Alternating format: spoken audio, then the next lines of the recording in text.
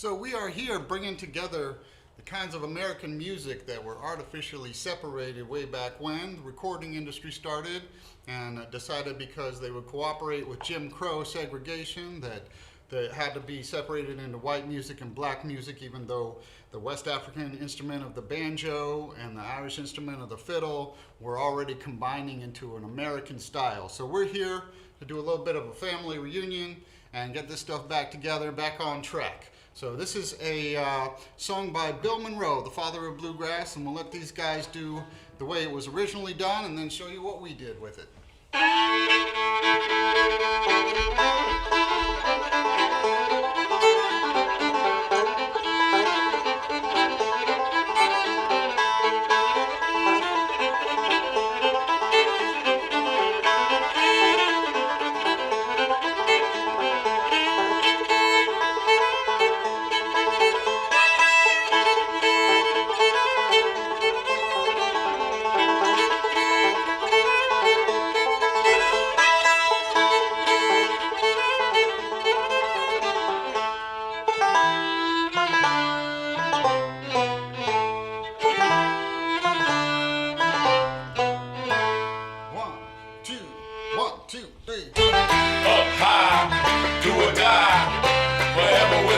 In the sky.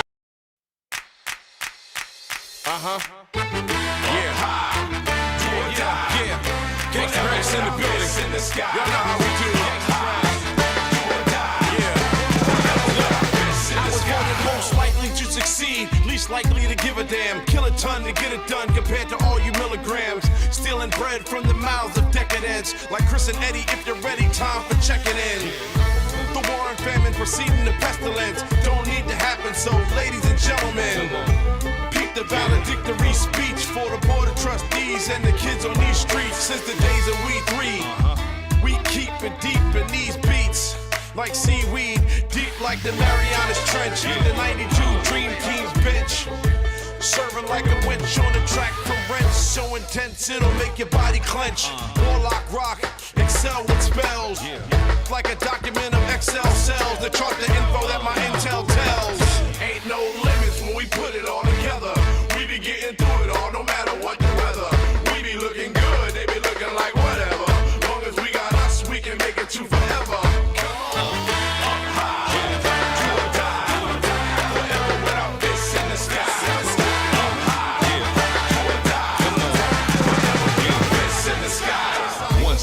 One spill, one shot, one kill. Open eyes to the true world with the one pill. Come chill, the one crew with the one feel. Dope rhymes with the dope beats, it's a done deal. For real, I'm in my bag and I'm on one. Toe tagging everything in sight up in my zone, son. And I've been in it for a minute for the long run. Catalog chock full of bangers, it's a strong one. Squad been certified by the fam. 10 times on 100, keeping it a grand. Up against the double G, flashlight double D, mash out over any beat put in front of me. You know we coming with that 5 cent and running. Told them everything you wanna try, we done it. Trying to rock the stage after us, they don't want it. Sign, seal, deliver with a stamp up on it. No limits when we put it all together. We be getting through it all, no matter what the weather. We be looking good, they be looking like whatever. Long as we got us, we can make it to forever.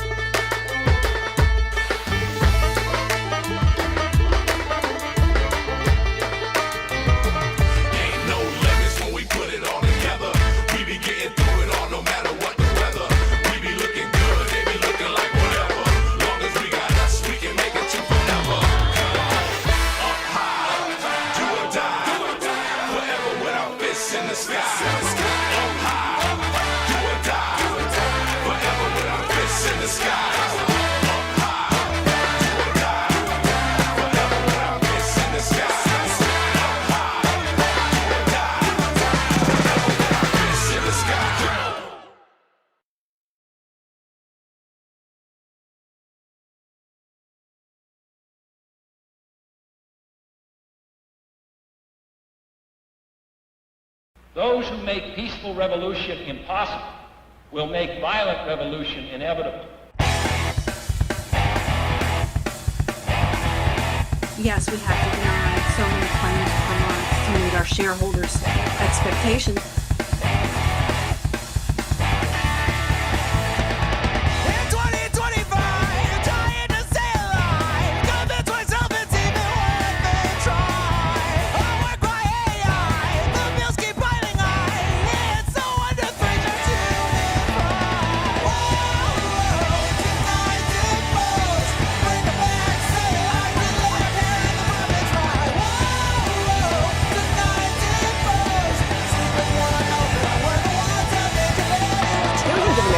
including children, have lost their health insurance. What's so frustrating is that politicians have spent decades saying they recognize the problem and they make promises to do something about it, and then almost nothing happens. You know what they say to themselves in the dark. It's only a crime if you don't wear a tie. We keep them all busy paying their fines. Hear the epiphany, light up the spark. You know what they say to themselves in the dark. It's only a crime if you don't wear a tie. Seniors are the fastest growing segment of the homeless population.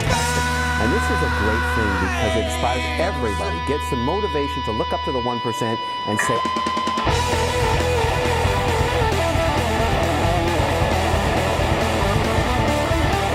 now they're looking at your posts, they're looking at your anger, and they're moving to apprehend those who say something in anger.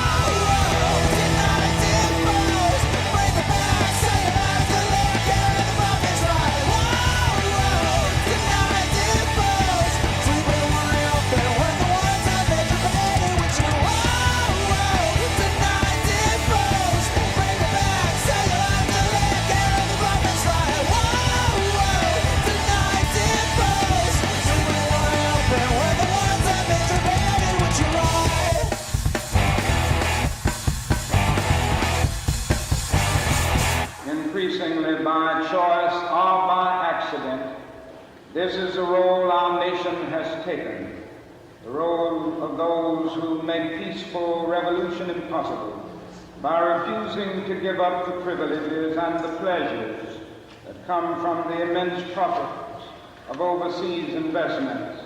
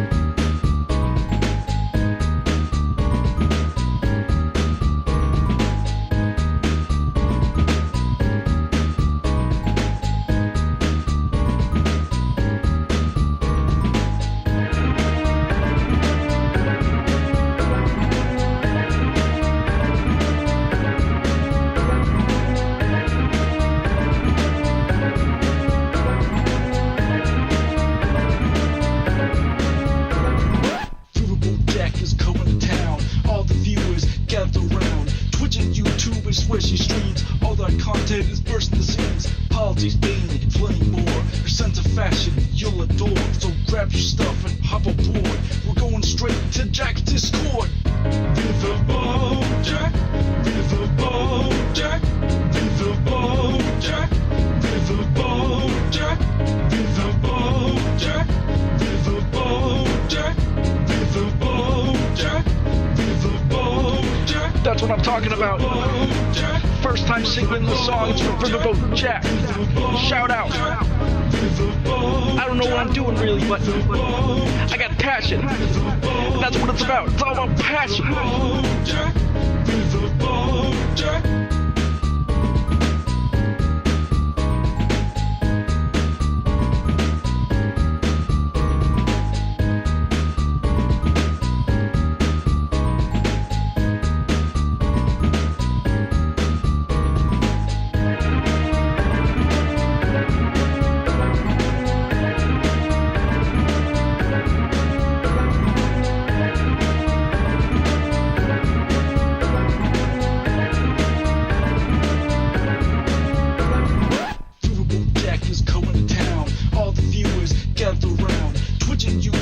Where she streams, all that content is bursting the seams. Politics, being and plenty more. Your sense of fashion you'll adore, so grab your stuff and hop aboard. We're going straight to Jack's Discord. Riverboat Jack, Riverboat Jack, Riverboat Jack, Riverboat Jack, Riverboat Jack, Riverboat Jack, Riverboat Jack, Riverboat Jack, Riverboat Jack, Riverboat Jack, Riverboat Jack, Riverboat Jack, Riverboat Jack, Riverboat Jack, Riverboat Jack. Hello! How we doing, folks? Twitch, YouTube, and riverboat.gg. There we go. There we have it. All done. Good job, everyone involved. All right.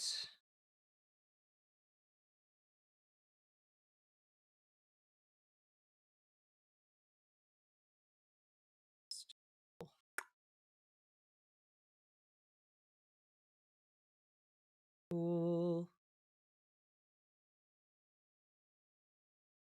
Hello, everybody! How we doing?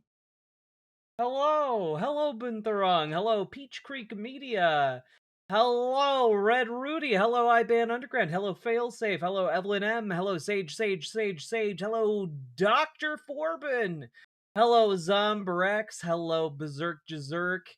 Hello, Cute Dark Arts.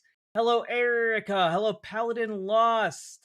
Hello, Zach Fletcher. Hello, it's me, Bingo. Hello, Kazooie. Hello, Story the Bard. Hello, Aquatic Shrimp. Hello, Sparrow in the Snow. Hello, Akumi. Hello, Ralphus Simpsonicus. Hello, YouTuber Grudge. Hello, Dante Must Die. Hello, Nega Rengen X2 Gay 2 Lift. Hello, the Knifiest Duck. Hello, hope you're doing well. Hello, Ruthie. Hello, Uncle Simric. Hello, Latzia. Hello, Hoi Polloi. Hello, Vaughn 400. Hello, the Punk Monk. Hello, Jazz Dog, the jazziest dog we know. Hello, Maghar. Hello, Sylvie. Hello, Cliff. Hello, Salty Turtle Cupcake. Hello, Sweet Blasphemy. Hello, Eddie666. Hello, Forlorn79. Hello, everybody. Hello, Madbox NC. Hello, Lemony fucking Snicket. Haven't seen you in a hot minute in chat when I start out the stream. Hope you're doing alright. Hello, John Bainbridge. Hello, Solidus Snake 69. Hello, Knight of Ticking Armor. Hello, Matt at the Yahoo. Hello, Hammock. Hello, Superjet Guy. Hello, GGGGGG. Hello, everybody. Hello. Let me just finish posting. Gotta be a poster these days if you want to be a content creator, I guess. I didn't go to posting school. Hello, Moss Imp. Hello, Zoe M. Hello, Dr. Sahiba. Hello. make sure that posts. Hello, it's me, Bingo. Had a pretty crap day having the talk to my younger brother about Andrew Tate. Oh, fuck. That sucks. Looking forward to a distraction. Did it go well? I hope it went well. Hello, Bizbee. I deeply regret my dumb name. It's okay. We clicked the butt, have you? True! Have you clicked the butt? Chat. All right. Let me just take a look here. We need... What did I need to grab here?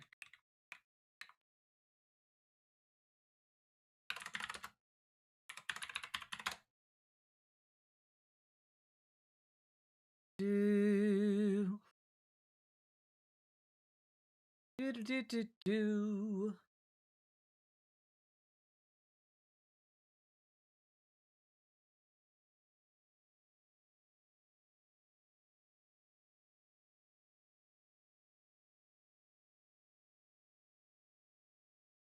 Just want to check one thing before we go live. We're technically live.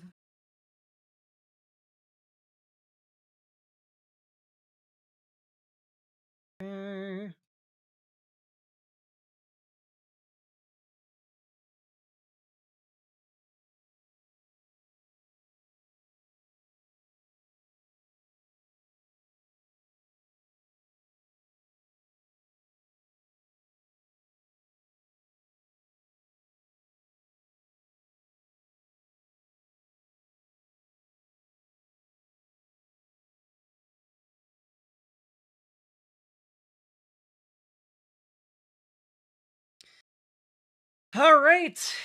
Okay. Hello, everybody. You know what? I do have a very comfortably messy bun today. But if you guys get 25 subs, I will let down my hair. There you go. That sweater's lovely, rich green. I love it. It's my favorite color of green. Or one of my favorite colors of green, I guess. Here for the beginning. Hello, Shay. You doing okay? Hello, Canna Bob Rex. Hello, Abyssal Liss.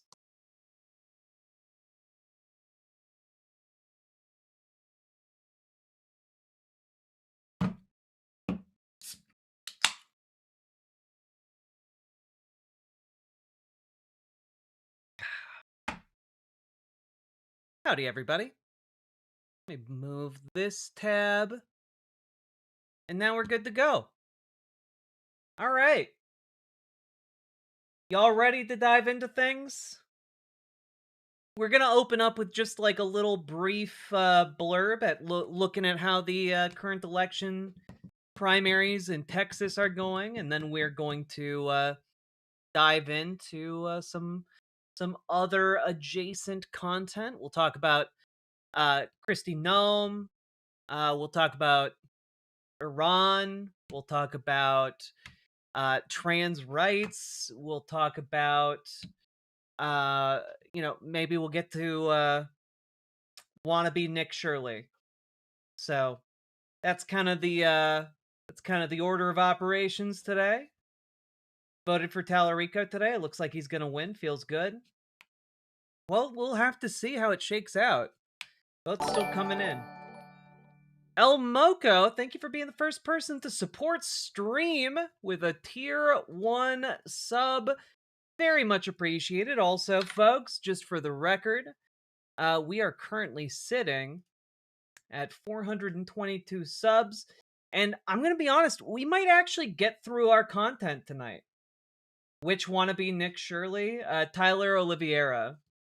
Okay.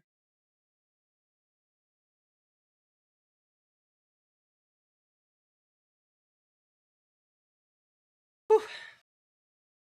The Booger. What? Yep, figured. It's been a while since we talked about Tyler Oliveira. So, you know. What's the dono goal again? It's for Star Trek! Oh, thanks, Malazito. I gotta be honest, sometimes when I'm reading usernames, I just go into like a fugue state. You know, I dissociate. Star Trek. Star Trek.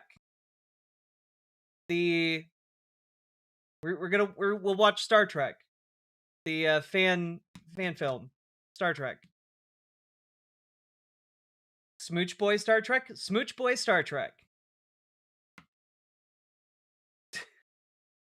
You guys are silly. The analog one? We'll be watching, like, the fan film created by one guy. Alright? Did Tyler Oliveira also do a CCOT piece? Because we covered Nick Shirley doing CCOT and, like, that El Salvador, like, private prison labor thing. That was Nick Shirley. But we covered Tyler Oliveira, like, so long ago. Like, maybe, like, a year and a half, 2 years ago?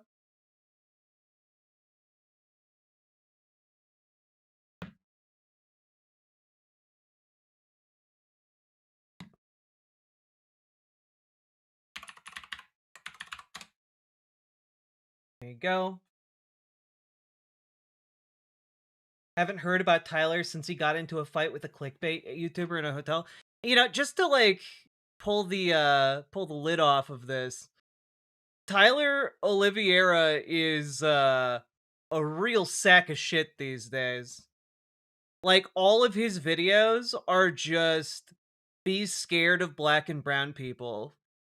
I investigated the drug overdose capital of America. Almost 9 million views on this one.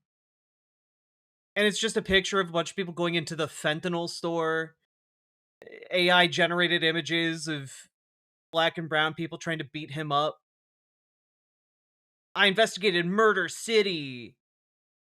England's on the brink of civil war. I hunted pickpockets in Venice.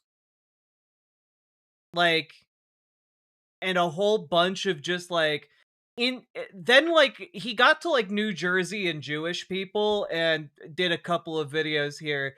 Inside the New York town invaded by welfare-addicted Jews is one of his most recent videos. And that's the one we're gonna check out. Because, like, what the actual fuck? Just openly Nazi posting on YouTube.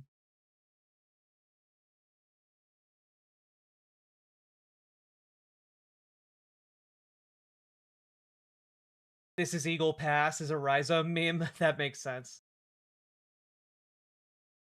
So we'll see. We'll see. I don't think I can watch through an entire 40 minutes of it. Maybe we'll go for 10. You know? That might be my limit.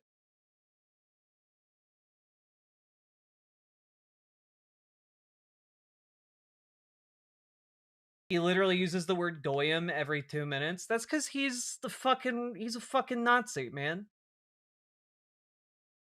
Like, we've hit a point in, like, far-right YouTube where they've just radicalized to become Nazis, you know? Like, they've just radicalized to become Nazis. 1 sub equals 1 minute of Tyler Oliveira hell? Yeah, maybe. God. For real, if not Nazi, why Nazi-shaped? Exactly.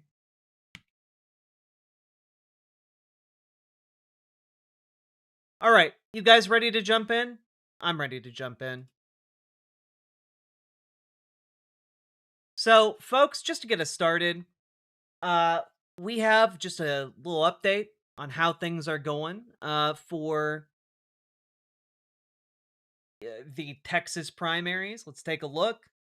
Here we have a clear-cut case that's already been called. We got John Cornyn and Ken Paxton going into a runoff to determine who wins the seat. And I am somewhat heartened by the fact that John Cornyn is in the lead because Ken Paxton is just absolutely insane. Just absolutely insane. But the fact that it's this close and has to go to a runoff in the first place is deeply disappointing. Ken Paxton is genuinely someone who belongs nowhere near any kind of power ever. But this is where Texas is at. So, and let's take a look now at the Crockett Talarico race. With 69% of the votes in, nice. James Talarico has about a little over 5% on Jasmine Crockett. So this is something that could flip depending on votes. So we'll continue to come back and keep an eye on this. Right now, it's a decent lead of almost 100,000 votes in the primary. And pretty close, relatively. So Vosh called it for Talarico. How does it look, do you think? I mean, I think that genuinely this is a toss-up for me. I know Jasmine Crockett had some pretty commanding polling going into this. So I'm a bit curious to see what this is going to look like when more of the votes are counted. There are going to be chunks of votes that come in from different areas of Texas. We'll just have to see. It feels weird to hope that Cornyn wins. It does, doesn't it? But I would like to see Ken Paxton just fucking out of politics forever. I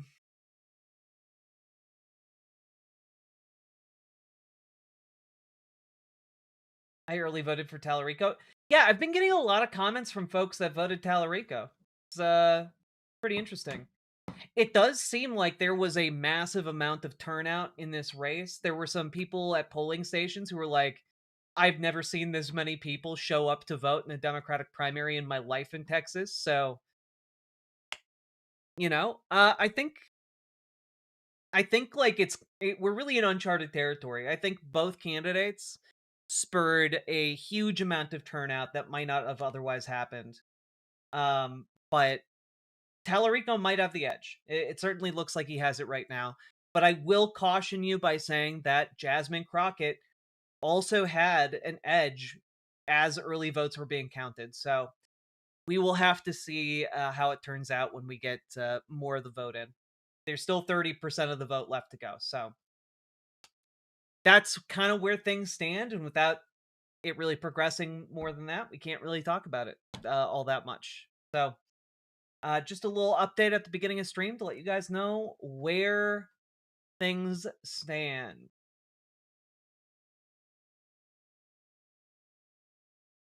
I'd like Jasmine to stay in the house, all things considered. Yeah, I think that'd be great.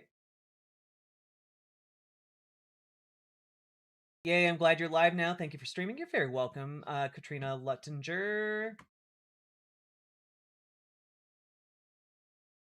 More people voted in the Dem primary than the Republican primary in Texas. It's crazy. I had friends who had to wait in line for the Democratic primary. When they called representatives to the front, no one moved. Yeah.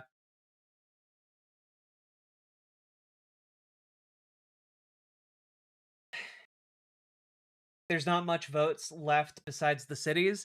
Yeah, but the cities have a lot of votes, right?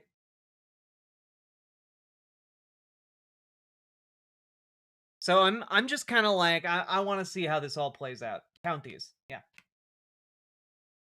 I'm spiritually beyond tired. That's fair.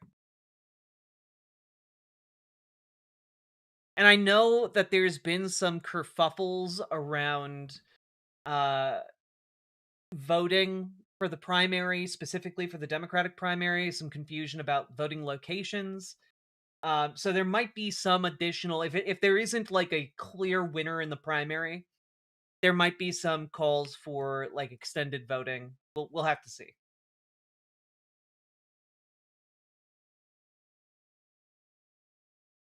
Oh, we're mostly waiting on rural areas? Yeah, we'll have to see. I would imagine that would lean more towards Talarico, but genuinely, I still think this is a toss-up.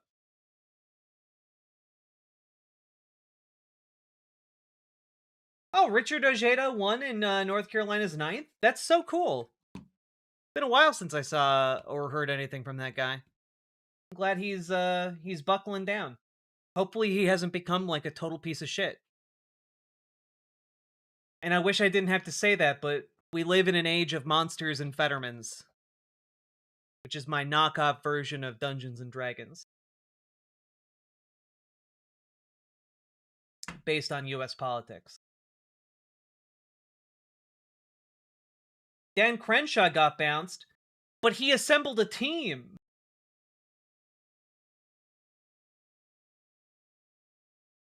Latinos in South Texas have broken 2-1 for Talarico. Oh, damn, if that pattern holds, he's got this in the bag. So we'll have to see.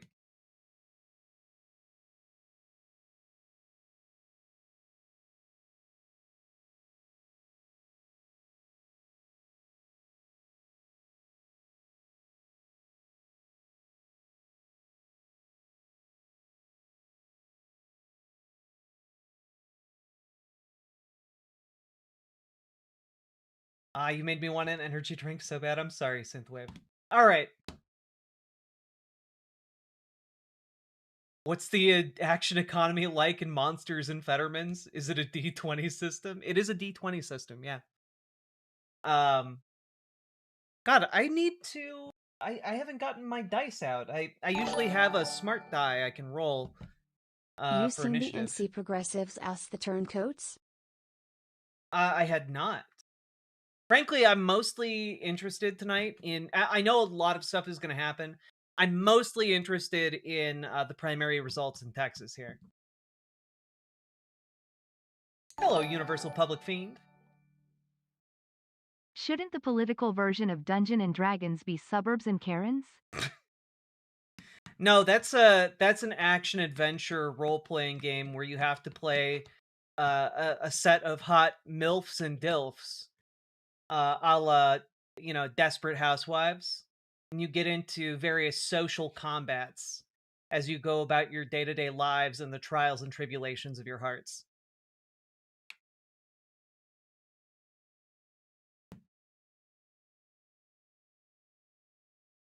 And as I say that actually sounds fun as hell. Anyway.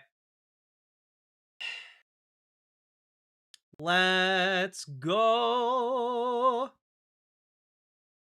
Oh, real quick, I did want to talk about this if the deadline is not done.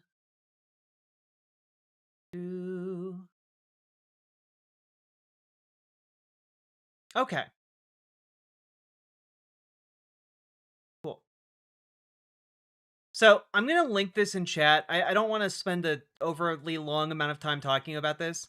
But basically, the Bureau of Land Management has announced that they plan to allow maximum logging in Oregon's old growth. In fact, the last remaining bit of Oregon's old growth, which, for the record, is like per square kilometer, like one of the largest, densest carbon sinks in the world. And so for a wide variety of reasons that include things like water filtration, having carbon sequestered instead of being, released into the atmosphere, etc., etc., etc. We need to oppose this. So my call to action for you guys today is to go and issue public comment. I'm going to link you guys here to More Than Just Parks. Down at the bottom, it has a set of instructions for how you can add your voice to oppose the logging industry. And I want to be clear, there's genuinely no reason to do this except as a massive handout to logging companies. And, yeah. So go and make public comment to prevent the US government from allowing one of the last remaining places on Earth, you know, that holds this much carbon from being industrialized, okay? It's a really, really big deal, and I want to talk more in depth about it, but I know that just realistically, I'm not necessarily the best person to talk about land management, and also I just wanted to make you aware of the problem so you guys can do it. So this is your call to action. Go do the thing, all right? Oh, shit. Arkansas's 7th district?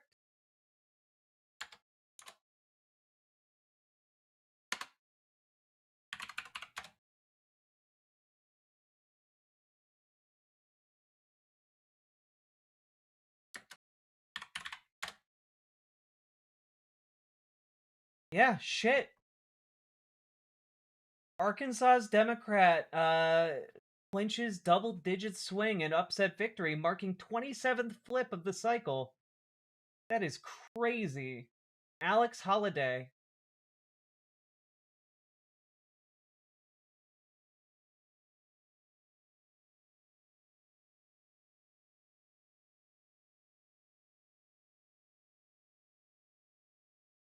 Yeah, if Republicans are fucking losing Kansas, guys, there's literally no place that they are safe. Literally no place is safe for a Republican to run if they're losing fucking Arkansas. That's crazy.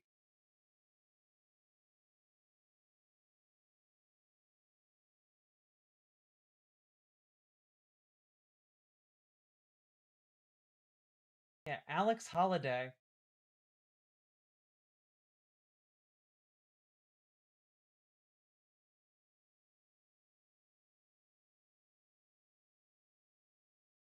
So this doesn't say exactly how big his win is in this case, but that is A-okay. In the 70th district.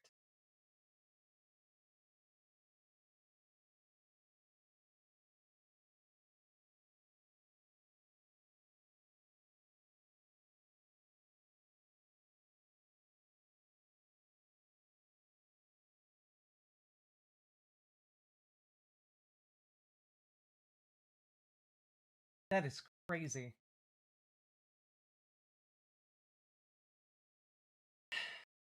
They'll rematch in November? Yeah. It's largely symbolic, but you know, hey, it's alright.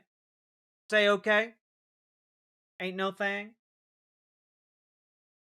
Alright. Also, I forgot to update this. My apologies. Entroma! You've been subscribed for 64 Jesu months! H. Christo. Jesus Christ! Hope you're doing well, friendo. Thanks for coming in and popping back in. We all love you and miss you. Did you hear the good news? Jake Lang got arrested again, DC this time. Oh, in DC this time? Hell yeah. Fuck that guy. Shit's busy, how are you? I'm fucking running ragged. That's how I'm doing.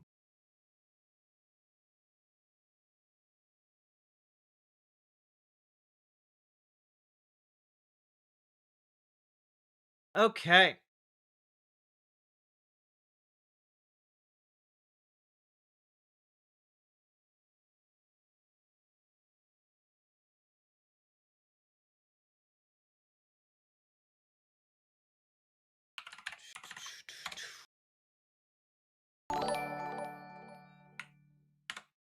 Everyone, did you exercise today? The fascists did, why haven't you?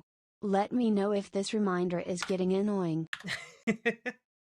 I did exercise today, thank you very much. I ran several miles. Like I think I hit 3.5. Not like the most impressive, but not nothing.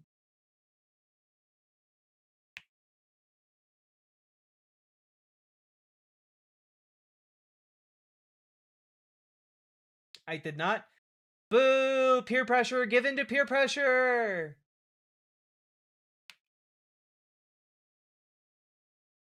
I ran my mouth. Does that count? Maybe. I walked the dogs. Does that count? Yes. All right.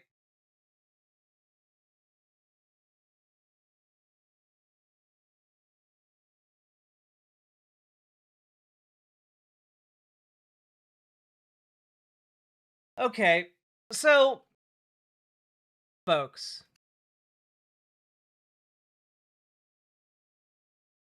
thank you for supporting the show. I appreciate it. I really just wanted to dive into a piece of media that really pissed me off today. And you know what? That's just that's what we're gonna do. I did forget we were gonna cover this as well, but I'm throwing it into the mix because it pissed me off. Let's dive into it, shall we? So, go. So, folks, as many of you may or may not know, The Atlantic publishes a lot of absolute garbage. Like, just absolutely terrible articles. And it makes me mad in a way that is difficult to really encapsulate. Because while it does try and have an intellectual veneer to it, it's really no better at the end of the day than the New York Post. You know, it's some real garbage takes published in The Atlantic. That's not to say everyone that works there or everything they publish is bad. But this piece in particular is emblematic of exactly what I mean. Okay? This was published today by Ben Appel in defense of effeminate boys. If anyone had suggested that I might really be a girl, I don't know how I would have responded. And this is just one of these articles that comes along every so often about trans people that makes me really mad. It upsets me. Because the argument that gets put forward here is, oh, well, you know gay people. If you approached a gay man and told him at some point when he was vulnerable that he was actually a dog, he might have believed you. And it's just like that's the level these articles operate on, right? Like, it's like some kind of wonky alternate universe where, like, if someone just is like goes up to a cis man and is like, do you think you could be a girl? They live in a universe where that might persuade them to become a woman. And that's crazy. That's just genuinely insane. But there are some people on the left and the right who believe that that's how this works. And I wanted to go through this article and talk about it. All right? So let's do it. Okay? Growing up, I was quite the sissy boy. Hey, Nancy, people who called my family's house would say if I happened to pick up the phone. Nancy is my mother's name. No, it's her son, Ben. I'd respond, and the caller would apologize profusely, as if there was no greater tragedy for a boy than being mistaken for a girl. But I didn't know how to feel this type of shame. I was raised in a fundamentalist Christian community called the Lamb of God, and, perhaps surprising, no one seemed to care about my flamboyance. What mattered was that my heart was on fire for the Lord. The differences between me and the other boys became clear to me only at age 12, when I enrolled in 7th grade at a public middle school. About a week into the school year, one of my teachers asked for a volunteer to fetch a box of chalk from the neighboring classroom, and I dutifully raised my hand. I went out to the next classroom and rapped gently on the door window pane. Can I interrupt you for a moment? I asked the teacher, too fastidiously for a middle school boy. The class snickered. Is that a boy or a girl? A kid whispered as I crossed the room. Ben gay, my schoolmates soon began to call me. Ben is a F-slur, someone scribbled in my school library book. Years later, I would come out as gay. I married a man.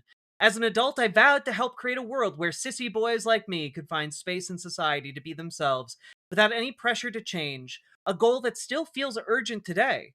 What I know now is that gender nonconformity didn't disqualify me from being male. Effeminate boys, however atypical, are a natural variation of their own sex. The notion that they are really girls is anything but progressive. So I'm gonna stop you right here, right? Because this idea that, like, trans girls are actually just effeminate sissy boys is frankly disgusting. It's disgusting. These are two different groups of people. It's like saying, like, if you made the right argument, a compelling set of cases to a butch lesbian, that they would become a trans man, and that's just not how that works, actually. Like, there's a deep sickness here.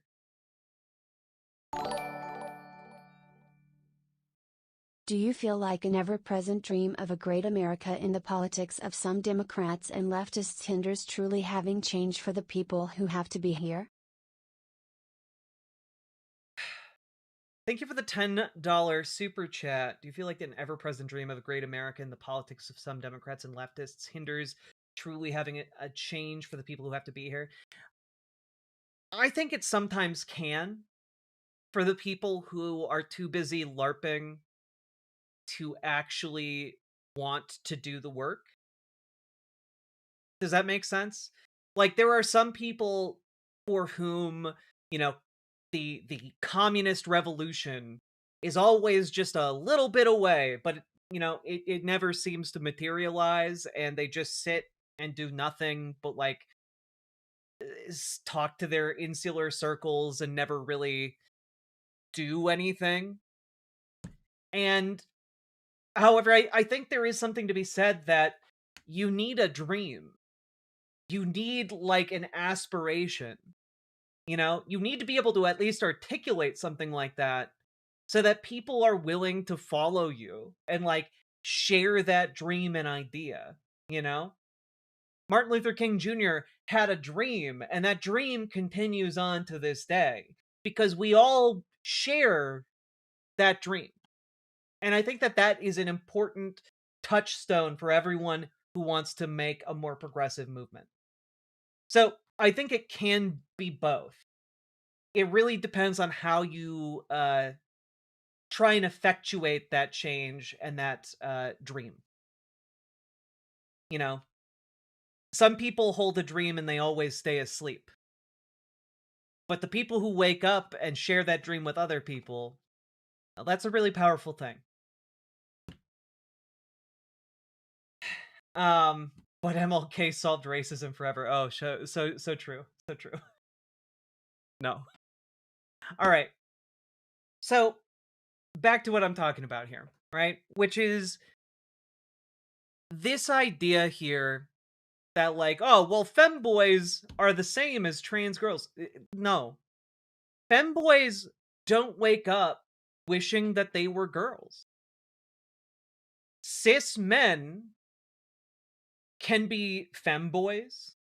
They can be, you know, hyper masculine men. They can be any kind of presentation they prefer. Okay? And it is, I think, really important to make sure that people know this isn't an arbitrary distinction. You know, like a femboy and a trans girl, it's not an arbitrary If difference. you're so unsure of your gender identity that just suggesting that you could be trans would make you trans, maybe work though some things. I fit into several gay, trans stereotypes. Still cis het. Exactly, Pluvius. Exactly. Like, if someone mentioning that you could be trans is what transes you, you were already trans. Alright? But I gotta tell you, a lot of femboys are pretty solid in their gender identities as men. You know? Like, it's... And if, to the extent that they're not, like, yeah, that's because non-binary folks exist, and, like, trans girls exist, because sometimes a femboy is a trans girl.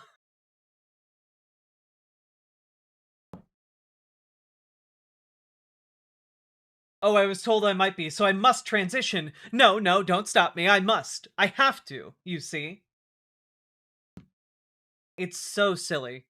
I have driven a Subaru, still a man.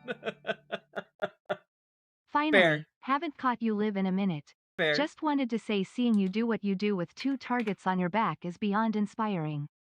Keep up with the fight cause I believe in you, girl. Thanks. Though, when you say targets on my back, I'm really grateful there's just a wall behind me. Thank you for subscribing. I appreciate it. Thank you for being subscribed for a year. Alright, let's dive back into this, okay? Years later... Oh wait, we already read that part. My childhood experiences make me skeptical about pediatric gender medicine today. And it's just like, okay, wait a minute. Your experiences with not medicine make you skeptical of medical intervention you don't need. This is like saying, well, I didn't have leukemia as a child, which leads me to be skeptical of all that oncology I'm aware of. Like, understand how stupid and insubstantial this argument is. It's so bad. It's so fucking bad. Right? Like, I hope my comparisons are really hammering it home for you guys. Because, again, saying, like, oh, well, I'm worried that maybe this medical practice might infringe on people like me, when it's not doing that, is very weird. Okay? Alright. In many kids who grow up to be gay, gender nonconformity manifests long before overt same-sex attraction does. Yet from peers, from social media, and even from some school districts' teaching material, kids learn simplistic lessons that equate gender nonconformity with gender dysphoria. In essence, if you act and dress like a girl, you are one. And I just have to say, what? What are you talking about? Like, genuinely, what are you talking about? Because kids in school aren't being taught, hey, if you dress like a girl, you are one. That's not at all what kids are being taught. To the extent kids are being taught what gender dysphoria is at all, which the overwhelming majority of them aren't. But in the cases where they are taught what gender dysphoria is, that's not the lesson. He didn't cite shit there. He cited another Atlantic article by Connor Friesdorf. Alright? Let me see if I can pull this up real quick. Yeah, what to teach young kids about gender. Schools should tell children to be themselves, but some districts say too much and mistake progressive dogma for established fact. And like, okay. Resources and lesson plans for those who want to teach about gender identity are becoming more common. Oh, okay, so we're going to now go over to this instead. Oh, we can't get to that one? That's too bad. But like, okay, so in order to get to the information that you're trying to cite in this one, we have to go through 3 other bad faith sources to get to the actual fundamental, like, information you are trying to cite. And not only that, I can just tell you, that's not how gender dysphoria is defined. Not by most schools, I can't say all schools, but also, importantly, not for the cases of diagnosable gender dysphoria in gender medicine. Right? Right? Like, the important thing here is like, okay, so your worst case scenario here is that kids get taught something incorrect in school, and then they take that incorrect information, they go to the gender clinic to like get, or sorry, not even the gender clinic, they go to their GP, their general practitioner, and say, hey, I think I might be trans. And then what? The entire medical establishment, all doctors are just wrong on this topic? That's crazy. That's crazy. But let's keep going here. In essence, if you act like a girl, act and dress like a girl, you are one. In recent years, many doctors and hospitals have been willing to provide puberty blockers and gender-related hormone treatments to minors only after the briefest evaluation of each patient's circumstances, and LGBTQ activists have cheered the lack of gatekeeping. That's a fucking lie. Just as an FYI, is anything cited in this circumstance? No. Nothing is cited for this particular part of the article, and I can tell you why that is. Because children have to go through the medical system. If you're an adult, you can go and get what's called informed consent. Meaning you go to a gender clinic and they tell you, okay, here are what the side effects are. Do you accept, like that these are the effects of this drug and this is the side effects, etc., etc., etc. And you go, yes. Okay. And then they're like, cool, here's a prescription. And we're going to do some, first we're going to do some blood work. We'll let you know if you can get a prescription. And then they do the blood work. They send you a prescription. Boom, you're ready to go. But that's only if you are an adult. For children, the process is extraordinarily different.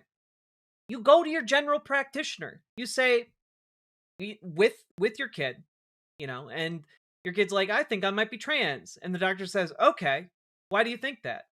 And the kid like explains like, oh, well, blah, blah, blah, blah, blah. I've always identified as blah. Then the doctor goes, cool. And depending on how old that kid is, if that kid is like 7, then they're like, well, all right, so try that out. Come see me, again for your yearly checkup next year. We'll talk about it again then.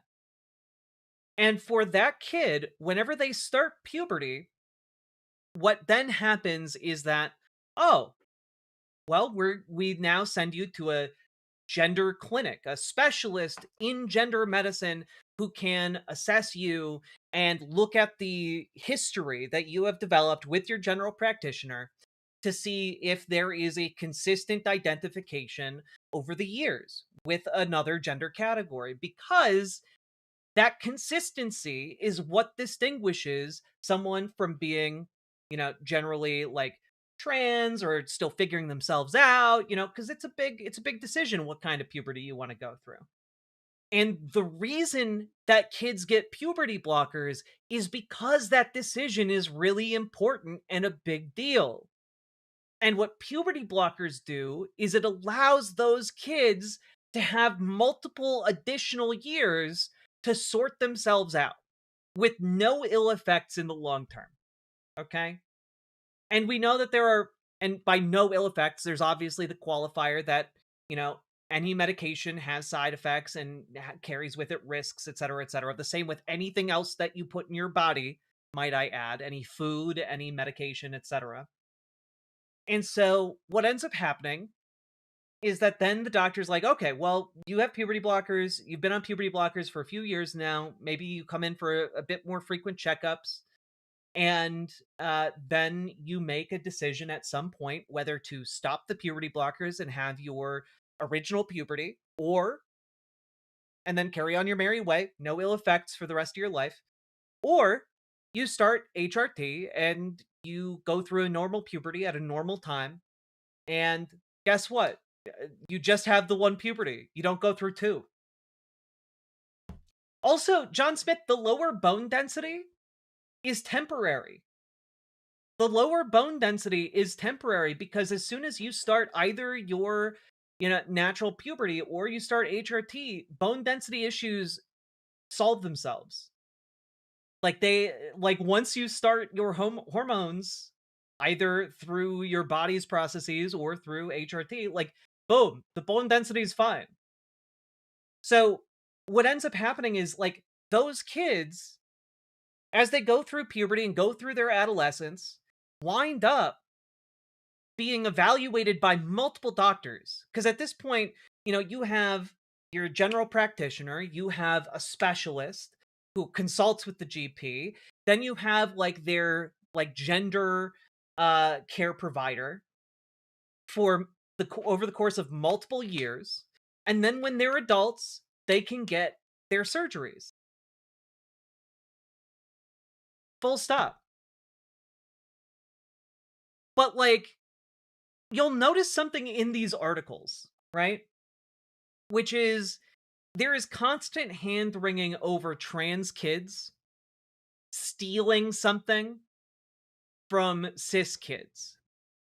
And I just want to point out that, like, cis kids get to have gender-affirming care. If a cis boy is feeling really uncomfortable with their gynomastia and just have a larger or orbular chest shape. I'm not using words correctly there, but I think you understand what I mean. That cis boy can have those removed. If a cis girl has, breasts that are so big that they cause her discomfort, she can have those reduced in size.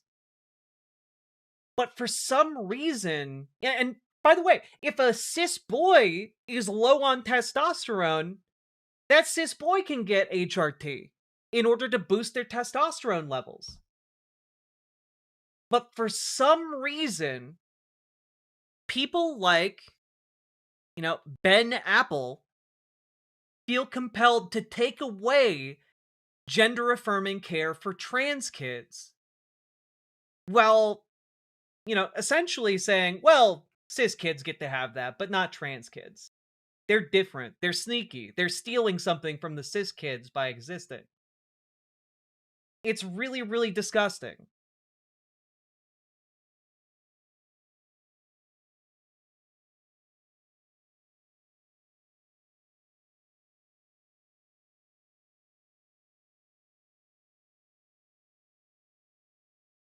If medical authorities have a rigorous way of distinguishing effeminate boys from transgender kids, or if distinguishing transgender kids from proto-gay kids, they aren't saying. Again, this is where I fucking lost it, okay? Which is the fact that gender clinicians and gender clinics and doctors do talk about this. They talk about it extensively in the research. They talk about it extensively at the clinics. They talk about it extensively with the patients. The only way you can come to this conclusion is if you haven't looked into this at all. And if you, frankly, are just complaining, about the fact that, like, well, nobody ever told me what the process was. And it's like, well, yeah, because no one had to. You weren't trans. You weren't a trans kid. No one had to explain this to you. The same way no one had to explain to you the steps involved in treating leukemia when you're a kid, because you didn't get leukemia when you were a kid, and you never bothered to look into it. Like, I want to tell you guys, every single anti-trans outburst these days. According to one of my coworkers, the proper Bostonian term for gynecomastia is chesticles. Nice. But the reality here is, like, you just didn't have the intellectual curiosity to look into it, or to, like, frankly, I'm gonna backtrack that thought. You felt like society owed you a ready explanation already years ago, and now you're taking out your frustration at not having that answer on trans kids by trying to take away their medical care. Like, that's That's what's happening here. Like, you felt you were so owed in-depth knowledge about the like how youths transition, and you didn't have it, and now you're going to like you view that as a wrong done to you. You view your own incuriosity as a wrong society did to you. It's really, really gross. According to a 2019 report in the Times of London, staffers at the... Wait, sorry, I skipped a sentence. I have met a number of detransitioned gay men who tried to live as women for a time because they and their families were so averse to homosexuality. According to a 2019 report in the Times of London, staffers at Britain's foremost gender identity clinic joked darkly that, as a result of the facility's work, there would be no gay people left. A statement last month by the American Society of Plastic Surgeons noted that there is no validated way to assess whether a child's gender distress will persist over time or disappear without medical intervention. A lack of good research and record keeping means that we may never know how many patients who would have been considered effeminate gay boys not so long ago have undergone medical treatments for gender dysphoria. And I just want to say the American Society of Plastic Surgeons is one of the only mainstream medical organizations to put out any kind of statement against like transition care at all. Like, it's genuinely wild to me.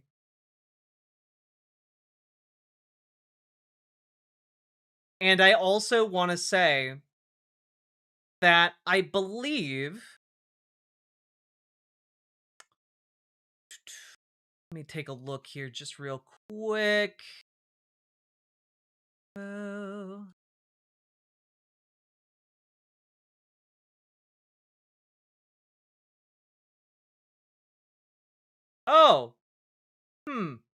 Well, that's interesting. Let's just take a look real quick at that statement that the American Society of Plastic Surgeons put out. That is the basis for this claim.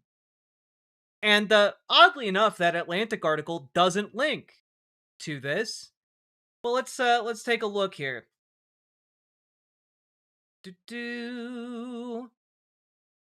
Clinical management of children and adolescents presenting with gender dysphoria or gender incongruence has undergone rapid change.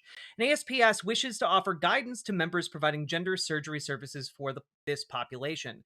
This position statement discusses the views of the American Society of Plastic Surgeons on breast, chest, genital, and facial gender surgery for individuals under the age of 19.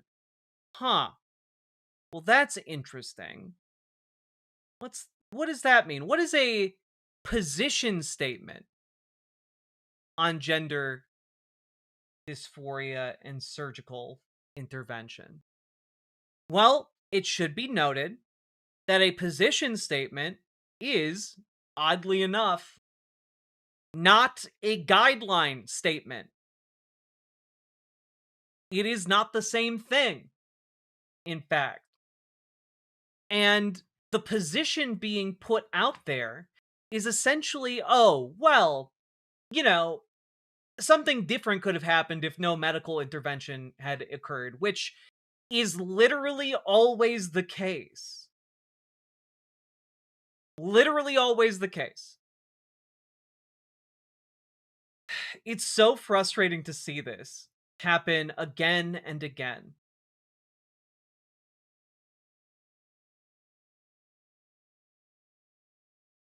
Like,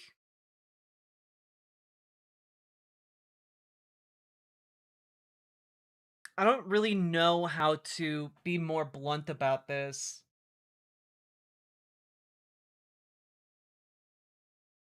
This is not clinical practice guidelines.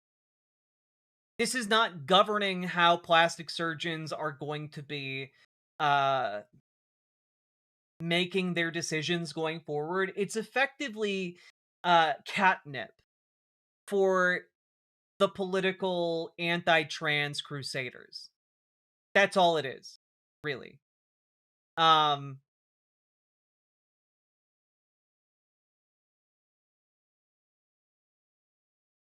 If it's a drink, drink it. What?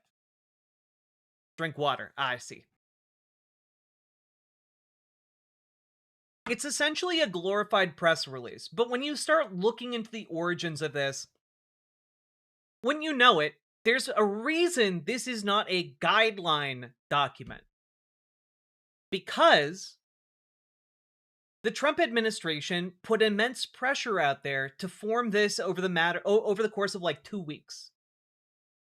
Okay? This was fabricated by the Trump administration in a remarkably short amount of time.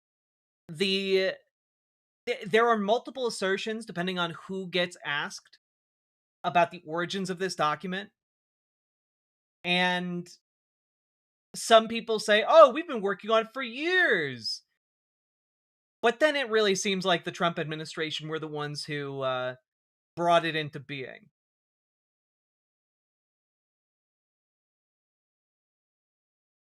And I think almost every trans person has ever... Wait, I think almost every trans person has been told to just wait or try something else instead of transitioning. Almost every trans person will also tell you that they wish they could have started sooner, and waiting did nothing but make them feel like time was wasted. True! True!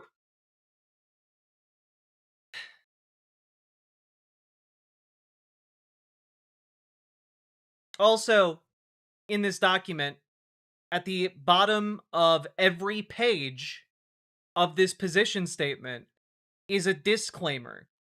Okay, what does this disclaimer say? ASPS is committed to patient safety, access to care, and the highest quality standards of patient care. The contents are not intended to serve as a standard of care or legal advice. Information and regulations may change over time, and practitioners are solely responsible for complying with current applicable law and standards of care. Practitioners are encouraged to consult legal counsel in the state of practice regarding local standards and responsibilities. So none of this is at all guidance to plastic surgeons.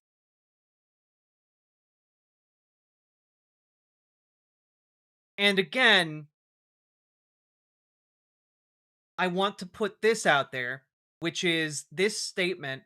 I have met a number of detransitioned gay men who tried to live as women for a time because they and their families were so averse to homosexuality. Now, I don't know about you guys.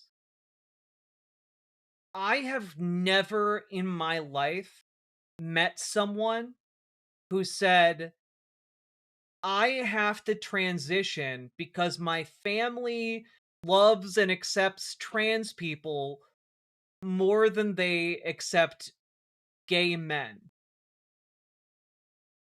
And like, I genuinely, I struggle to imagine a situation in which that might be.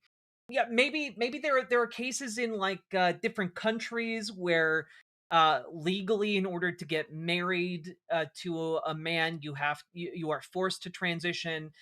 Something like that, like some weird like legal reason happening here. But I have genuinely never heard of this happening.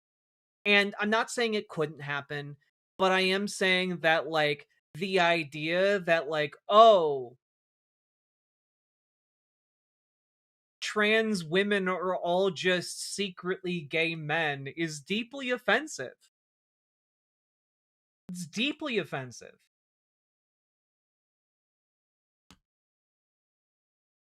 I was disowned for being trans. It would have been fine if I were gay. In my case, I'm pretty sure my dad would have had a much easier time if I had just been a gay man. Like, if I had just been, like, a bisexual man, my dad would have had a way easier time with me coming out. Being a trans woman was a bridge too far for my dad. So, in this case, I'm really struggling with this piece. Okay? Really struggling with this piece. Also, there's no validated way to assess whether a child's gender distress will persist over time or disappear without medical intervention. We also have no validated way of assessing whether or not someone has clinical depression other than their self-reported statements.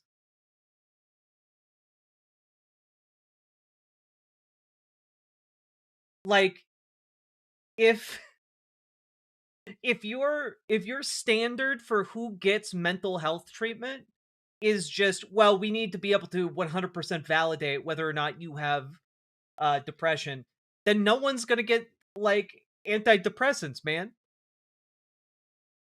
Like, the way we treat mental health issues in this country is through self-report. That is how we are able to assess.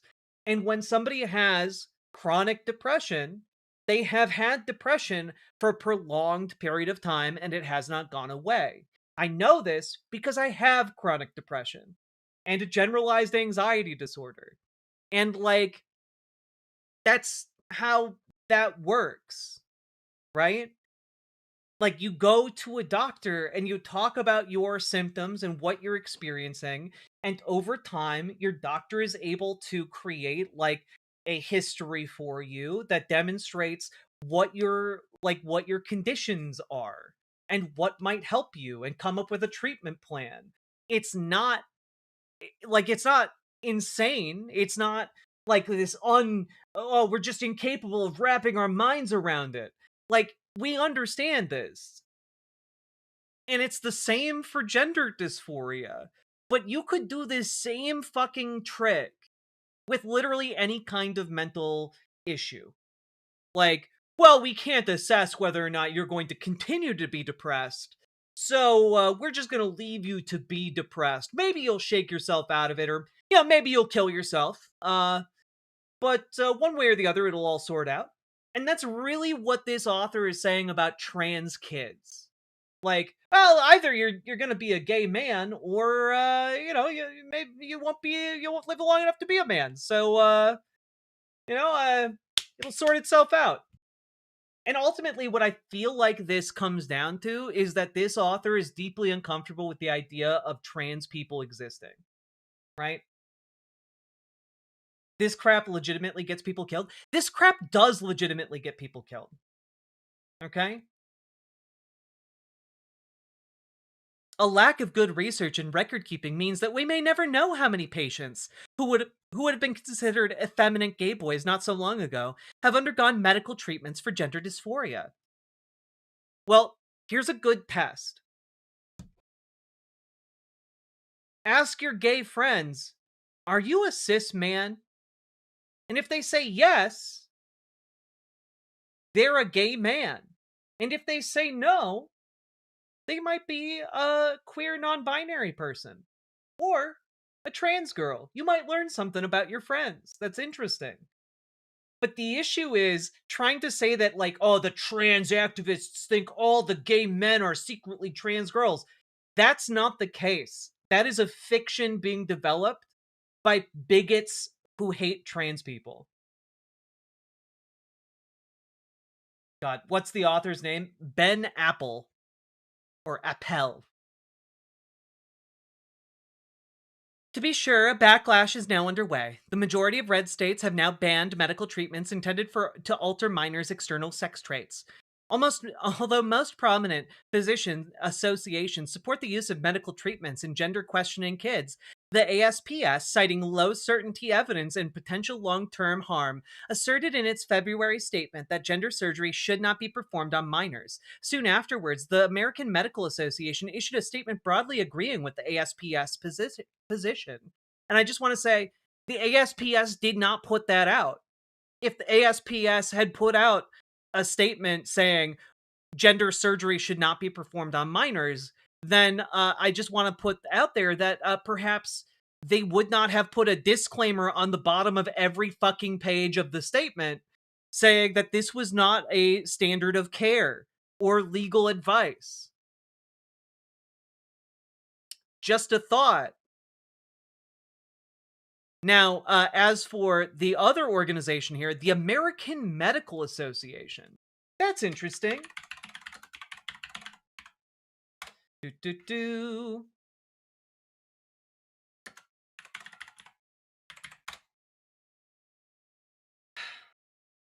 Ba-da-ba-ba.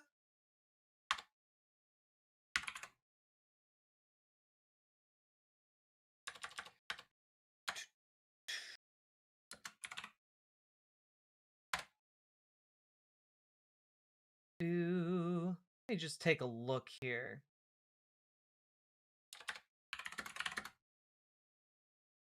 I want to make sure I get this statement right here.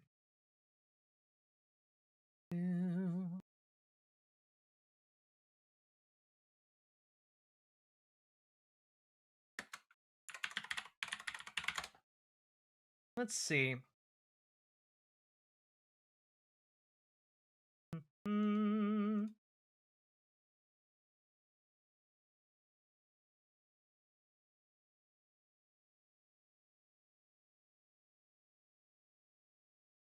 I want to link to the American Medical Association statement.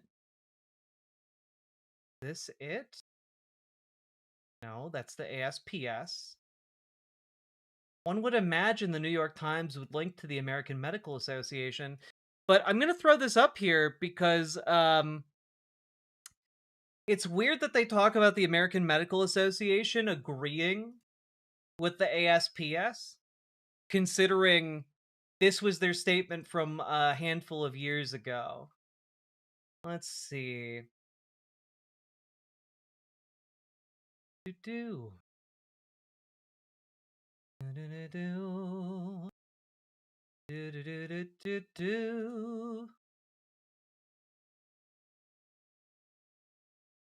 Oh!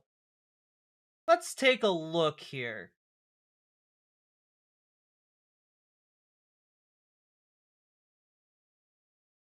Here's an actual article about the American Medical Association's statement. Did the American Medical Association change its position on surgery for transgender minors? Group's statement and responses to it reflect high-stakes politics around the issue. Among clinicians who provide gender-affirming care, the general consensus is that surgery on breasts, facial features, or genitals is mostly reserved for adults, though it should be available to minors on a case-by-case basis.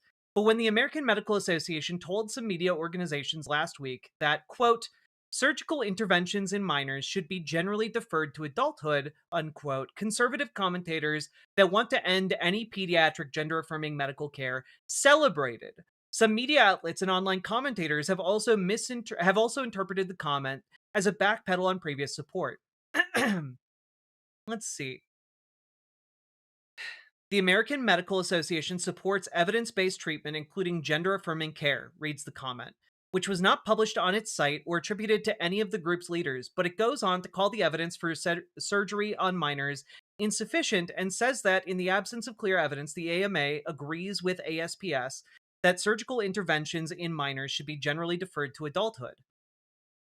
While the AMA's statement posted on X by a writer at the National Review is less of a departure from the group's past positions than either conservatives or trans rights activists are contending, its issuance and the reactions it sparked are indicative of a high-stakes political moment in which caring for transgender young people can draw the ire of the federal government.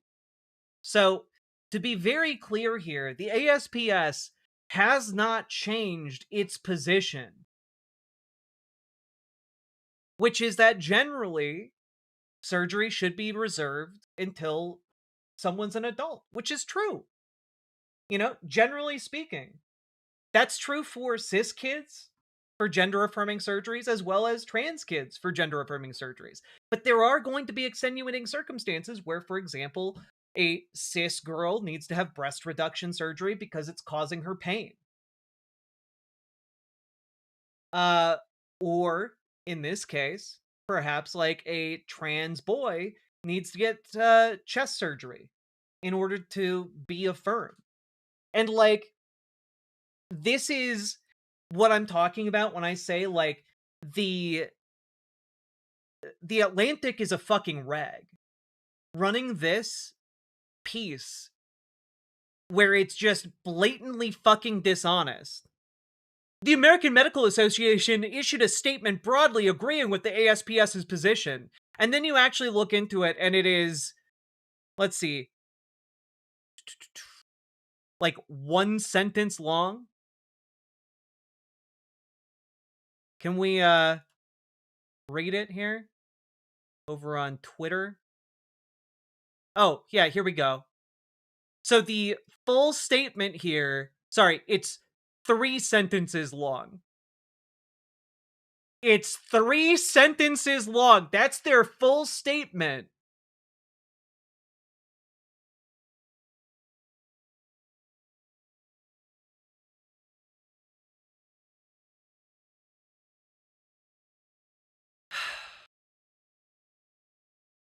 Trans people have to put up with so much bullshit.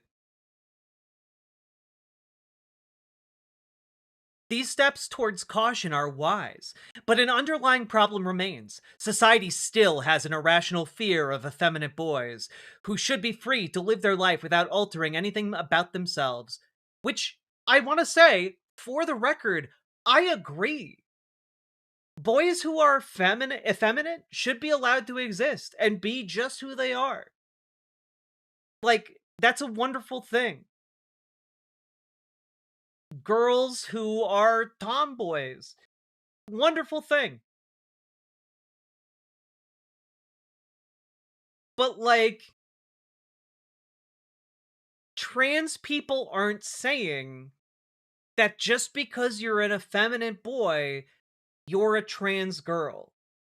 And that's the fundamental assumption throughout this entire article, that trans people are out there being like, yes, an effeminate boy, an effeminate child, we must have him. We will make him a her. Like, that's genuinely what they think is happening here. And it's fucking insane lunacy. Okay?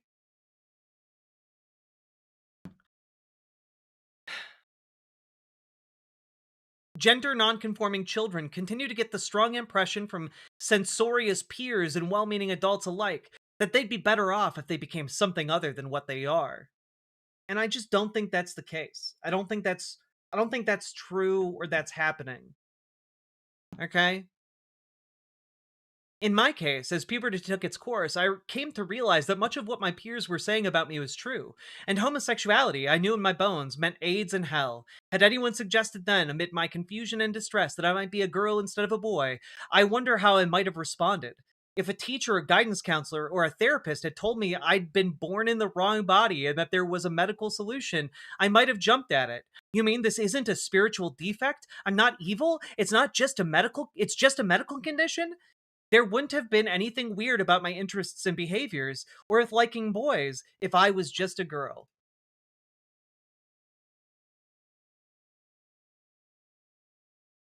That's true. Society doesn't have a problem with effeminate women liking boys. That's true.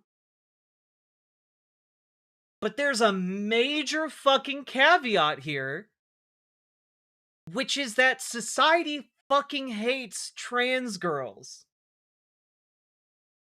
The patriarchy we live in fucking hates trans women. The idea that it would just be easier to be a trans woman. No, it's fucking not. Are you kidding? God. Jack, when people say there have been trans people for thousands of years, what does that mean? It means that as far back as you can go in history, there have been trans people and gender nonconforming people and non-binary people. For example, one that I like to cite because it is a legally recognized third gender in India, the most populous country on the planet, the Hijra. The Hijra have existed in India basically as far back as you can go with literature. Hijra are mentioned in the Kama Sutra. They are mentioned throughout history as holding different important religious and political positions. It is literally a fact of history that trans people have existed. And the idea that, like, oh, trans is just this new thing. No, it's not. Not at all.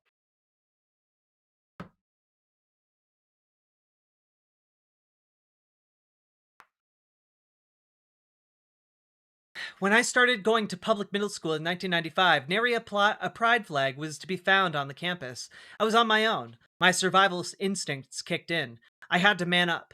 Farewell, honey blonde highlights, which I'd cultivated over the summer with sun in. Hello, basic brown hair. So long, seafoam green tees and tailored trousers. Hello, grunge and flannel. I tossed my Mariah Carey CDs and my Little Pony collection and invested in Nirvana and Airwalks. I was constantly preoccupied with what I absolutely should not do. Tuck my hair behind my ears, stand with my hand on my hips, say words with a lot of S's in them, laugh.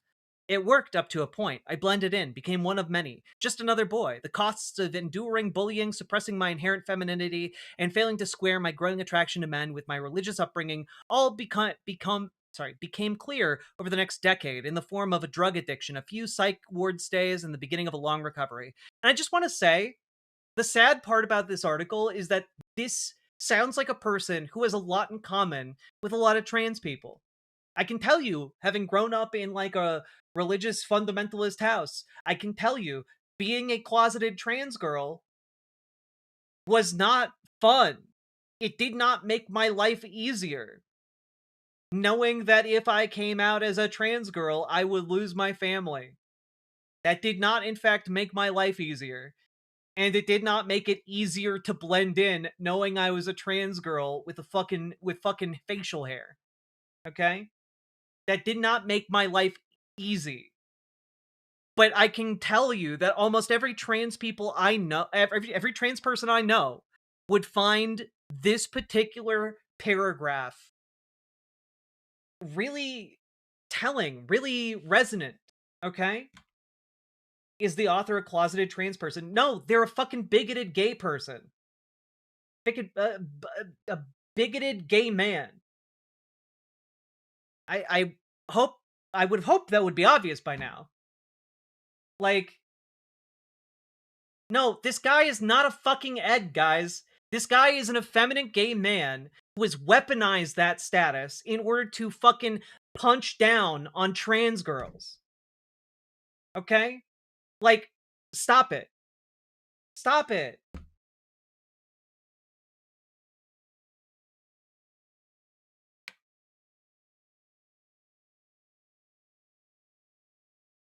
What he's saying is that we're stealing effeminate gay men from him and future generations. That's what he's saying. He's saying trans people are sneaky fucking thieves that are coming in to steal the gays. That's what he's saying. He's saying we are duplicitous, we are fucking liars, and we are stealing the gays away. And that is why people like this fucking hate trans people. Because they view us as coming into their territory and stealing their guys. And so they lash out at us. Because they can't fucking handle trans people existing. They view it as theft. The same way, like, your, like, cis dads who are transphobic view, like, a girl, like, their trans daughter transitioning as the theft of their son. It's the same fucking thing, just coming from a gay man. That's it. Okay? Disgusting. What makes me more angry about this is that, again, there's this commonality here. And that commonality should be grounds for solidarity, for supporting one another. And I know I would fucking take a bullet for my gay and lesbian brothers and sisters. You know? But in this particular case, this guy would never fucking take a bullet for someone like me.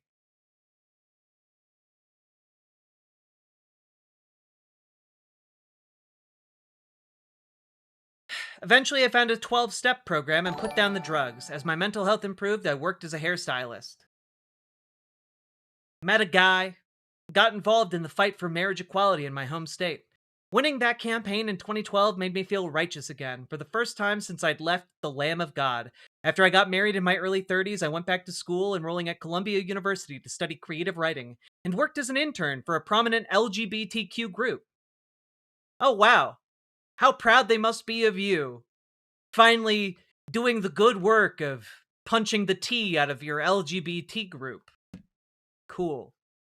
It was in those spaces in the late 2010s that I realized that the fundamentalist Christians I'd grown up with weren't the only people enforcing rigid ideas of how others should think. After arriving in New York with mainstream democratic views, I took classes heavy on critical theories that fixated on identity categories and reflexively decried capitalism in the West. Within influential LGBTQ organizations, gay rights had given way to radical queer politics, and academic theories about sex and gender had hardened into doctrine. Widespread revulsion toward Donald Trump had narrowed the boundaries of permissible discussion on the left. The more Trump and his followers oppressed something, the more we were supposed to support it. The prevailing view was that any debate within our side would become ammunition for the right. Like, this fucking guy is basically saying, like, we should have pushed the trans people out. That's what he's saying. He's saying Donald Trump prevented us from doing what we should have done to trans people a long time ago. It's fucking gross.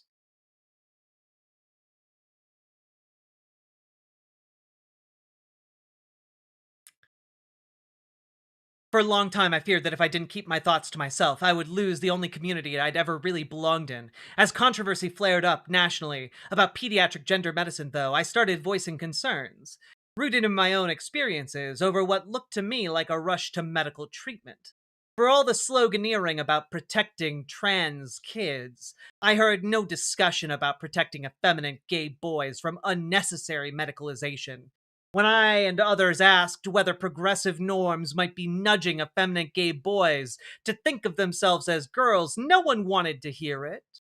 Instead of answers, we were given the LGBTQ community's official line.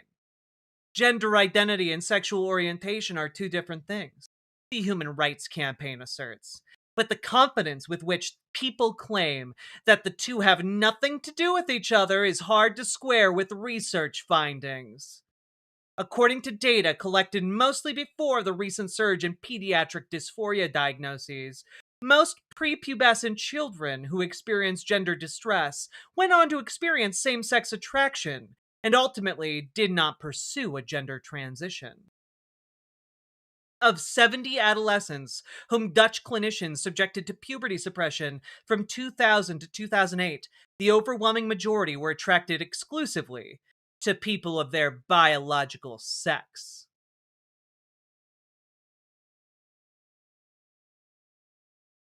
So, he's saying that because there may exist a link between someone's sexuality, like a trans person's sexuality, and their gender identity,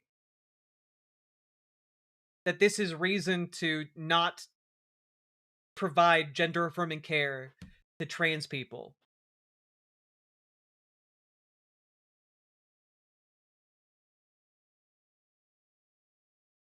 This is like, just like a, I bet you didn't know that there are some trans people who are gay, and some trans people who are straight. Again, his idea is just like, oh, the medical establishment is taking advantage of trans people. I did all the wicked things after being tempted when I was young, but now I embrace conservative Jesus. Give me a break. Yeah. Yeah. Activists attempt to impose social costs on people who voice reasonable misgivings about youth gender medicine. Someone added me to an online blacklist, so now when someone Googles me, one of the first hits is a page titled Ben Appel versus Transgender People. It includes personal details not only about me, but also about my family members. It states falsely that I'm associated with an anti-trans hate group. Yeah, I wonder why someone might associate Ben Appel with people who don't like trans people. Couldn't possibly get why.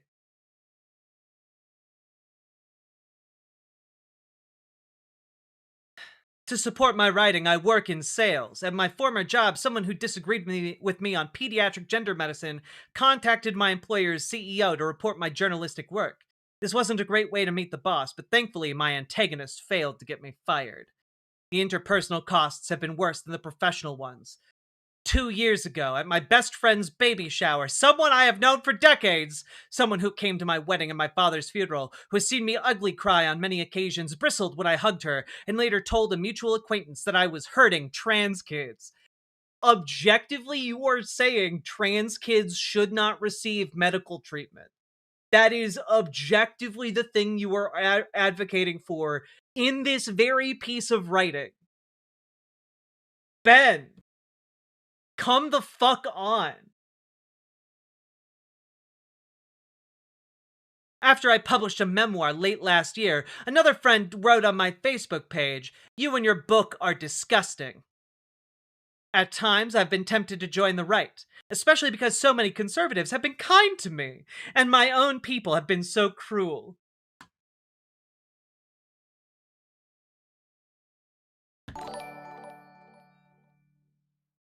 Ben Rappel just throwing himself more and more rope. Typical. I like that joke, Jazz Dog.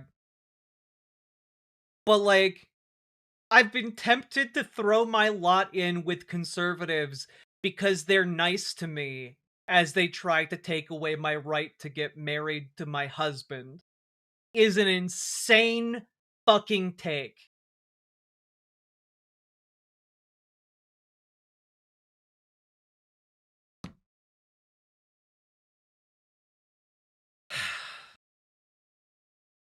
But the politicization of gender nonconforming kids is what has made healthy debate about it so difficult, and my leaving one side for the other would only add to the problem. We need less black and white thinking about this complex issue.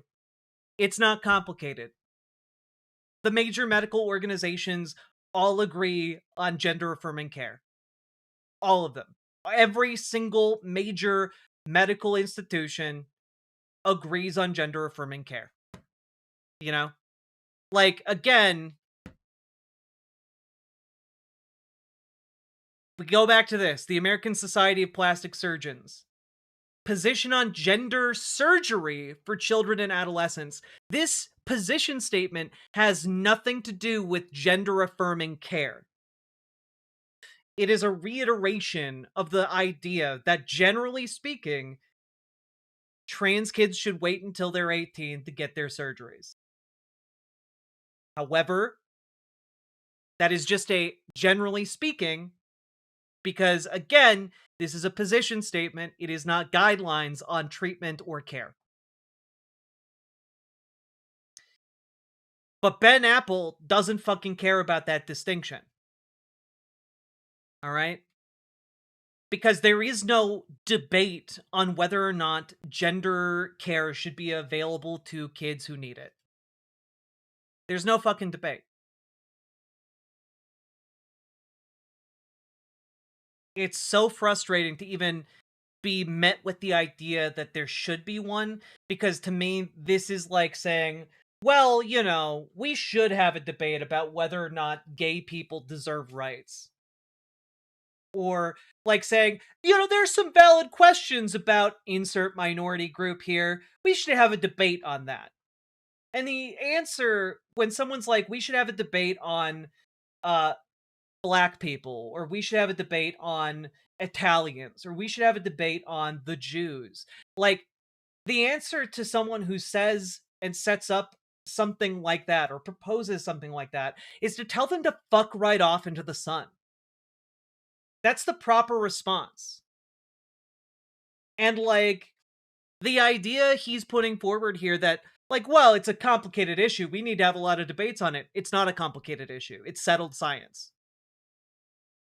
And I'm sorry if that doesn't agree with you, but like, maybe you should fuck right off to the sun. Meanwhile, real kids who don't understand much about, again, real kids who don't understand much about gender and sexuality are experiencing confusion and being bullied. How are adults supposed to respond in the moment to a little boy who demands long dresses and dolls and who insists that he's really a girl? What do we tell him when he comes home from school crying about how different he feels from his peers? Well, one, if your kid is telling you that they identify as a girl, and then your kid comes home crying every day because people are making fun of like her for not being a real girl or something like that, you fucking hug your kid and you love your kid and you get them the medical care that they need. You don't tell them, well, you're really a boy, and become the biggest bully in your kid's life. Your kid's life is not improved by you bullying them.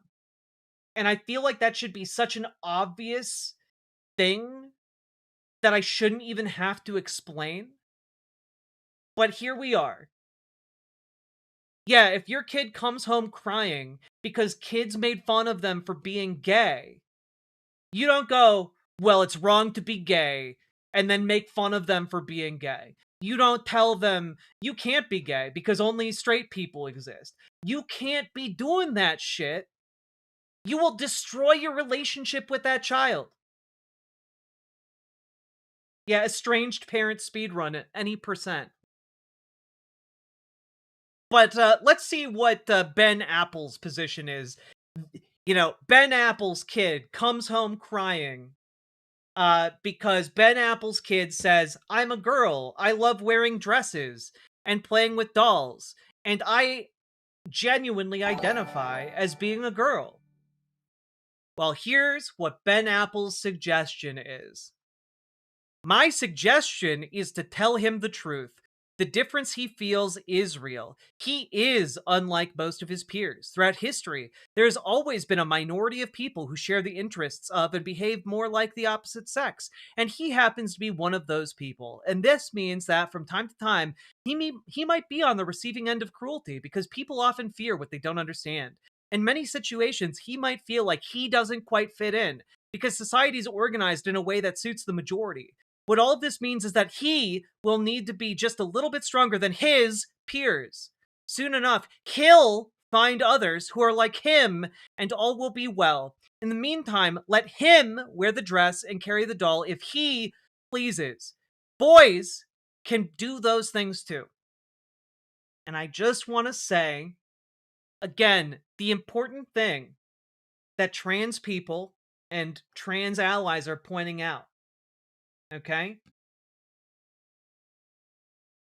is not that if you have a kid who wants to wear dresses and play with dolls, trans people and allies are not saying that kid is a girl.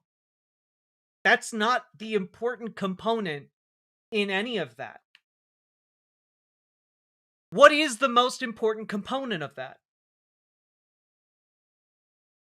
It's right here. Who insists that he is really a girl? Because I'll tell you something right now. Cisgender people do not insist that they are a different gender identity. That doesn't happen.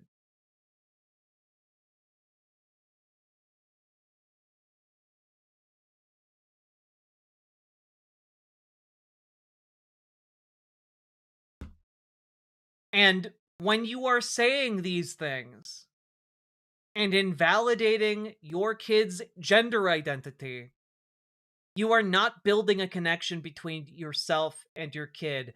You are alienating your kid and telling them you are not a safe person for themselves, for them to be honest about themselves with you, frankly. It's just performative cruelty. The amount of time and effort spent just to hurt people is absurd. It really, really is. Like, this piece made me so infuriatingly angry today. Like, I'm so fucking tired, guys. And I know that we've gone over this for far longer than maybe this deserve. Sorry, excuse me. I had Indian food before we went live. I know I've spent far more time on this than maybe it deserves. But, like,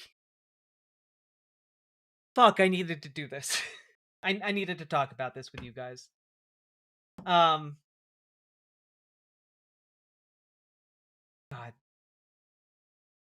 Can confirm sometimes wore girl clothes and played with girls' toys, but never once insisted I was a girl. Not very complicated. Exactly!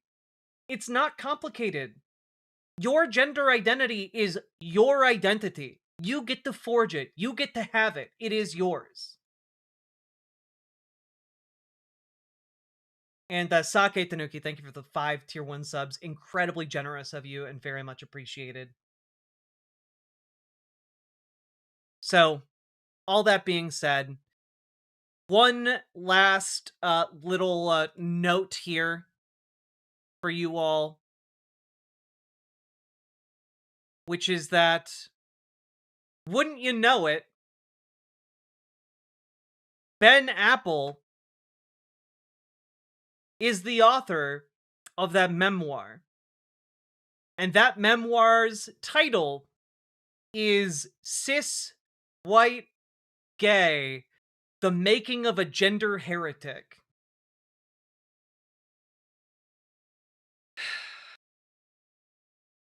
So cool. And you know, I do have to say, there is something apropos here about using a marble sculpture of like a white guy, you know, white marble sculpture here. Because many of those sculptures in the past were painted. In the past, they were complete. They were undamaged. And in the process of branding his book, Ben Apple has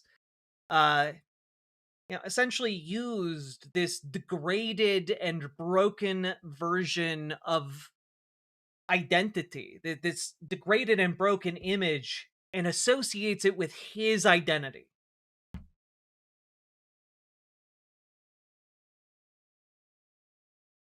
You know, it's distorted in a way. And like, I think that's really fitting. I don't think it's intentionally fitting, but I think it fits nonetheless. Cis, white, gay, the making of a gender heretic. And I do want to note here that I find it interesting that in the Atlantic piece, he doesn't write the name of his memoir when he's talking about, oh, let's see here, what was it? Yeah, another old friend wrote on my Facebook page after I published a memoir late last year, "You and your book are disgusting." Because maybe it would have been a little bit more self-explanatory why that old friend found this book disgusting when it deliberately sets itself up as a book that is, you know, going to war against trans people. And a book that equates transgender rights with, again, let's just zoom in here, only to find himself in a new cult devoted to queerness, anti-Zionism, and anti-Western radicalism. Because, of course, being against a settler colonial ideology that embraces extermination of those different would be a part of all of that. So, anyway, all that being said, I think we will conclude our foray into Ben Apple's work here. Way behind Jack, but monsters and Fettermans killed me. Logan Hill, I'm glad you enjoyed that joke a lot. Thank you for the $5 super chat. And also, folks, if you got anything out of this, leave a like, comment. Comments longer than 8 words apparently do better in the algorithm. Hit the subscribe button. And we need to get organized, okay? We need to get organized, and we need to get louder than the Ben Apples of the world, okay? We need to actually fight for trans rights. We need to fight for LGBTQ people of all types. And we need to make sure that we are able to actually once and for all settle this issue in the realm of politics. So join your local Dems, join your local DSA, make your Democrats more progressive, make your DSA more effective. If you need help doing that, join our Discord, reach out to GamerG for help with your DSA, reach out to Dragonfly for help with your local Dems. And folks, I will also say, last but not least, especially if you want to piss off someone like Ben Apple, check out ImagenaOlivia.com. Gender euphoric lingerie designed from the ground up for trans femmes, tested with cis men, cis women, non-binary folks. It is non-tucking lingerie. It is incredibly comfortable, incredibly sexy, and we have new colors, styles, and sizes coming in the near future. So go check that out. Link down in the description. Let's keep on going. Oof.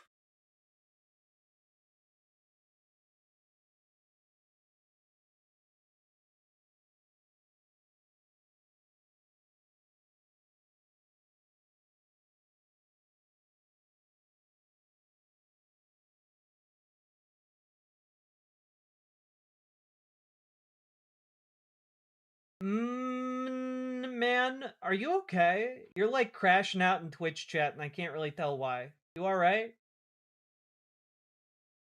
What's fucked up is that when I was in college, I knew a lot of rich conservative white assimilationist gays. He's not a gender heretic, he's just an asshole who wanted to be accepted by Ivy honor societies. I mean, that's really what it is, right? That's like what it comes down. Oh yeah, I'm actually wearing Imagine Olivia right now. Trans people from Britain in the 80s but refused to accept trans people in 2026 #Thomas the Tank Engine. Yeah, the Beatles were famously allies of the trains. They said trains rights. Ringo Starr famously said trains rights all the time. You know? It's crazy that we've devolved so far. But yes, this is the Imogene Olivia bralette.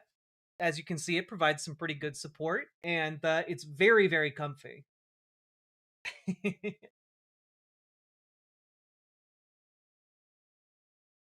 I'm always okay, just like you are? Okay, cool. You just seem like you're not doing okay. All you do is play video games? Wait, what? You stupid bitch. I literally go around the country and organize people to do politics, man. Like, what are you talking about? What? Fuck, man. I genuinely wish all I did was play video games. Do you have any idea how much more time I would spend playing video games? God. Looks great. Tell me about the necklace. I got this necklace from my partner. And it's lovely.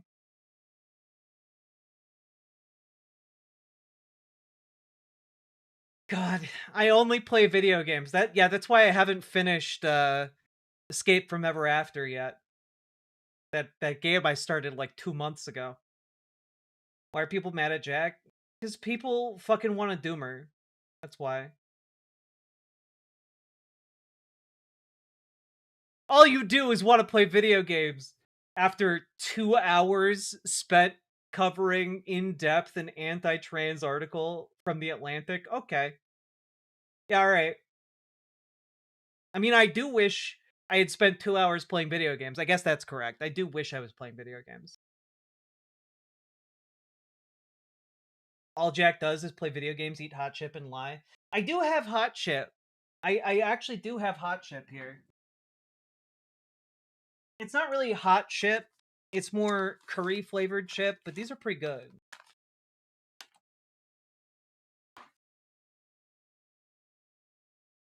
Trader Joe's yellow curry potato chips. I guess they're not hot. They're like spiced.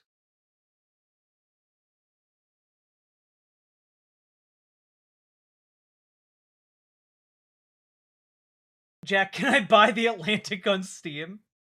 You know, at the rate online journalism in these spaces goes, maybe in a couple years The Atlantic will be available on Steam.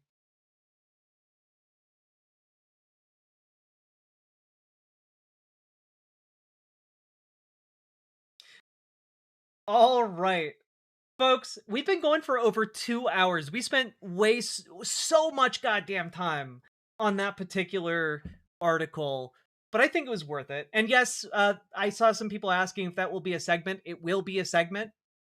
If you've been waiting for some of the things I've covered in the past to come out on YouTube as segments, the reason they haven't yet is because news keeps fucking newsing, and the segments that will, you know, be kind of timeless or aren't time constrained have been like shunted back and further. So they will come out eventually.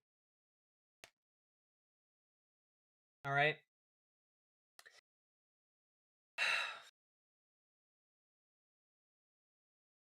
I don't know, not much has happened. Yeah, exactly.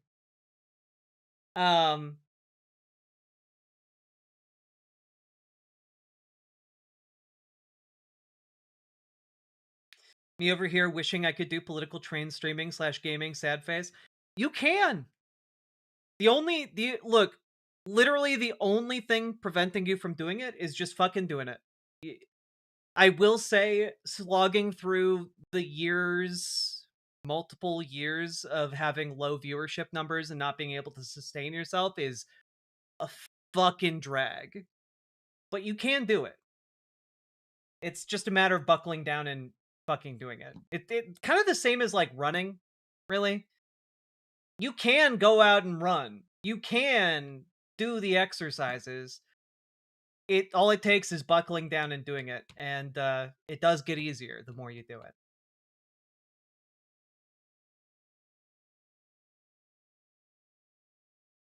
I found out today I'm technically malnourished at 29, so that's not great. I'm sorry, Sean L. Kearns. How many segments have you had to cut because of developing stories? I have to cut segments all the time. I have to cut segments all the time. I've had like a Metatron segment like on the back burner, along with an Andoril and a Joel Webbin segment. Like, I've had several of them on the back burner for a very long time. Also a Cuba segment. Like, just a lot of stuff has to get cut for time. All right. Let's go.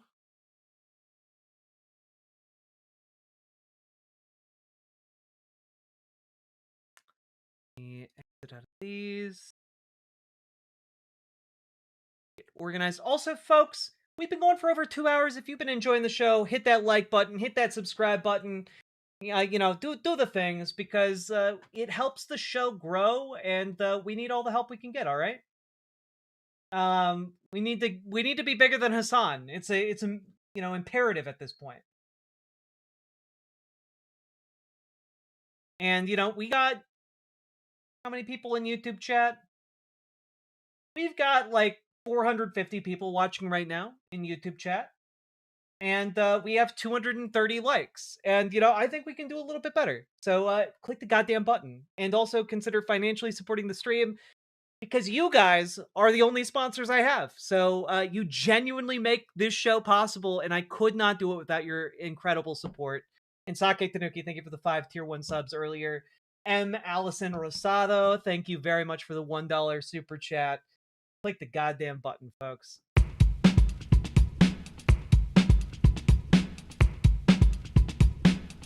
Go. Click the button. Click the button. Click the button. Click the goddamn button. Click the button. Click the button. Click the button. Click the goddamn button. Click the button. Click the button. Click the button. Click the goddamn button.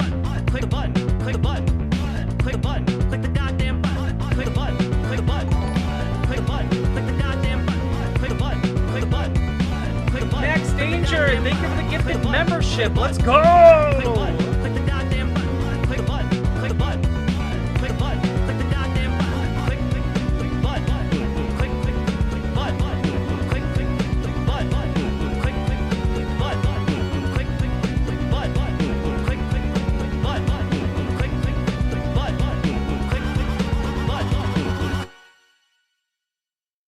Whew.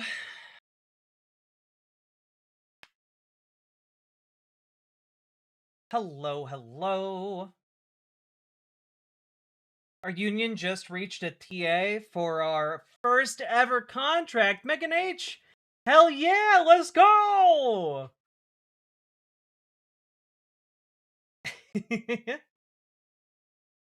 All right. Thank you, folks, for supporting the show. You guys genuinely are incredible. I'm lucky that every single day I get to do this show. I will say, fewer than 20 people hit the like button, and I am disappointed in those of you who are not, but also, get you next time. Alright, also,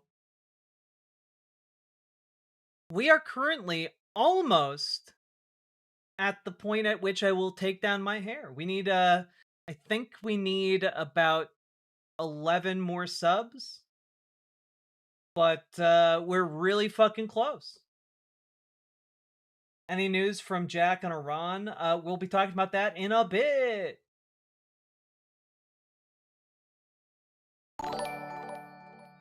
Hey, Ivory Valentine. I've seen Jack's stream sizes double in just around a year I've been watching, and it's genuinely one of my greatest joys in all of content. Eliza Jack in chat, heart hands emoji. Thank you for the $10 super chat and the sweet, heartfelt comment. I really appreciate it.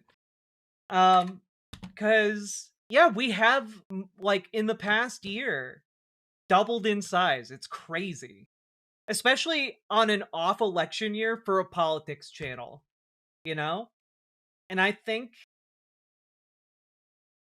you know, I think that if we continue to organize and continue to grow and get more people plugged into political action, I think we can continue to grow bigger as a channel, but more importantly, bigger as, like, a group of people who actually show up in our local political scenes. I think it's vitally important that we do that, you know?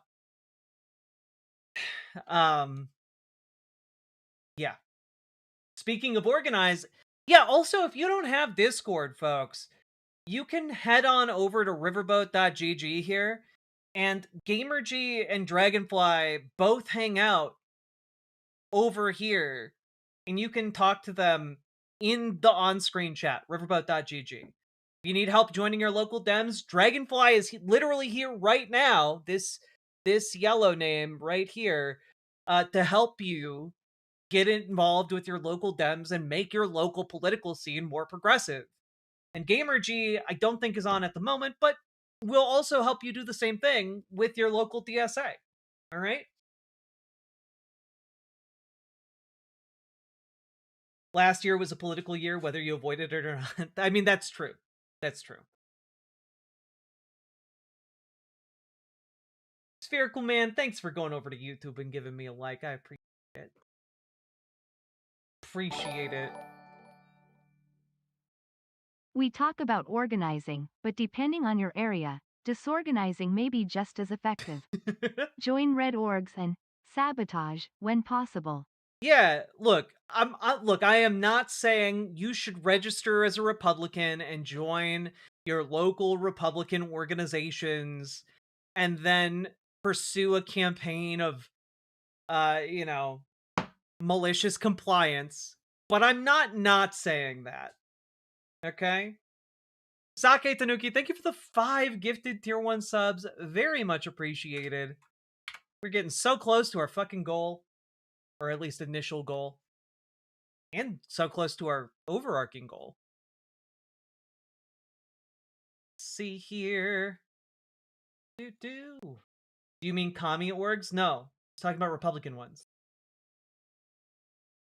Alright.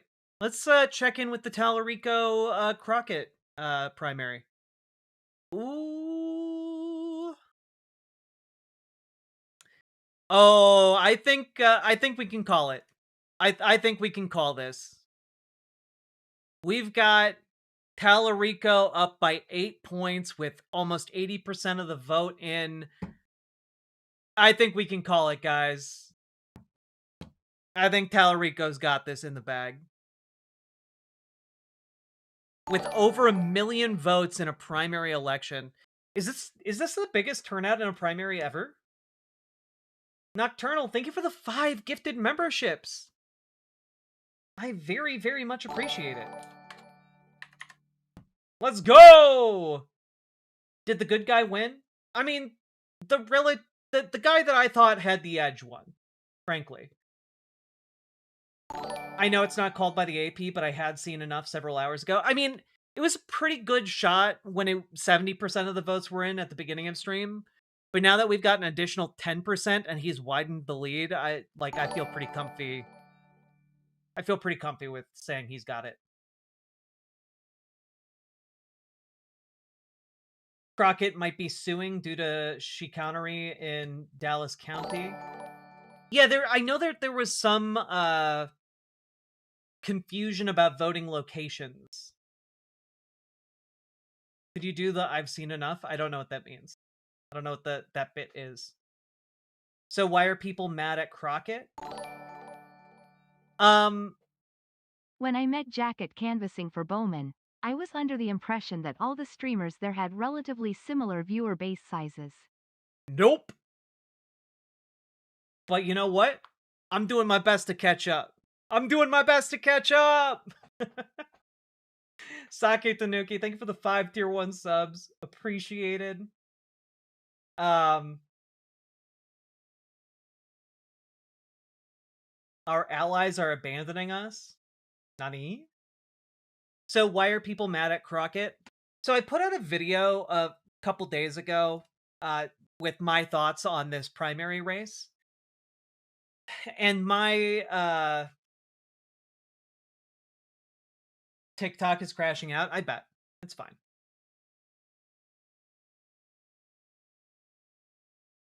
But to summarize that video, Jasmine Crockett and Talarico, I think, are largely aligned on a lot of different issues. You know, they're very kind of like moderate Dem positions.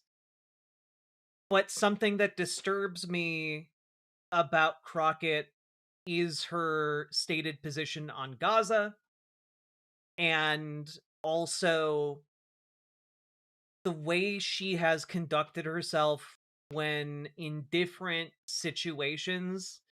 I find, frankly, I find a bit unacceptable, you know? Like, she kicked a journalist out of one of her events, oddly enough, an Atlantic journalist.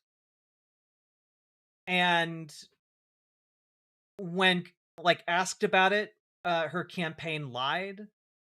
And when that same journalist called to, like, ask what happened, she hung up and did not return that journalist's calls. She's made, like, misstatements in the past about, like, she made a claim that, like, Republican donor Lee Zeldin took money from Jeffrey Epstein, and that turned out not to be true. And then she started saying she had never said it. And there's just some, like, loosey-goosey stuff with the truth that I find worrisome. Okay? And so, like, if you want, like, a more in-depth breakdown of my thoughts, I gave it in that video. But that was essentially my issue. Like, yeah. There once was a woman called Crockett, whose anger was able to rocket. She accepted IPAC in a big dollar sack and caused Talarico to lock it. Sake, thank you for the 5 tier 1 subs. Also, do you think she gives off narcissistic tendencies? I don't know, and I don't care. like I like that she's willing to like throw down. I like a fighter, you know, in a politician. I think that's an asset. But the issue that I have is, you know, one of the things I dislike about Donald Trump and the Republicans is their tendency to kick journalists out of their events. I don't like seeing that replicated by a Democratic politician. And I don't like, you know, someone who's essentially saying like, well, you know, when it comes to Gaza, I think we should be sending them defensive ammunitions with no additional like caveats on that. Um and you know, if you disagree with me, that's fine, but I'm not going to change my position. And Talarico just hasn't been in elected office, but we probably have the same position. And like that's a fair thing to say, I think, like that she and Talarico might have the same position, but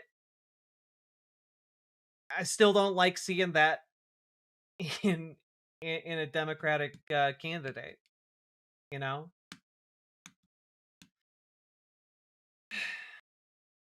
You saw anything but the person who won the Dem primary for Crockett's old seat is running to her left? That's great. That is great.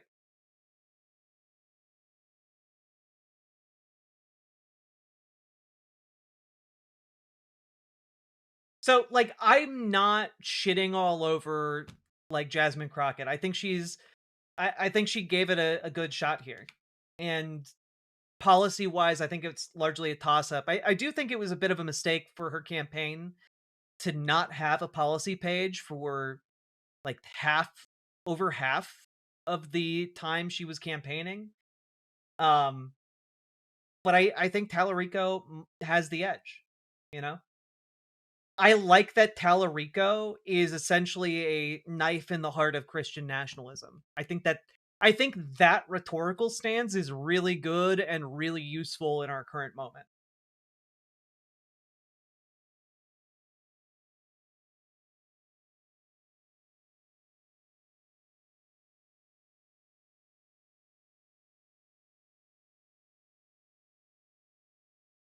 I can only hope this spells the end for Harris's political ambitions. It probably won't, but like I do think that there is a distinction between running for the office and running for the primary nomination. And I think that Crockett was running for the primary nomination, which is why Kamala Harris got involved. You know?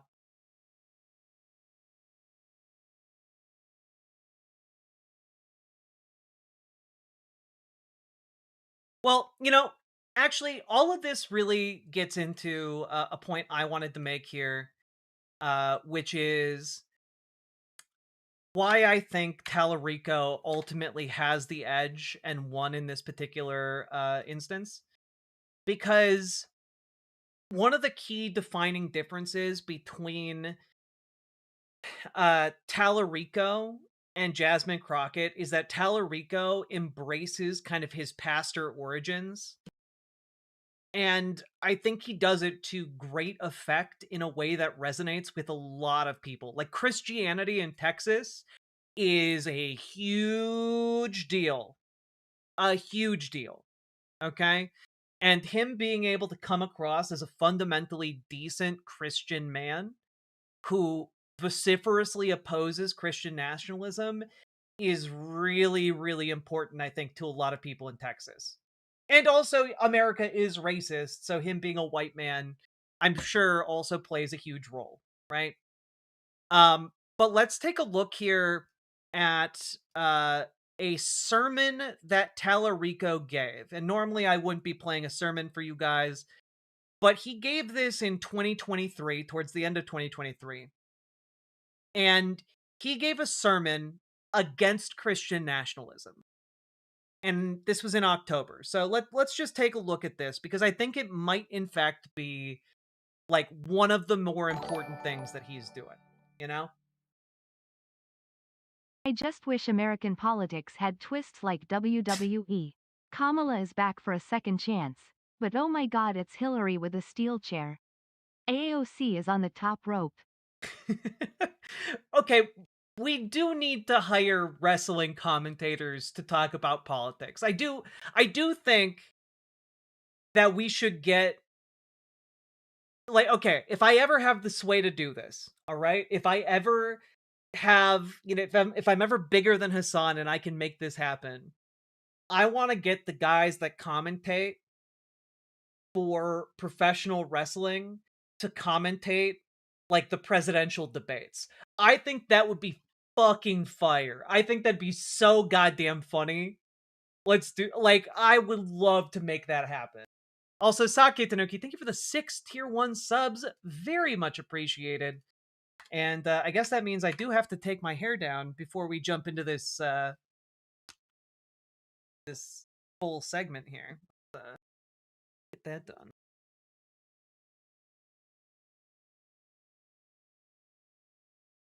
It's so messy. Whatever. Fine.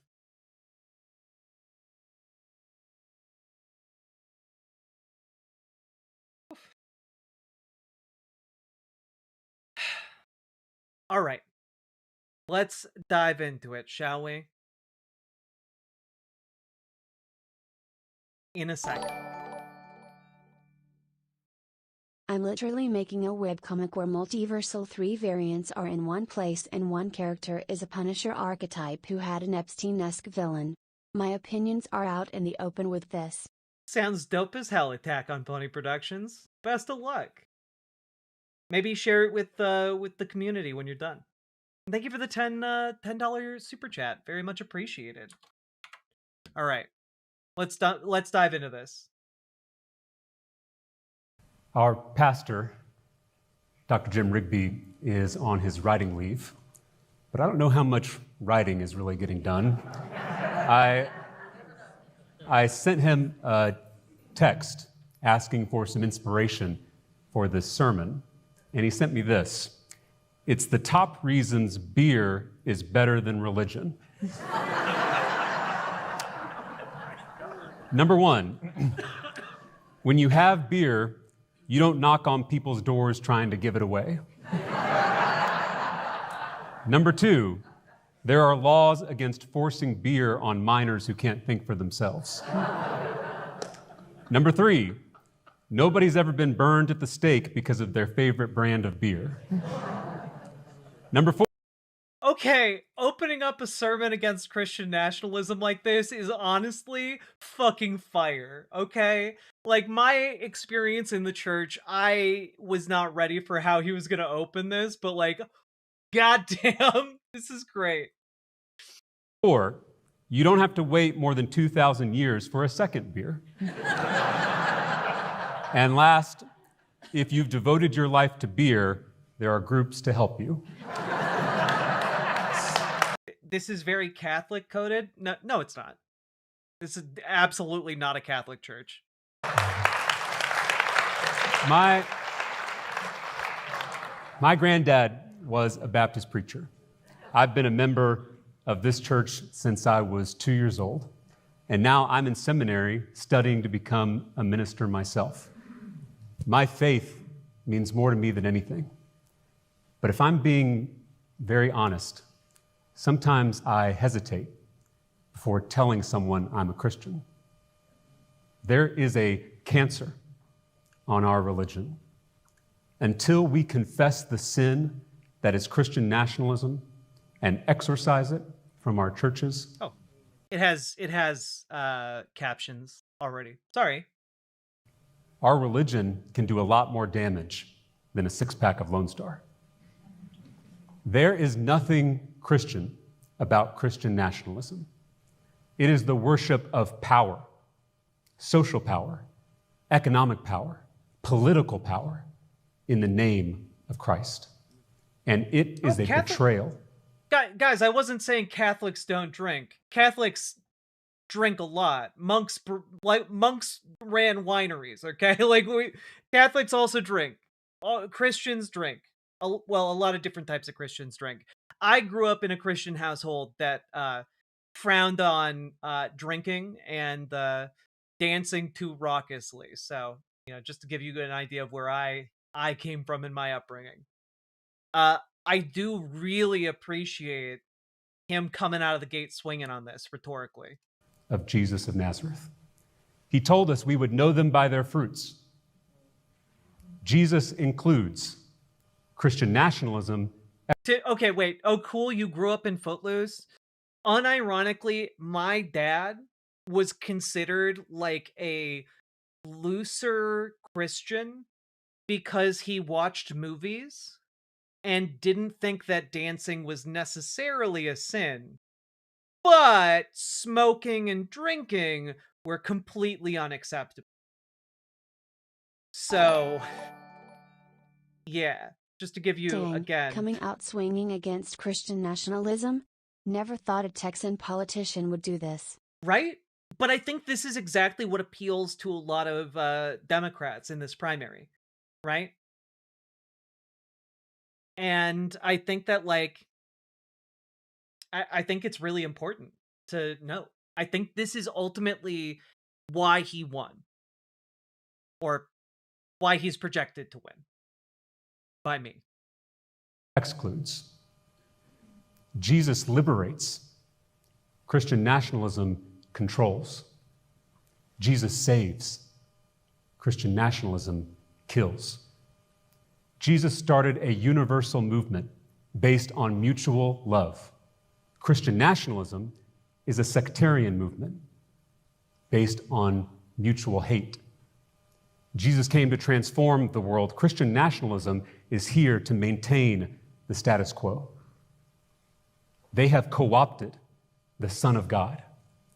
They've turned this humble rabbi into a gun-toting, gay-bashing, science-denying, money-loving, fear-mongering fascist. Like, this is good. This rhetoric and these ideas need to be mainstreamed within the Christian community here in America. Because he's right. Christian nationalism is a cancer. And it's a cancer that has been deliberately cultivated by the Republican Party for decades. Decades! One of the things that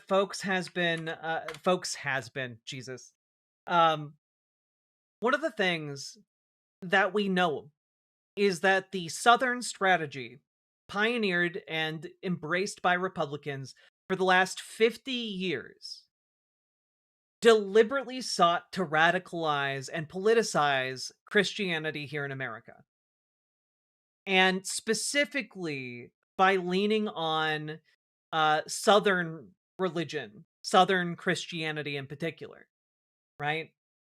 Because in the wake of losing on the issue of segregation, there was a need to politicize a new group of reliable Republican voters. And there was concocted an idea between a lot of leaders in the evangelical Christian community and the Republican Party to politicize the issue of abortion specifically. Up until that point in time, abortion had, by and large, not been considered a hugely religious issue.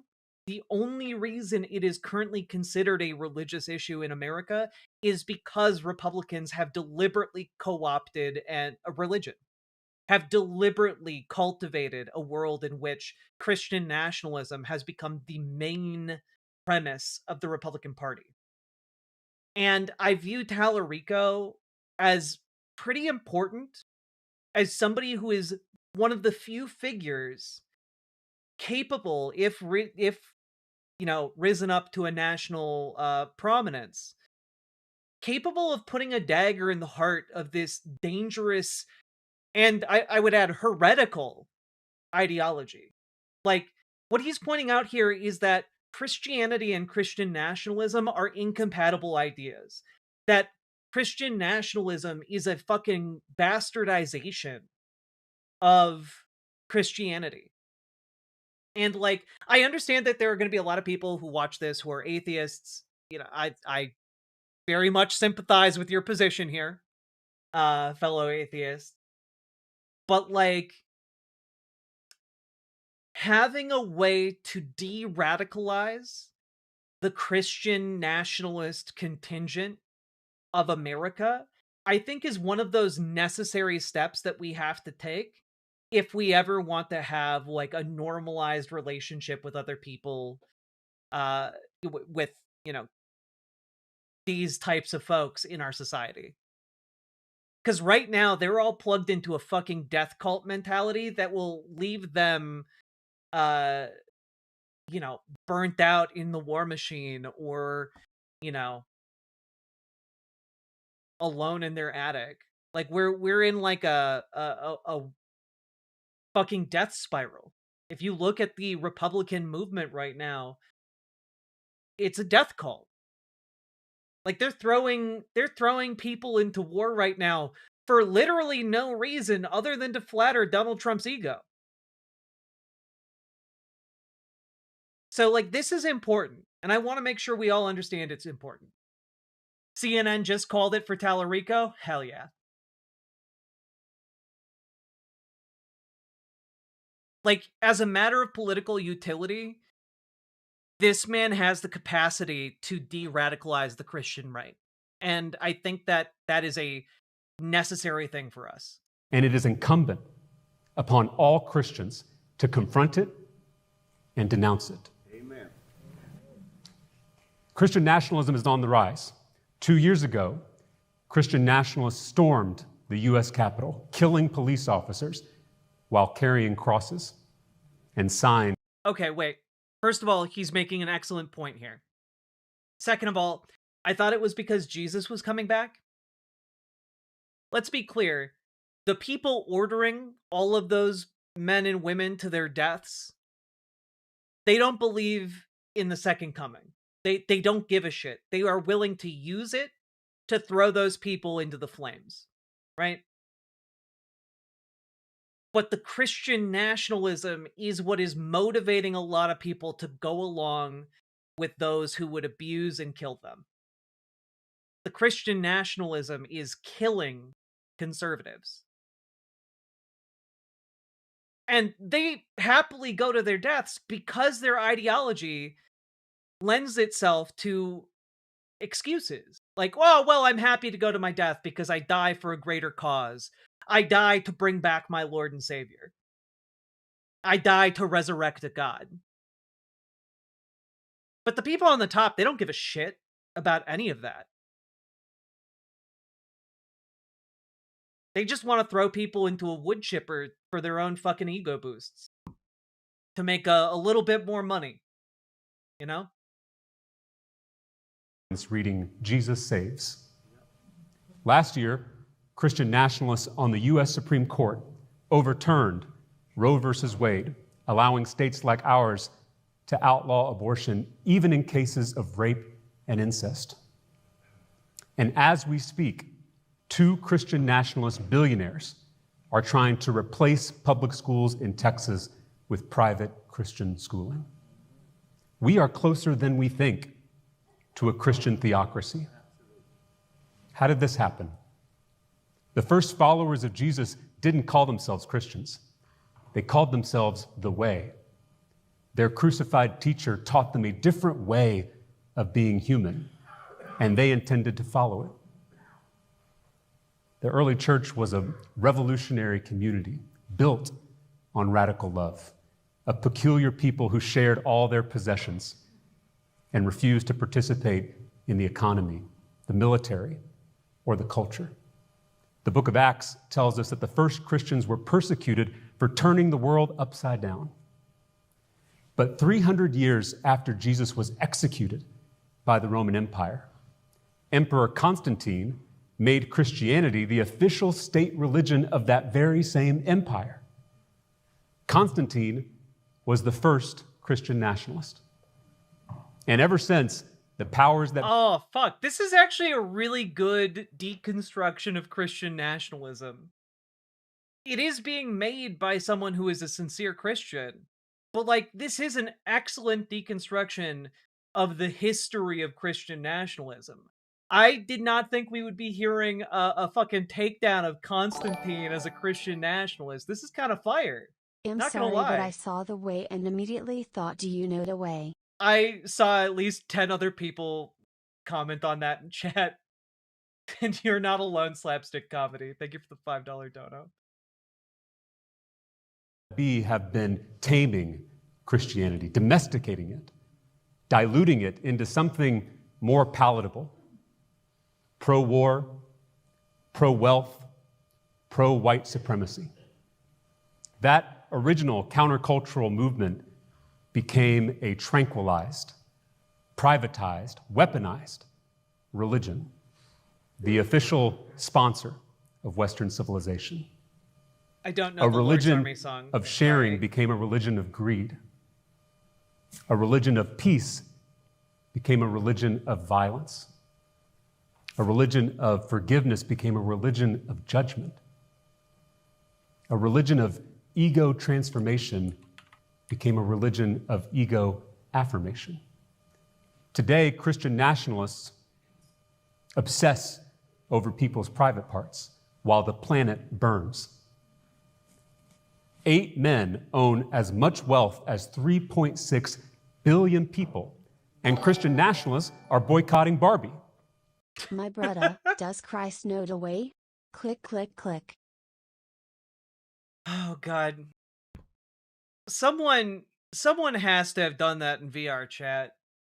I just realized. God.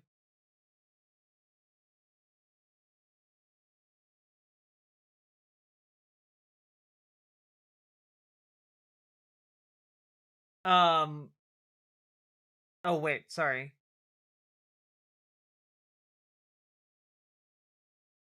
Was the Roman Empire in decline when they embraced Christianity? Yeah, kind of. Yeah.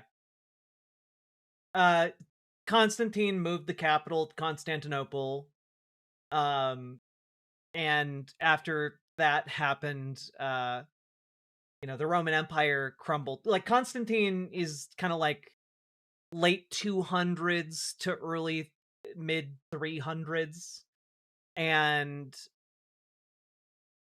yeah, like, Rome fell in the, like, maybe 2 generations after him. Things weren't going great.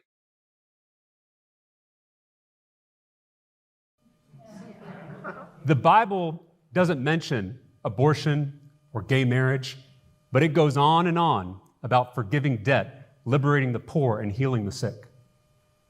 I'm not gonna lie, this is fucking fire. I don't know how he manages to have all those Guinness Awards for video game music, run for Congress, be on Cribs, and make the Amico. His mom must be proud. He even has a documentary about him by H. Bomber guy. Wow, this Talarico really gets around. Sake Tanuki, thank you for the 5 tier 1 subs. Appreciate you so much. His mom is so proud. Let's see. Who is this? This is James Talarico. He just won the primary in Texas for oh god, I'm blanking right now. I've been so on this and I'm blanking so hard. Nationalists like to say this is a Christian nation. Yeah, CNN called it, Rain. Senate. Jesus. Yeah, the Democratic Senate candidate now. CNN has called it, though Jasmine Crockett is likely to contest some of what happened in today's election because there was confusion of her voting locations. But to my knowledge, Talarico and Crockett both called for extended voting or something like that in Dallas County. It's a whole thing. But yes, right now, he is the projected winner of this election. Not only is that historically inaccurate, not only is that theologically blasphemous, but it's also just not true. Look around us. But like the fact that he's not throwing gay people under the bus, he's not throwing like people who want or need to get abortions under the bus, like, I really enjoy this approach. Islam started the same way. A movement of believers that was not titled Islam and was multi-faith then became its own thing. Jews, Christians, all else together. Then becomes nation building. Crockett's replacement in the House saying things like this? What is this? Because I recognize that we got to be pro-Israel. Yeah, we got to do that. Or we get in trouble. Well, I'm coming to get in trouble.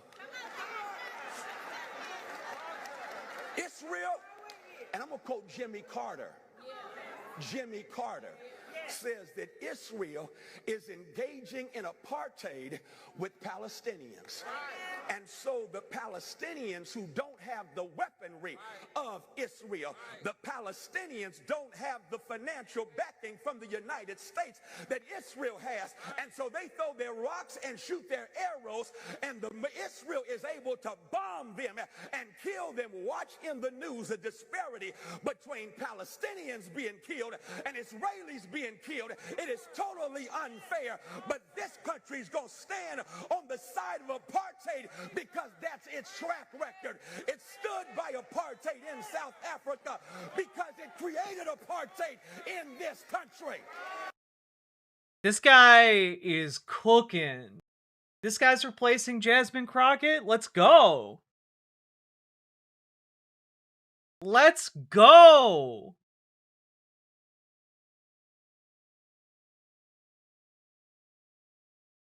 That's some real cooking right there.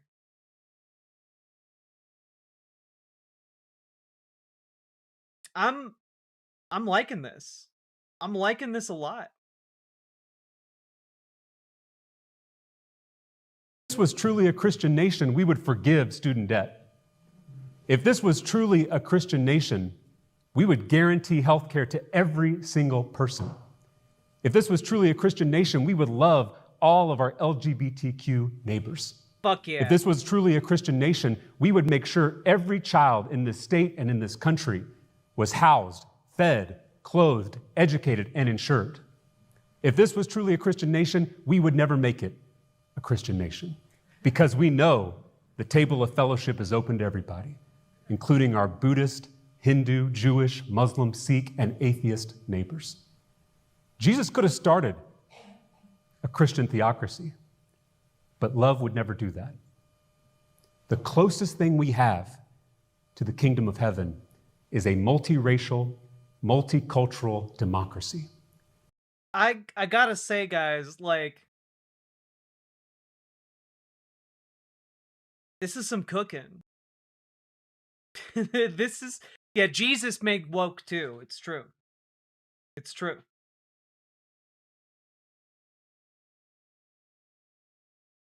But like,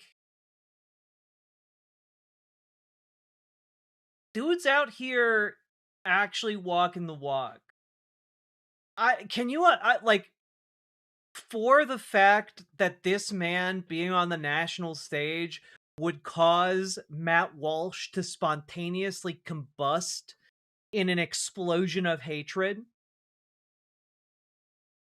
I think we should give him a shot. I think we should give him a shot. Just on that basis alone. Where power is truly shared among all people, something that's yet to exist in human history. Yeah, like, if I had grown up around this type of Christianity, I might not have quite so many mental issues, you know? I might not quite have so many things to work through in therapy. It would have been a little bit nicer way to grow up, you know? Nationalism is not only a threat to the American experiment in democracy, it's also a threat to the gospel. And you know what? Maybe my dad wouldn't be quite so hateful towards me. Imagine Trump and the DOJ got hacked. Trump, ha ha ha, you fool, I have 70 alternative accounts.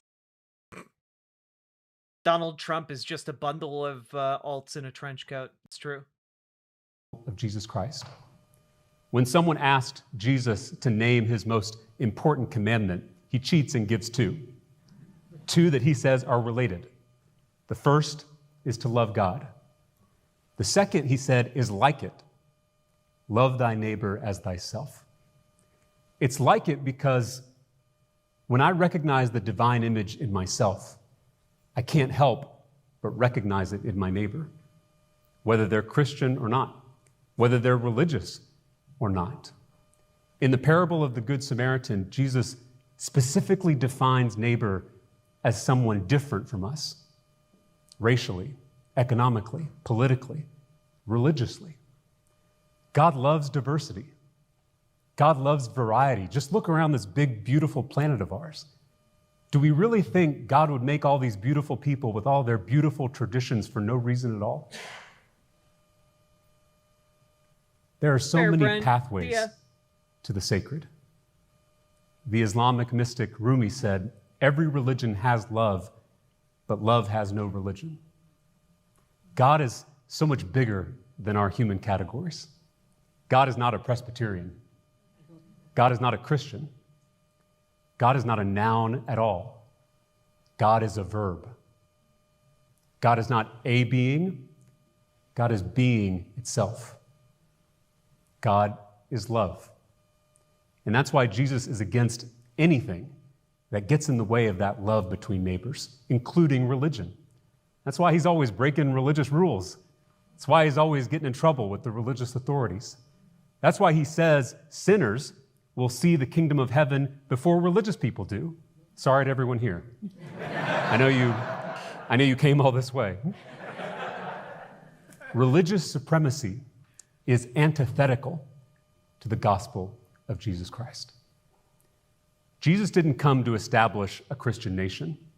He came to reveal ultimate reality, which he called the kingdom of God.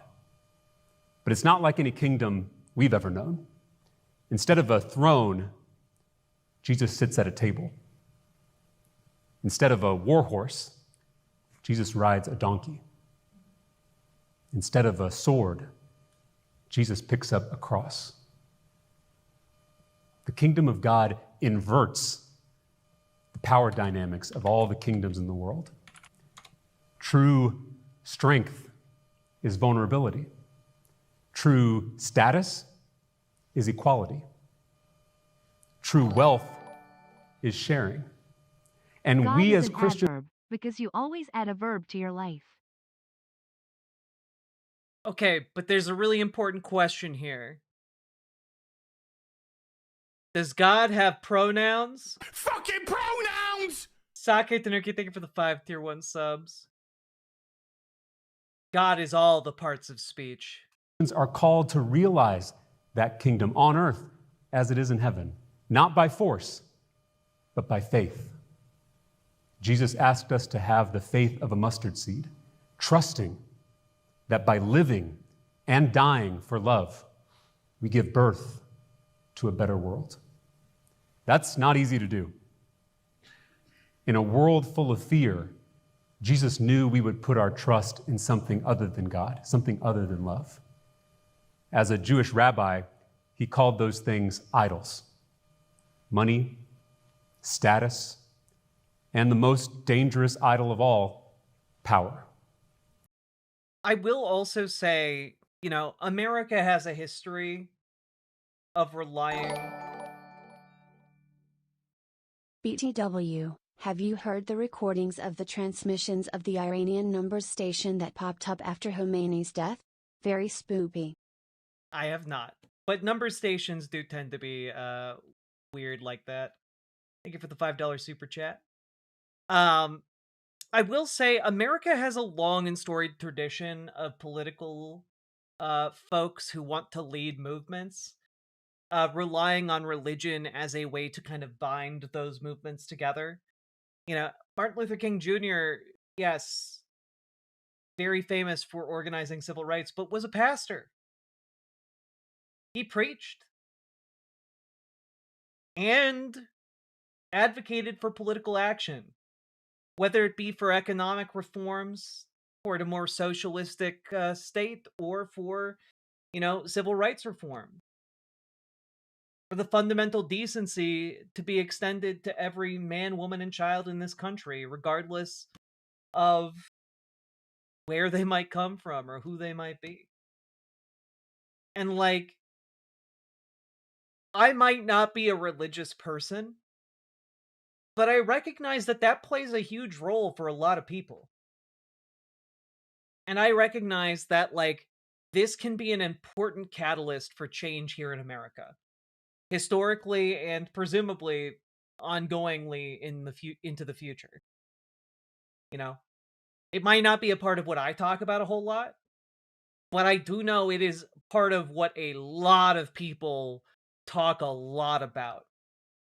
You know, we on this channel, we've talked a lot about how third spaces have been largely destroyed by capitalism, and one of the few bastions of third spaces left is the church. And like,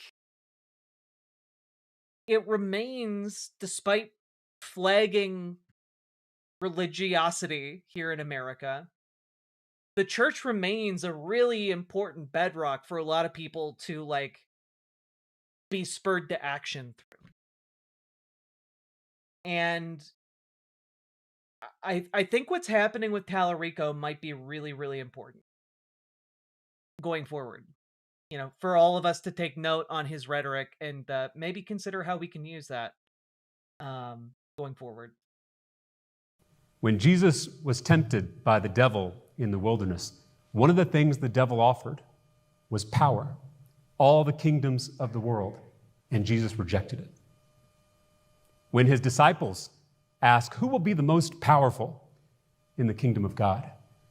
Jesus said, you know the lords of the earth push their people around, but among you it'll be different. Whoever wants to be a leader among you must be a servant. And when they still didn't get it, and they asked, as a Euroid, I'm not too exposed to religious talk beyond the mainstream, but his speech sounds tame for an American, not gonna lie. I mean, it is tame, for sure. But I think it's in the way that he speaks, what he conveys to an American audience is deliberate and careful word choice. He's not a fire and brimstone type of preacher, you know? He's a careful, calculated guy. And I think that, like, this is designed to reach someone or reach a large number of people here in America that aren't typically reached by by Democrats. Let's be real, right? And I think a lot going forward will stem from how he actually votes and advocates when he is in elected office. Because I think he has a really good shot at winning in Texas. who will be the greatest in the kingdom of God?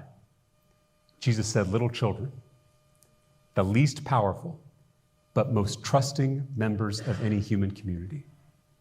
That's the kingdom of God. I think Chance the Rapper said it best.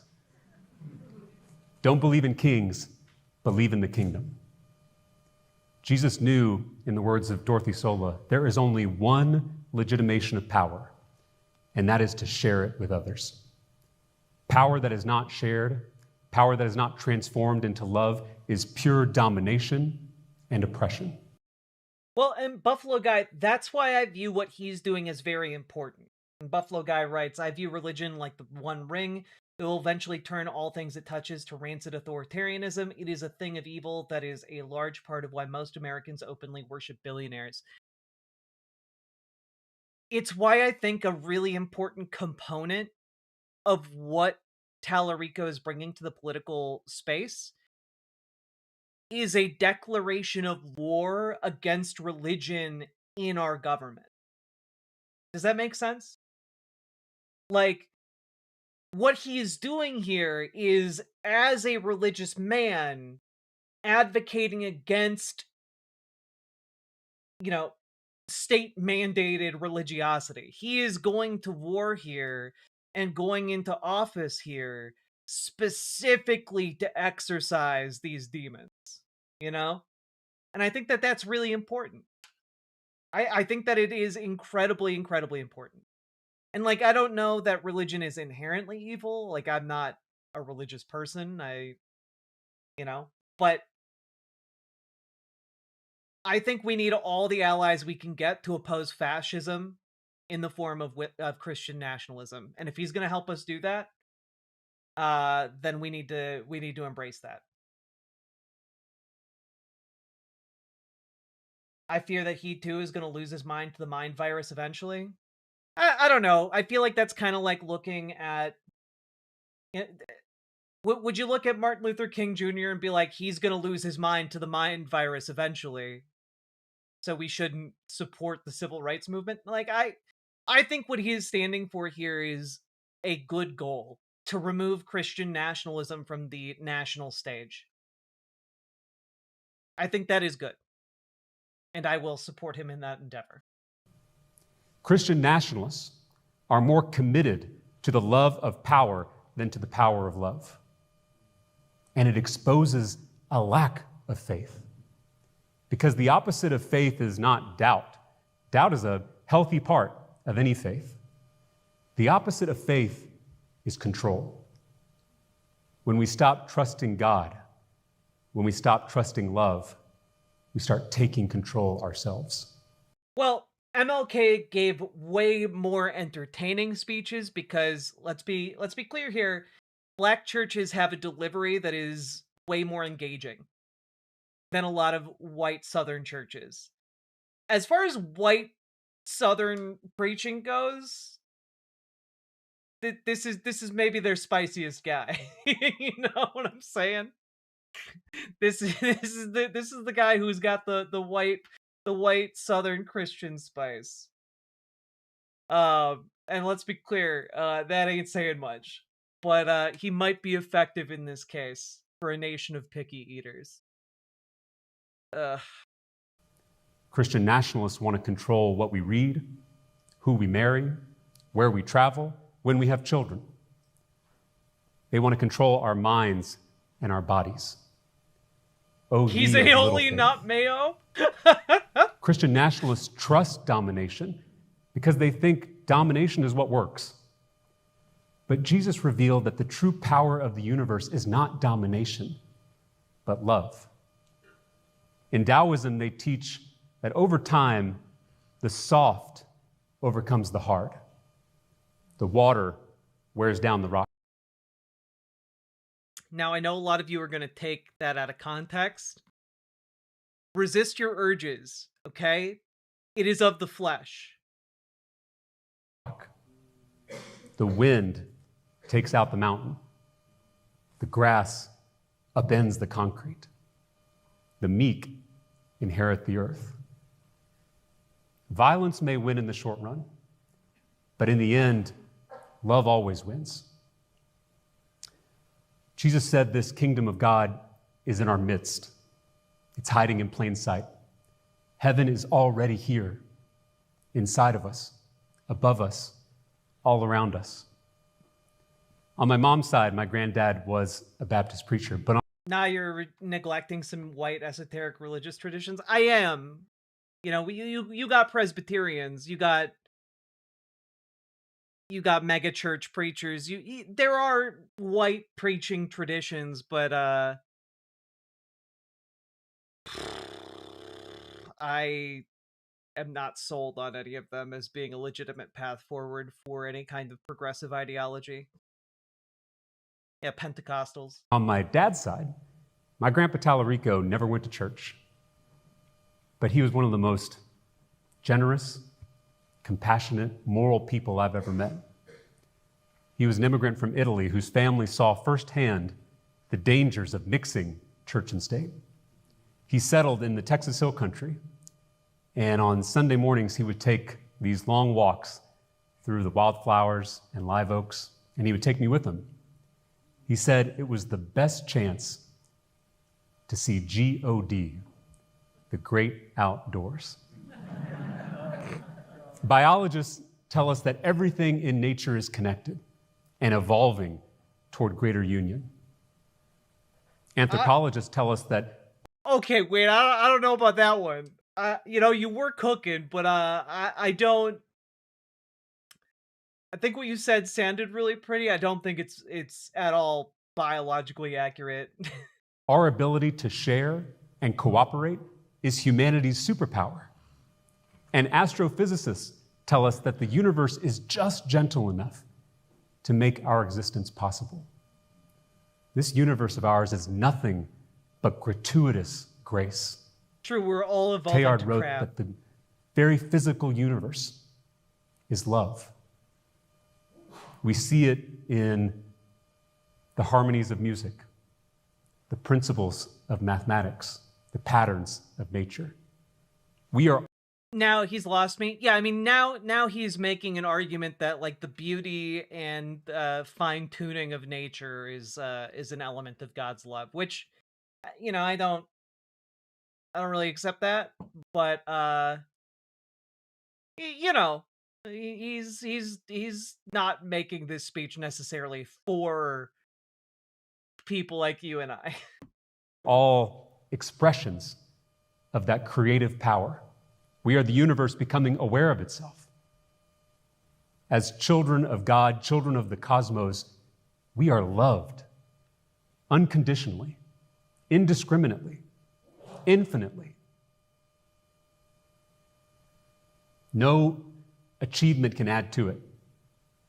No mistake can take from it. No amount of church going or church missing can change it. That's truly deserving of the title Good News. We are made by love, with love, to love. I call that love God. You may use a different word, and that's okay. There are 1,000 ways to kneel and kiss the ground. We can cure the disease of Christian nationalism. We can protect against the virus of religious extremism with healthy religion. The great faith traditions of the world have so much to offer us in this time of global crisis. Hinduism's ahimsa provides an alternative to the logic of violence. Buddhist meditation provides an alternative to the abuse of our attention. Judaism's Sabbath provides an alternative to the demands of capitalism. Hey, let's go! I like this. I like it. Okay, we're back in territory I can appreciate. Where everything can be bought and sold, including the earth itself, Native American traditions provide an alternative to ecological extraction. It's hard. It is so hard to protect your spirit in a world trying to kill it. That's why we need faith communities like this one. That's why we need stories and traditions and practices that heal our soul and transform our mind. Every time in this sanctuary that we say the prayers, sing the hymns, sprinkle the water, eat the bread, drink the wine, we're tuning our hearts. Our Buddhist friends tell us that compassion takes practice. Neuroscientists tell us that we can become kinder, more empathetic if we work at it. Things like love, peace, and hope, they require strength training, a gym for the heart. And so every week... Hell yeah, time to do some cardio for the soul. Let's go! Time to do some soul CrossFit. We gather here to sing our songs and tell our stories just for the opportunity to, in the words of Thich Nhat Hanh, dwell in the ultimate together, just for a moment. And that's almost better than a cold glass of beer. I invite you now to your own reflections on these words. I think that was great. You know, as like someone who has spent the last several years watching Christian nationalists like Charlie Kirk and Michael Knowles and Matt Walsh and Steven Crowder talk and talk and talk and talk about spreading hatred and violence and consolidating power so that they can eradicate people like me who are socialists, or people like me who are transgender, or people like me who are gay. Like, having someone come along and draw from a wide variety of different religious belief systems and advocate for essentially killing Christian nationalism, I like that a lot. I like seeing it happen. And today I really like seeing it, especially knowing that he has a decent chance of becoming one of the next senators for Texas. And I think this presents a unique opportunity for us to de-radicalize America and to kill Christian nationalism as a movement of any influence here in America. And I think that overall that is a very, very positive thing. I know that there are going to be people who watch this who are, atheists and repulsed by the idea of religion or religious people running for office. Well, we don't get to necessarily choose what other people believe. And as far as this guy is going to get the job done of opposing and fighting Christian nationalism tooth and nail, I do believe him on that front. I do think that he is going to do his best because I believe after watching this that he views Christian nationalism as the ultimate perversion of his religious belief system.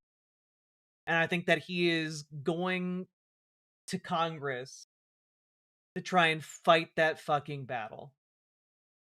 And I wish him luck. And we should all be engaged in that conflict together.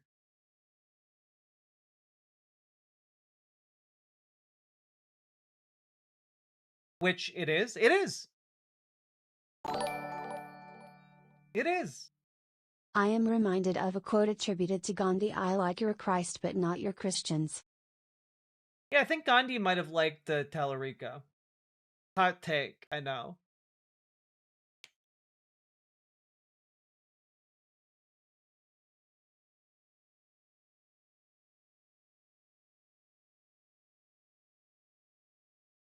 Opposing that sort of Christian nationalism in America has to be a religious project. I don't think it has to be a religious project, but it's I think it has to be a project from a coalition of different ideologies and positions. And I think James Talarico fills a very important niche in the argument against Christian nationalism.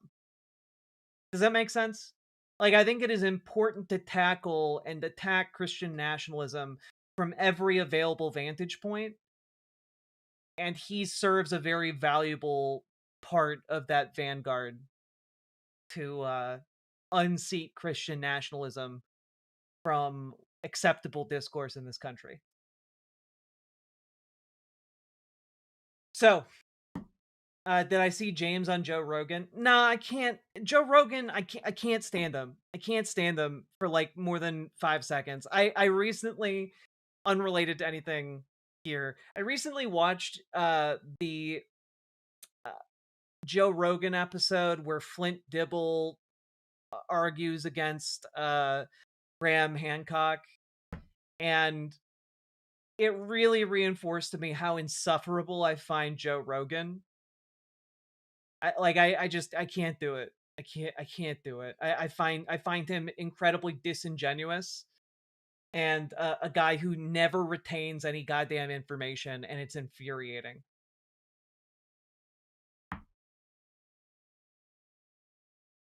I hate Joe Rogan, but James reeled him in. I mean, I bet Joe Rogan is exactly open to any kind of strong-willed individual who comes along, and James Talarico has that kind of quiet but strong demeanor, if you know what I mean.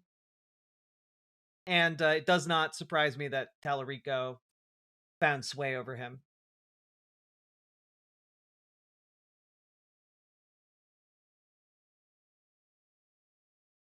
Anyway, all that being said, folks, let's just check in on the final numbers before we round out this segment here. With 83% of the votes in, Talarico is up by just under 8 points. And yeah, I think he's got this in the bag. So, folks, James Talarico, your new projected congressional Senate candidate for the Democratic Party in Texas.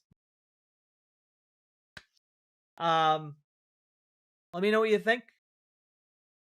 Leave a comment. Comments longer than 8 words do better in the algorithm. Hit the like button, hit the subscribe button.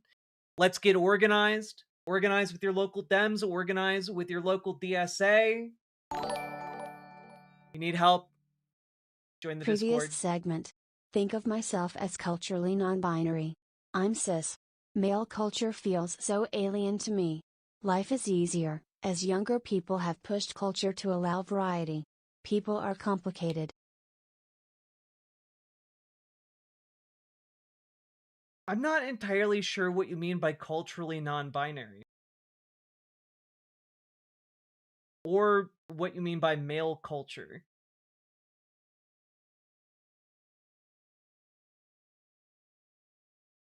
People are complicated though. I do fuck with that. Thank you for the $10 super chat, Logan Hill. Yeah.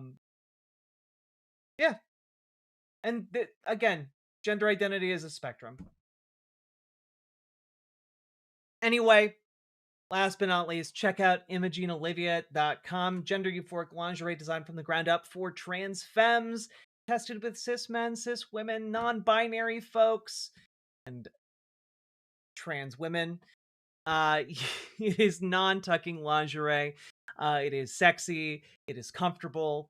And there are new styles and sizes coming in the near future, as well as new colors.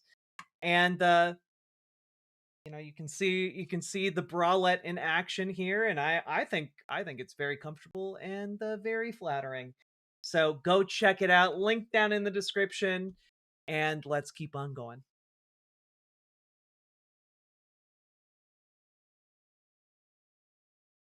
There we go! We did it, everybody! We did it! Yay!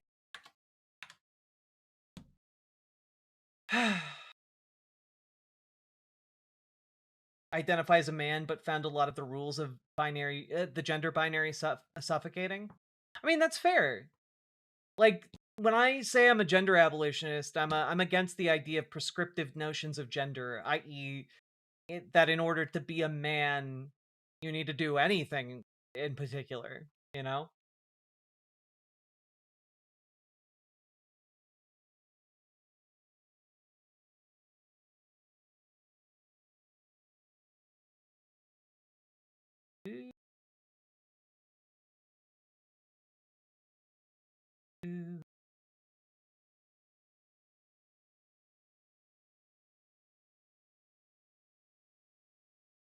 Pirate Amir's good. Don't worry. Don't worry.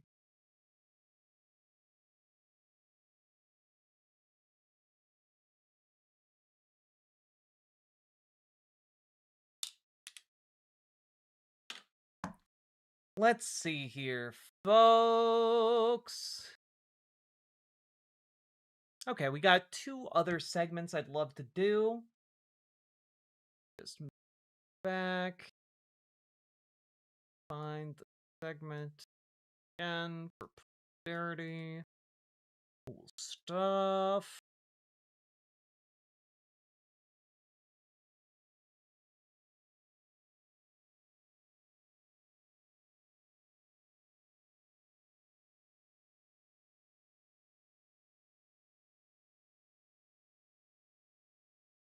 What did I do? We've had we've been inundated by a lot of people who are bad faith posters. You got caught in the crossfire, Pirate Amir, but you all good.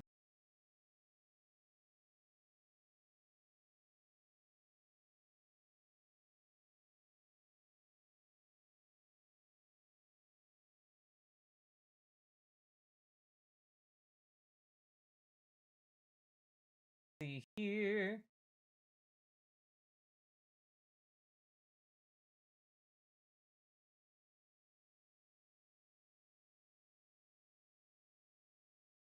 Team Talarico for the win! Woohoo! Yes, not what a man is, but also no body dysphoria. I'm in my 40s, so it was a different world growing up. That makes sense. That's fair.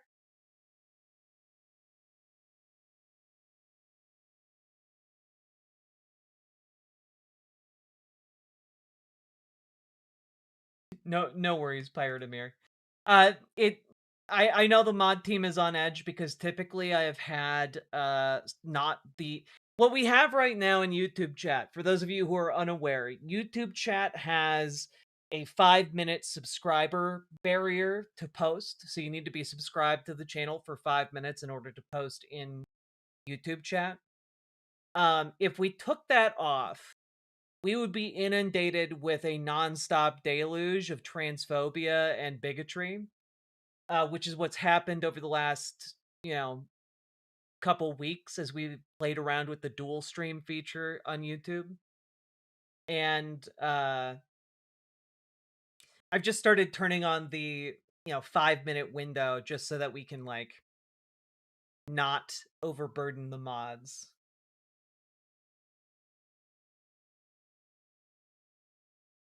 Transphobia for days. Indeed.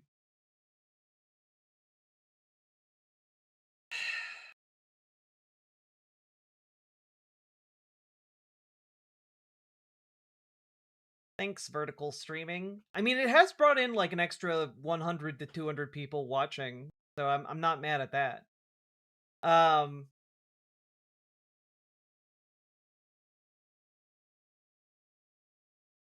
It also ticked up after you hit that big milestone. That's true.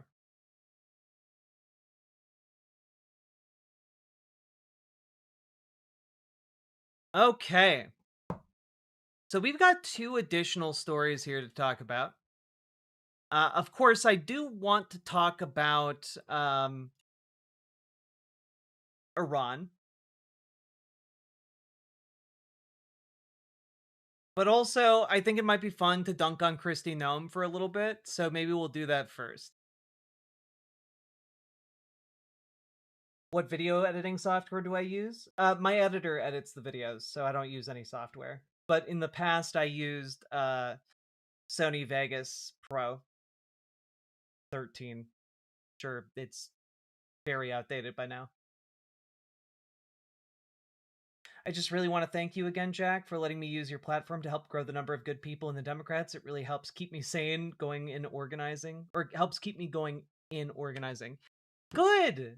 I'm glad it helps, Dragonfly. And folks, for the record, if you want to organize in your local Democratic Party, go and join riverboat.gg or our Discord and reach out to Dragonfly, who's right here and willing to help you organize. Because we need to get so many more of you involved in your local Democratic Party so we can, not be stuck in this quagmire for the rest of our goddamn lives. Okay? I do need to talk to Dragonflight. She's right there. She's just one commenter above you.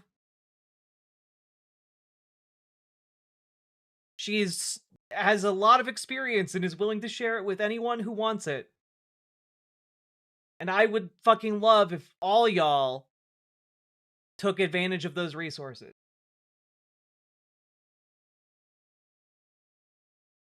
I don't know how I'm still awake, Jack. Was campaigning all day for Talarico. Went to the watch party. I'm tired. Might be bedtime soon. Yo, get the rest. Well-earned and well-fought Chicago Cubbies PCA. Thanks for being on the ground and helping Talarico to victory. And we'll do this all again in order to get him elected to the Senate. Is Dragonfly in Twitch? I don't believe Dragonfly's in Twitch, but if you go over to riverboat.gg or the Discord, you can reach out to Dragonfly in either of those capacities.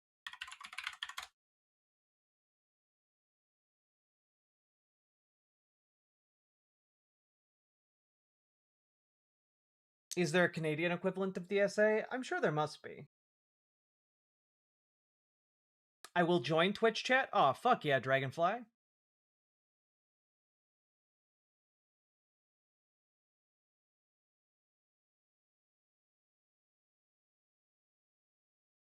All right. Let's do some Christy Gnome. Reactionaries are not reasonable. True.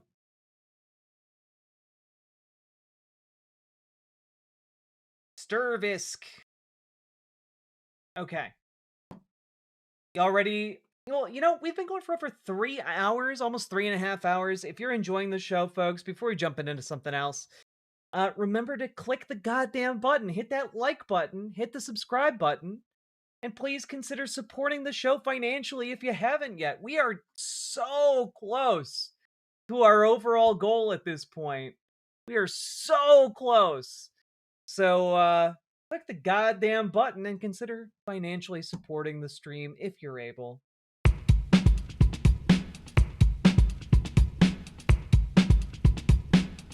Go, go, go. Click the button, click the button, click the button, click the goddamn button, click the button, click the button, click the button, click the goddamn button, click the button, click the button, click the button, click the goddamn button, click the button, click the button, click the button, click the goddamn button, click the button, click the button, click the button, click the goddamn button, click the button, click the button, click the button, click the goddamn button, click the button, click the button, click the button, click the goddamn button, click the button, click True Pirate Amir. Click the button, click the goddamn button, click button, click button, click button, click button, click M. Allison Rosado, thank you very much for the $1 super chat. Hell yeah! All right, here we go.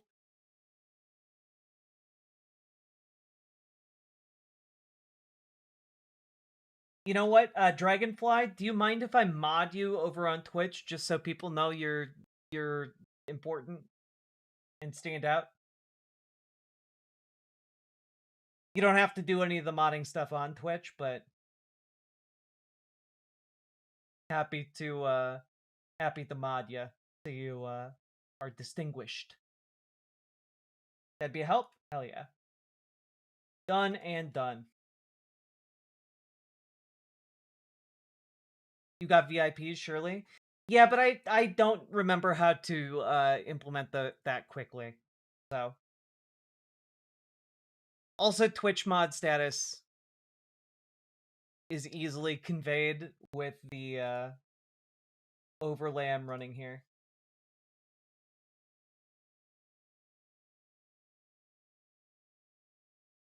/VIP?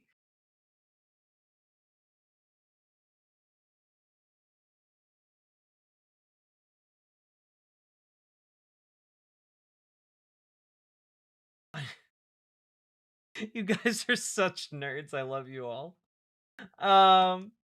Shake those booties, girly. I love boots. I love shoes. I still miss the little wrenches on YouTube. I miss them too. All right. Let's jump into Christy Gnome. Let's do it. Boop.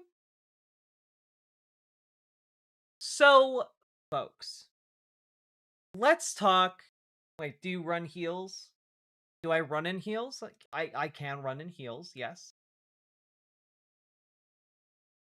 As Jack has said, I have great tits. I do have great tits. Look at them. Look at them. Look at them. They're huge.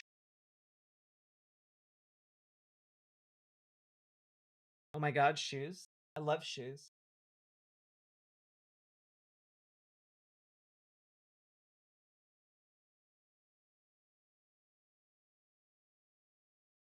Pair of light blue boots with steel toes. Steel toes are so badass. Thanks, Sturvisk.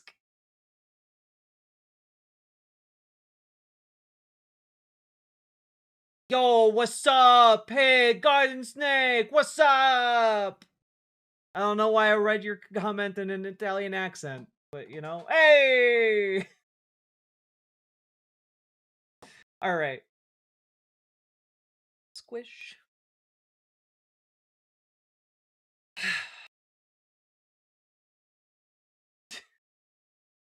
Daddy. Okay. enough of that. We're jumping in. We're jumping into the segment. All right. Wait, while we're between segments, what should I do about Spider living in my PC? She's just in there. I mean, I depending on the size of the spider, I'd get the spider out.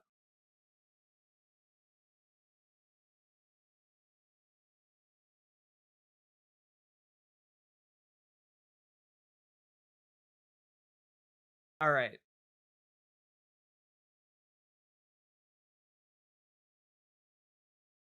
I have a pact with the spiders. Okay?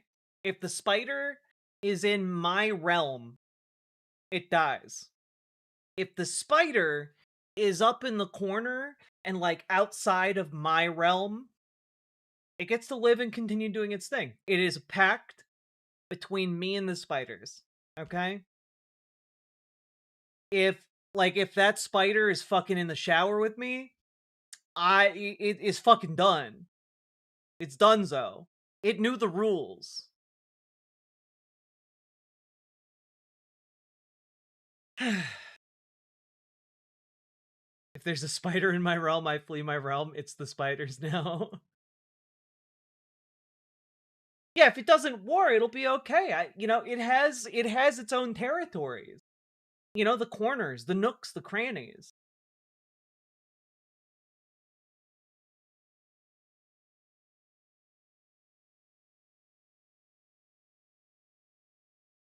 One time we had a gnat infestation, so my partner and I made a deal with the spiders to kill the gnats in exchange for being allowed to stay. That's fair. I feel like that's fair.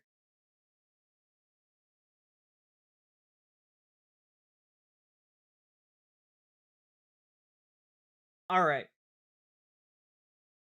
Here we go.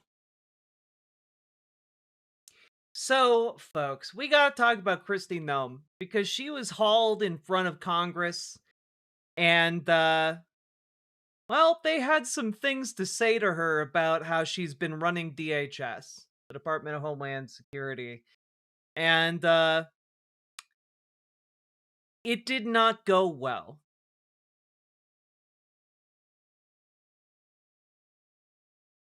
The thousands. Have you met with any of the American citizens who have been detained or arrested by your agency? The individuals that may have been detained and arrested were individuals that could have been obstructing law enforcement operations you haven't met and with committing them, crimes correct? that way, and that we would I'd have like let to individuals introduce you to until their three of identity was them. confirmed. Leo, Javier, and Marimar, would you please stand?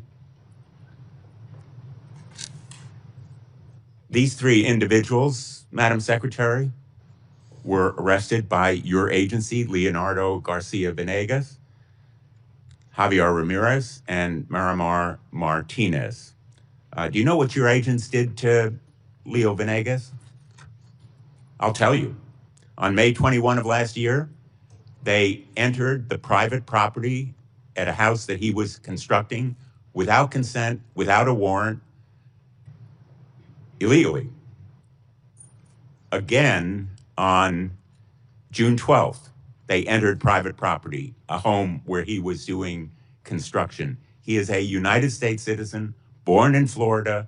They seized him and ignored and disregarded his proof of citizenship. Wouldn't you agree with me that no U.S. citizen simply working lawfully should be arrested?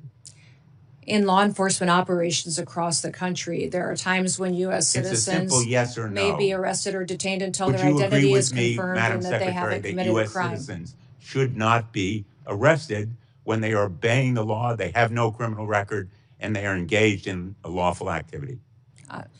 Sir, in situations where law enforcement, regardless of the agency across the country, when there is problem. The thousands? Have you?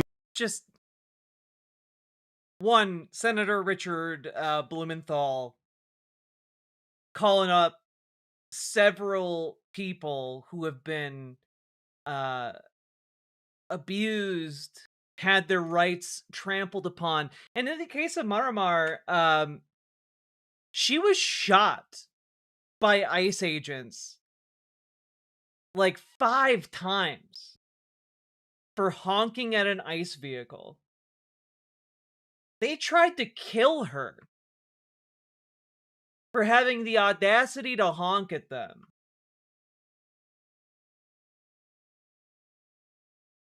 And Kristi Noem has the audacity to just sit there and be like, well, you know, all U.S. citizens should have to provide proof of citizenship, you know, if they get questioned by an officer of the state, which is fucking authoritarian and insane. Like, unacceptable.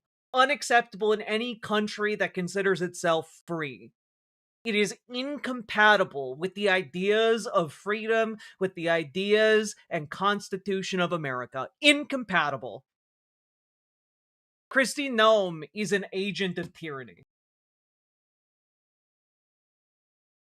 But of course, it didn't just end there. I think we have to. We have to take a look here at this particular clip. Let's play this next one. And as much as I dislike Senator Amy Klobuchar from Minnesota and the fact that she's likely to be our next governor, let's check out this scene that played out during Kristi Noem's appearance in front of Congress. After the killings of Renee Good and Alex Preddy, when I spoke to Alex's parents, they told me that you calling him a domestic terrorist, this was directly from them, the day after he was killed. A nurse in our VA, Alex, one of the most hurtful things they could ever imagine was said by you about their son. Do you have anything you want to say to Alex Preddy's parents? We were relying in the hours after that incident that was so horrific on information we were getting from the ground from our agents. If you had anything you wanted to say to the parents or to the family of Renee Good after you called them domestic terrorists. I can't even imagine what they have gone through in the loss of their son and the loss of their family members. But how about specifically calling them domestic terrorists without any evidence of that? Sir, ma'am, I did not call him a domestic terrorist. I said it appeared to be an incident of. Fucking liar. I think the parents saw it for what it was. After the... You know, I think the parents saw it for what it was. Hey, you know what? If only someone had the clip ready to go right here. Oh, wait, we do? Here's the clip of her calling Alex Preddy a domestic terrorist. Let's play it. When you perpetuate violence against a government because of ideological reasons and for reasons to resist and perpetuate violence, that is the definition of domestic terrorism. This individual who came with weapons and ammunition to stop a law enforcement operation of federal law enforcement officers committed an act of domestic terrorism. That's the facts.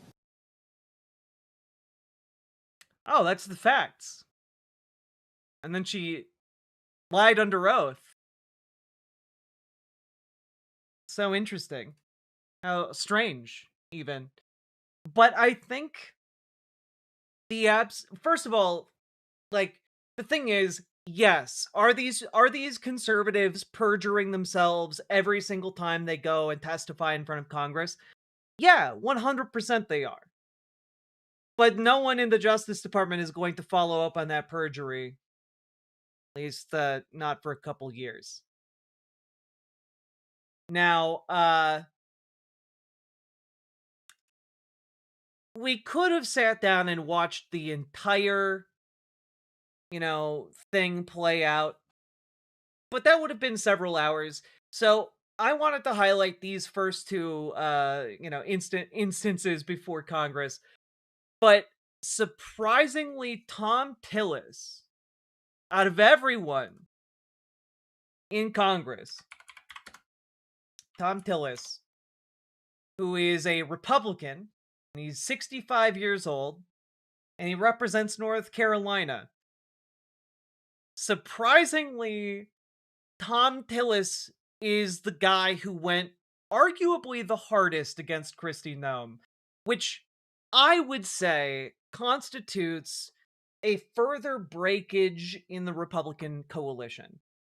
Right now, it is fracturing, it is buckling, and every single day more cracks are showing. But check this out. So why am I disappointed with Secretary Noem? because we're not going after enough people who did this damage at the expense of running numbers that Stephen Miller wants out of the White House. We just want numbers. We want 1,000 a day, 6,000 a day, 9,000 a day, because numbers matter, right? No, they don't matter. Quality matters, not quantity, quality. And what we've seen is a disaster. Under your leadership, Ms. Nome, a disaster. What we've seen is innocent people getting detained that turn out are American citizens. I could talk about the culture that's been created here with Stephen Miller aiding and abetting. I heard first reports that he was the one that said it was a domestic terrorist situation where 2 people lost their lives in Minneapolis. I've heard that report. Maybe you can refute it. I don't know that we'll have time for you to respond because I'm giving you a performance evaluation here. I'm not looking for a response. And I'm saying, Ms. Nome, that time after time after time I've been disappointed. But before I get back to looking at the vicious people that did this damage to these families, I want to talk a minute about FEMA. You have a policy right now that anything over $100,000 has to go through your desk for approval. I asked my staff, because I'm a management consultant, I don't try to do cheap shots in here, but the facts do not lie. This is your administration for FEMA response. This is President Trump's first administration. Which one would you like to have? If you're a state that has a $60 billion disaster, your biggest disaster in South Dakota that I can tell that when you were an elected official was about $500 million. So 1/100th of this single storm where thousands of people are hurting in North Carolina and you're just barely catching up.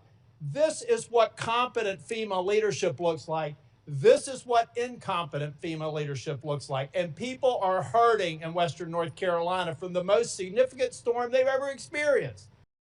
And I do want to say,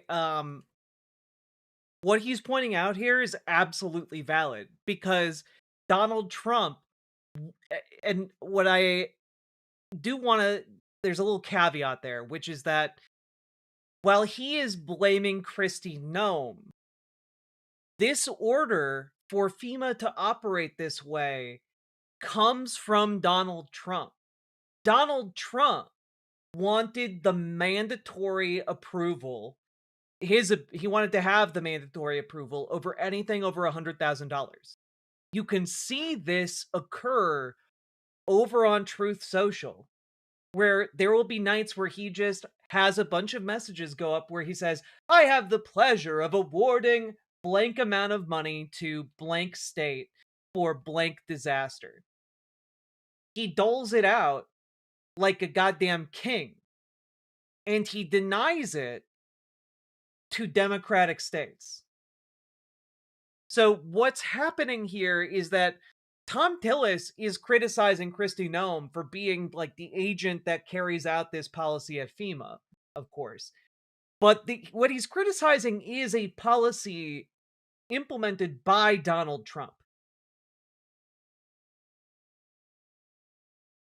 Which is interesting. And of course, Tom Tillis is a major, major dick. Like, he's a conservative. He's through and through conservative. But what he's doing right now is trying to save his reputation for posterity, so he has some kind of a legacy. And he's trying to, set himself up to be able to get some kind of lobbying position in the future when Donald Trump is no longer in charge. And there needs to be a reasonable liaison to Congress. That's frankly what he's doing here. But the fact that the Trump coalition is so weak that these people are abandoning it, that tells us something about the overall health of Trump world. This is what we need more of.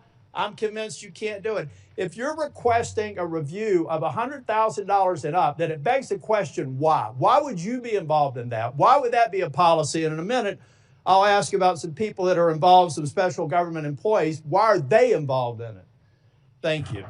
Senator, no, that $100,000 only had to do. And I will hold the clock until I finish. Okay. The bottom line is, I've done the analysis. And you can say whatever you want to. I've worked with a Democrat governor. I've worked with a Republican governor. I've worked with fiscal research. We have people contacting my office now to get the information. Okay, he's seeming moderate. He's only doing that so that he can get some kind of job after he retires, which is imminent. To better understand the failure of this department. So why am I disappointed with Secretary Noem? Because we're not going after enough people who did this damage at the expense of running numbers that Stephen Miller wants out of the White House. We just want numbers. We want 1,000 a day, 6,000 a day, 9,000 a day, because numbers matter, right? No, they don't matter. Quality matters, not quantity, quality. And what we've... Sorry, it looped again. I was reading a conversation in chat. My bad. I can't allow you all to distract me with your scintillating dialogue and your flashy pronouns. Fucking pronouns! Alright. But let's take a look at some of the other things that Tom Tillis had to say, because that wasn't the only thing he had to say to Kristi Noem. Let's check in with a different part of this rant. Secretary, I read your book last week. And honestly, some of the parts of it impressed me, but some of it distresses me. And I'll give you a good example of one that does. The passage where you talk about killing a dog that was 14 months old. I train dogs, all right? And you are a farmer. You should know better. You should know that if you're going out to a hunting lodge and you're putting pheasants out and you're putting dogs out, you don't take a puppy out there. A 14-month-old dog is basically a teenager in dog years. You decided to kill that dog because you had not invested the appropriate time in training, and then you have the audacity to go into a book and say it's a leadership lesson about tough choices. It's in your book. We could play it if we had time. At that same lunch hour, you killed a goat. And you killed the goat because you said it was behaving badly. You are a farmer. You don't castrate a goat. They behave badly. You should have probably done that before. But my point is, those are bad decisions made in the heat of the moment, not unlike what happened up in Minneapolis. I expect we're an exceptional nation. And one of the reasons we're exceptional is we expect exceptional leadership. And you've demonstrated anything but that in the time that I've seen you responding to the emergency in North Carolina and across the Southeast, and acknowledging when mistakes are made, and speaking too soon for the expedient of social media or whatever it is. I'll leave you with this, Ms. Noem. I'm expecting answers to Charlotte's Web. I requested it a month ago. That was one of the investigations in Charlotte, 20 minutes from where I live. All I asked for the record, in case you were unaware, Operation Charlotte's Web was the DHS ICE operation in North Carolina, which he represents. For, if it had to be anonymized, was information so that I could determine if your hit rate is right. I want to find more of those people, and I want to detain fewer of the others. And last but not least, we have one additional clip here I'd like to play for you guys of Tom Tillis just going absolutely ham on Kristi Noem, because he did not hold back. Of those people, and I want to detain fewer of the others. And Mr. Chair, in my remaining time, I have a lot to go. But I want to submit this letter from the Office of Inspector General that cites 10 different instances under Ms. Noem's leadership where they've been misled and not allowed to pursue investigations that they think are critically important. Does anybody have any idea how bad it has to be for the OIG in this agency to come out and do this publicly? That is stonewalling, that's a failure of leadership, and that is why I've called for your resignation. And if I don't get an answer to these questions, I don't want an applause. Please don't do that for me. If I don't get an answer to these questions, if I don't get an answer that you've had a month to respond to, and the remaining ones, as of today, I'll be informing leadership that I'm putting a hold on any en-bloc nominations until I get a response. And in 2 weeks, if I don't get a response, I'm going to deny quorum and markup in as many committees as I can until I get a response. Thank you, Mr. Chair. You know, that feeling when a Republican senator is using his power to say, I am going to slow down the gears of this fucking machine until I get what I want here. Every single Democrat should be showing this much spine. Every single one. Like, if you are a Democratic senator, deny quorum. Make them show up and vote. Like, the Dems should be doing what this guy is doing for every single Republican. Every Republican official, every Republican policy, every single thing they want to vote on. Nothing that the Trump administration is passing into law is helping the American people. And it should have been from the very beginning that the game plan from Democrats was to deny quorum as a matter of course. We should have been doing that absolutely 100% from the get-go, nonstop. Okay? Like, it's not even close. All right?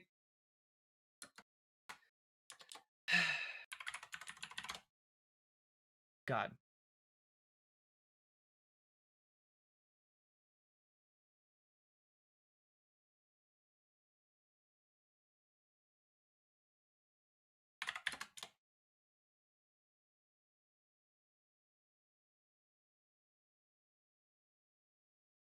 Like,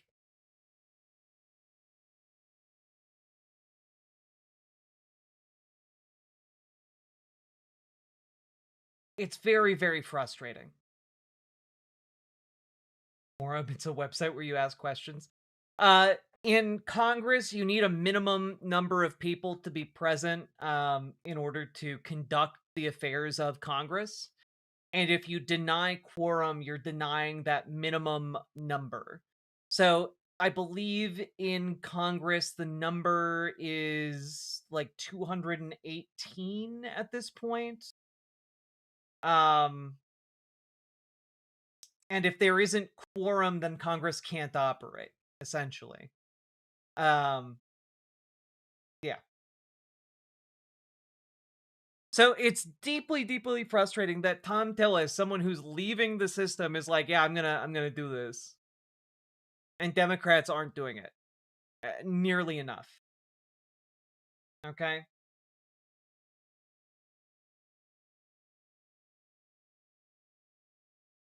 So, all that being said, I have no great insight here other than I really enjoy watching Kristi Noem get cooked. Even though it is far too little, not soon enough. And I will say, I do hope that it is only the beginning of her getting what she deserves. Because every single traitor to the Republic should face their time in court in front of a jury of their peers.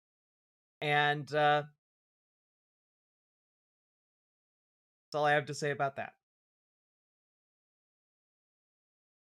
Oof. So, folks, hit that like button, hit the subscribe button, leave a comment. Let me know what you think about Kristi Noem being cooked. I did like that Tom Tillis threw in, connected, like, her treatment of her dogs with how, you know, she treats the care and leadership with which she treats, running ICE, etc. I think that's good. Who is she? She's the head of the Department of Homeland Security. So, all that being said, like, comment, subscribe. And folks, organize in your local Dems. Make them more progressive. Organize with your local DSA. Make them more effective. And last but not least, check out EugeneOlivia.com. Gender euphoric lingerie designed from the ground up for trans femmes, tested with cis men, cis women, non-binary folks. It is comfortable, non-tucking lingerie. It's sexy. I'm wearing it right now, actually. I think it looks pretty good. Wearing the bralette. And also,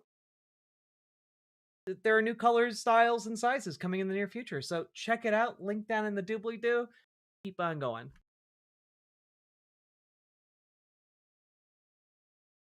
Where is Iran? In the Middle East.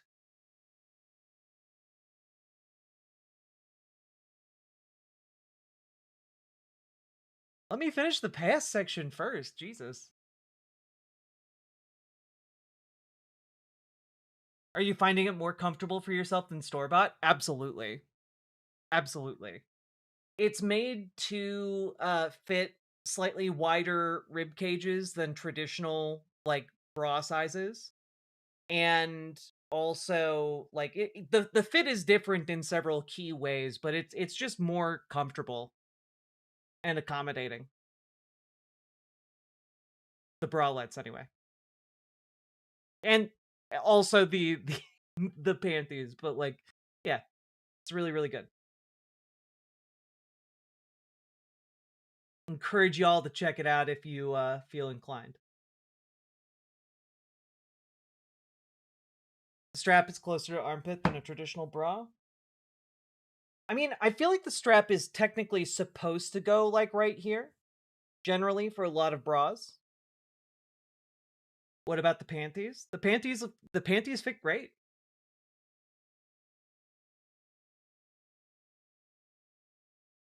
When will there be G-strings? The people want G-strings. Probably like, a year out.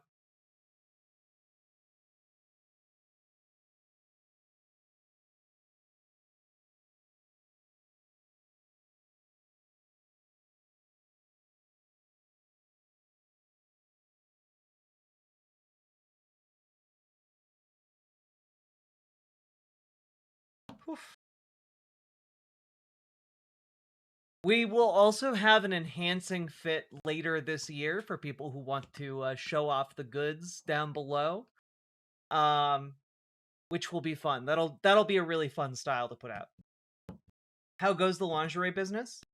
Well, we're gearing up for our second major like expansion in color. We're doing our first major expansion in color.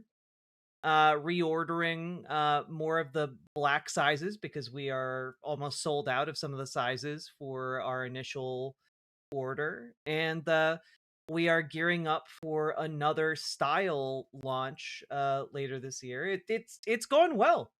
It's going really really well.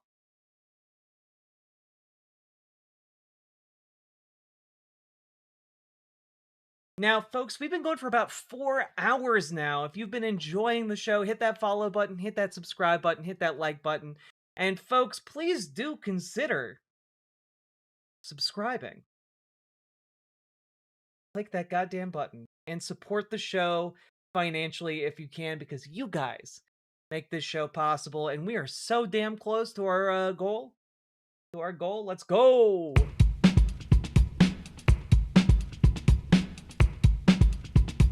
We need to get a set in Damage's hands. Hell click yeah. Click the button. Click the button. Click the goddamn button. Click the button. Click the button. Click the button. Click the goddamn button. Click the button. Click the button. Click the button. Click the goddamn button. Click the button. Click the button. Click the button. Click the goddamn button. Click the button. Click the button. Click the button. Click the goddamn button. Click the button. See you, Dragonfly. Click the button. Click the goddamn button. Click the button. Click the button. Click the button. Click the goddamn button. Click the button. Click the button. Click the button. Click the goddamn button. Click button. Click button.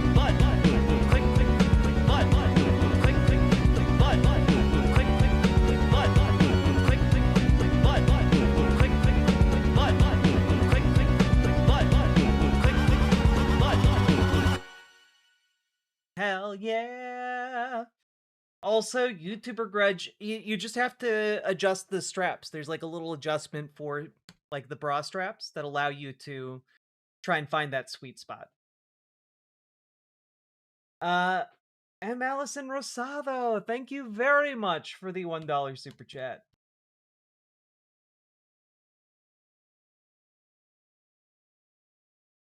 Hell yeah, Elric. The important thing is doing your best. We'll continue to do our best past the election as well. Ooh, folks. Hey, Ofani-chan. Thanks. Calling me a goat. Ooh, yawn. Yawn. Right here.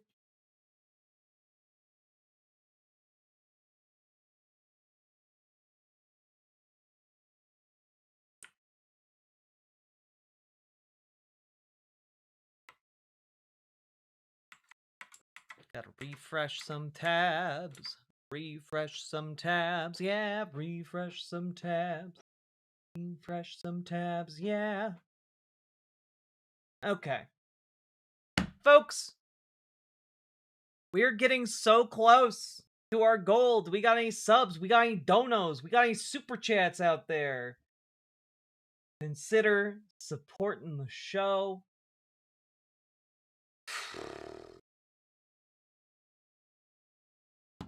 Also, out of curiosity, how many people we got watching at like 2:30 in the morning?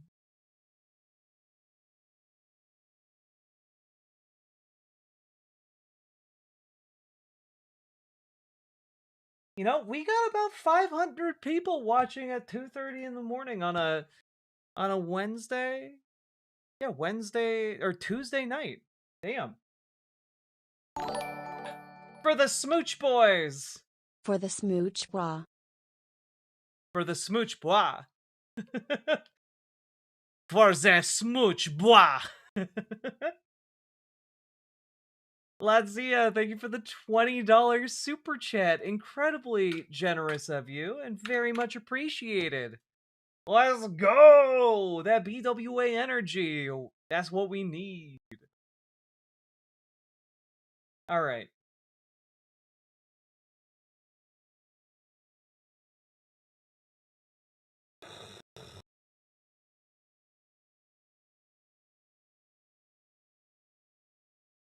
I don't know if I asked this before, but is Shoe on Head in consideration for brain rot content?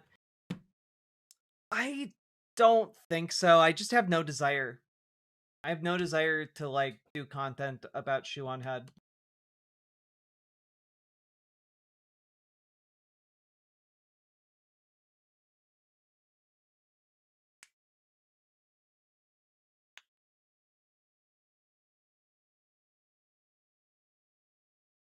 Smooch bourgeois. Mon ami. All right. Let's jump into this, okay?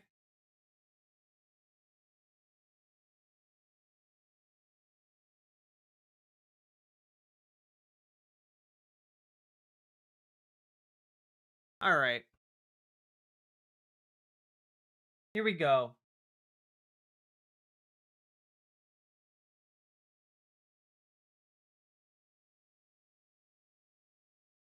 Take a sip.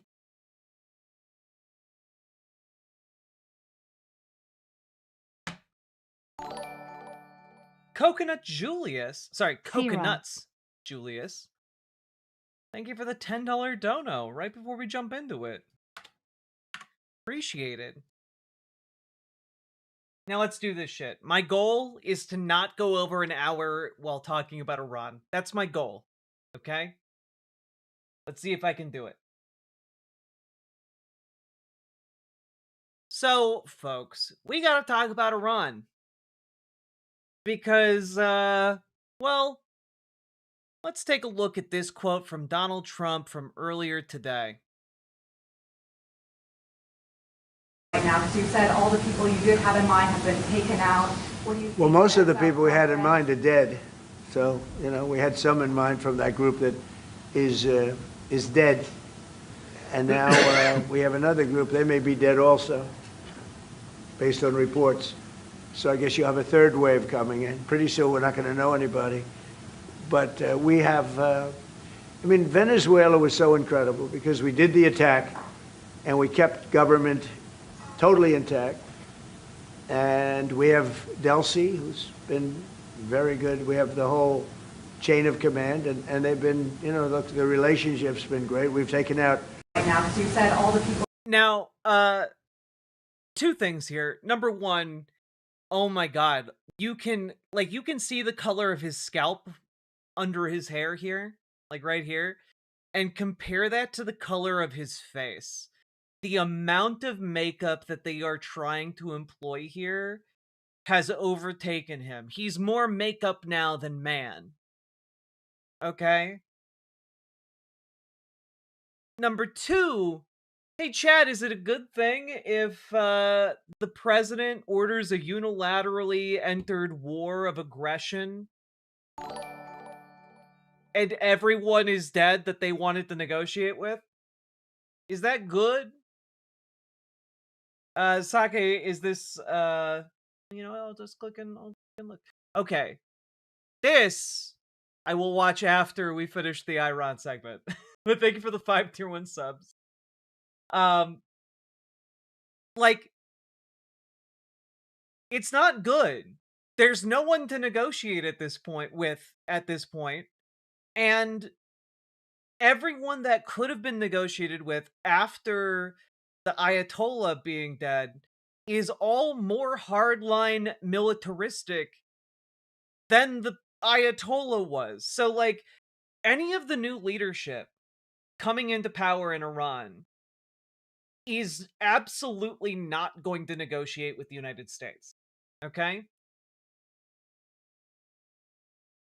And that's a big problem because we're setting ourselves up for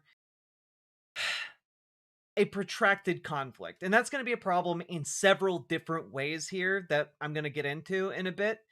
But during some of my initial coverage, one of the issues we talked about was that Donald Trump kept saying, Iran, it's time to rise up and take your republic. It's time to take your government. It's yours for the taking if you want it. And like, I explained that this was because he wants effectively the Iranian people to serve as the boots on the ground, to serve as, the vanguard of the new Iranian order. And the issue is he wants them to do that so that they are effectively, I don't know how to put this delicately, so I'm just going to put it bluntly, so that they're, churned up in the wood chipper of war. Yeah, he wants them to do the grunt work. He wants Iranians to be shot and killed in the name of Iranian freedom so that he can kind of like pat himself on the back and take all the credit and then stroll away, right? The issue with that is Iran has a dense and, particularly hardy bureaucracy. So the Iranian people aren't going to rise up. At least it does not appear that that is at all going to be the case. And not only that, but you have messaging now from Pete Hegseth, from Donald Trump himself, talking about how, like, well, maybe we'll put American boots on the ground. And they're saying that because they want to ensure a regime change. And the only way to ensure that is with boots on the ground. So, all of that being said, they are aware that it is going to be incredibly, incredibly unpopular for American soldiers to go boots on the ground in Iran. Okay? So they're desperately searching for people who could serve as effectively a vanguard to be ground up in the wood chipper of war. And they think they've found one. The CIA is working to arm Kurdish forces to spark uprising in Iran, sources say. So, what is effectively happening here is that the United States is now turning back to the Kurds to give the Kurds weaponry to go and try and overthrow Iran. And I just have to really state here, there is no possible way this ends well for anyone involved. Because the United States was working with the Kurds years ago, and Donald Trump specifically screwed them all over and left them to die. Like, the betrayal of the Kurds has already happened, and we're setting up another situation for that to play out again. And I don't think the Kurds are going to fall for it. And, this is going to spiral out of control so bad. I thought he started this war so he can declare a national state of emergency and pause all elections. One, he can't pause all elections, even if a national state of emergency is declared. And number two, having a war happening in Iran would not facilitate any kind of state of emergency here domestically. But all this being said, right? Like, okay, so we're gonna go arm the Kurds. There's another huge problem with any kind of prolonged conflict. And it's getting worse and worse every day. Now, I'm going to play a clip from yesterday of J.D. Vance, okay? Let's just listen to what J.D. Vance has to say. What is different about President Trump, and it's frankly different about both Republicans and Democrats of the past, is that he's not going to let his country go to war unless there's a clearly defined objective. He's defined that objective as Iran cannot have a nuclear weapon and has to commit long term to never trying to rebuild their nuclear capability. It's pretty clear. It's pretty simple. And I think that means that we're not going to get into the problems that we've had with Iraq and Afghanistan. Do you and the president... Just also, as an FYI, like, yeah, they can't have a nuclear program, which is why we killed anyone we could have negotiated with. So now we're just stuck in a long period of continuing to bomb them and kill people until someone emerges as the leader of Iran in order to negotiate on the behalf of the Iranians. No, like this doesn't make any sense at all. If you're looking to enter negotiations, you don't just kill the people you're negotiating with. That cannot be how that works. Also, J.D. Vance specifically says this isn't going to be a forever war like Iraq and Afghanistan. Well, Donald Trump had something to say a few hours later. Let's take a look. The United States munition stockpiles have, at the medium and upper medium grade, never been higher or better. As was stated to me today, we have a virtually unlimited supply of these weapons. Wars can be fought forever and very successfully. Using just these supplies, which are better than other countries' finest arms. At the highest end, we have a good supply, but are not where we want to be. Much additional high-grade weaponry is stored for us in outlying countries. Sleepy Joe Biden spent all his time and our country's money giving everything to P.T. Barnum, Zelensky of Ukraine.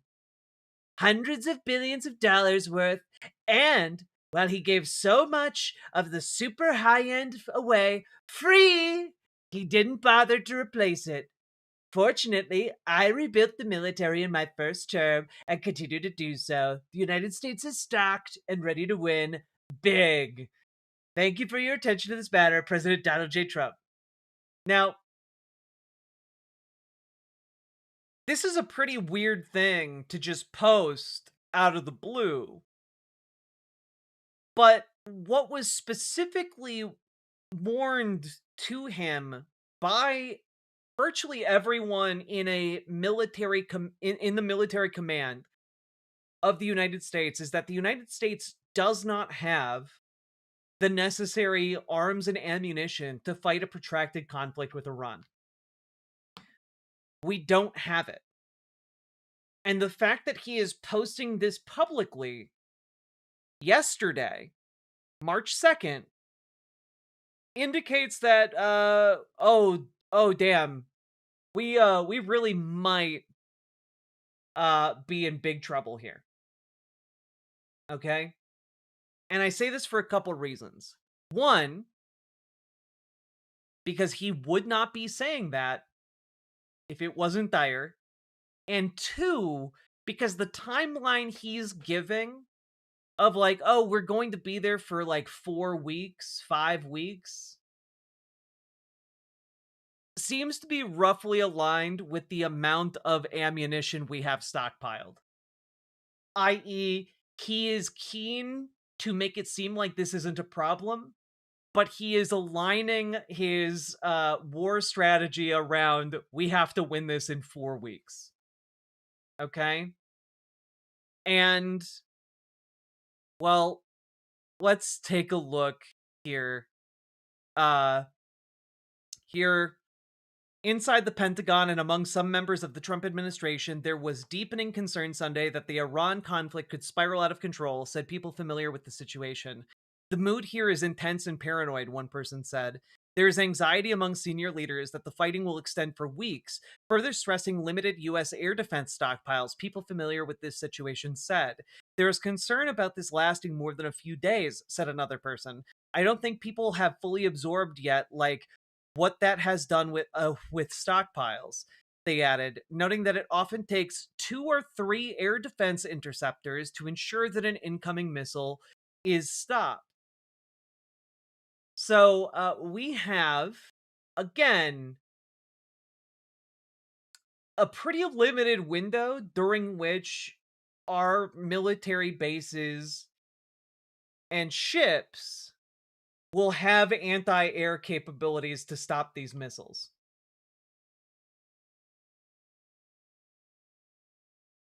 And again, we are, well, frankly, American soldiers have already started dying. Okay, I believe the death toll is now up to 6 American soldiers. When that death toll starts spiking because our ships no longer have anti-missile capabilities and our bases no longer have anti-missile capabilities, we are going to see a lot of damage being done.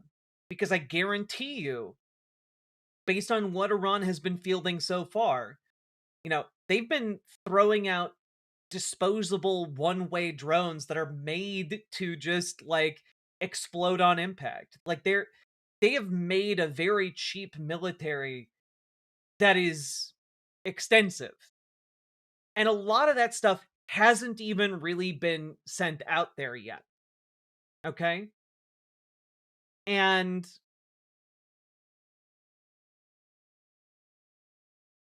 people are mad at this attack right now. People are mad that Donald Trump has led us into a pointless war in the Middle East unilaterally,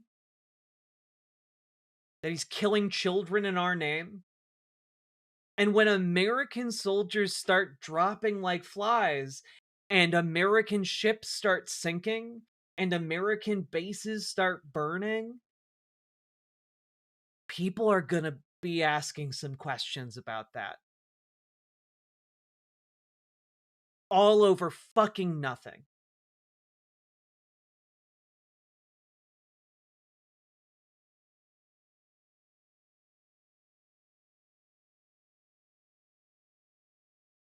So there is a colossal problem coming, and the fact that Donald Trump stepped in to talk about munition, the amount of munitions we have in stock,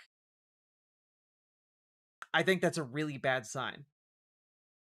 Because what is really, really apparent here is that there is no plan. Here's Marco Rubio being asked about the plan to evacuate Americans now that the conflict is continuing to boil over across the entirety of the Middle East. What's the plan for the United States to evacuate American citizens? Was there a plan in place to evacuate Americans before the attack took place? Well, that's the plan we're trying to carry out. The problem is, or the challenge we are facing, is airspace closures. If a country closes their airport, for example, in some cases the airports have been hit. So the airport in Kuwait was hit.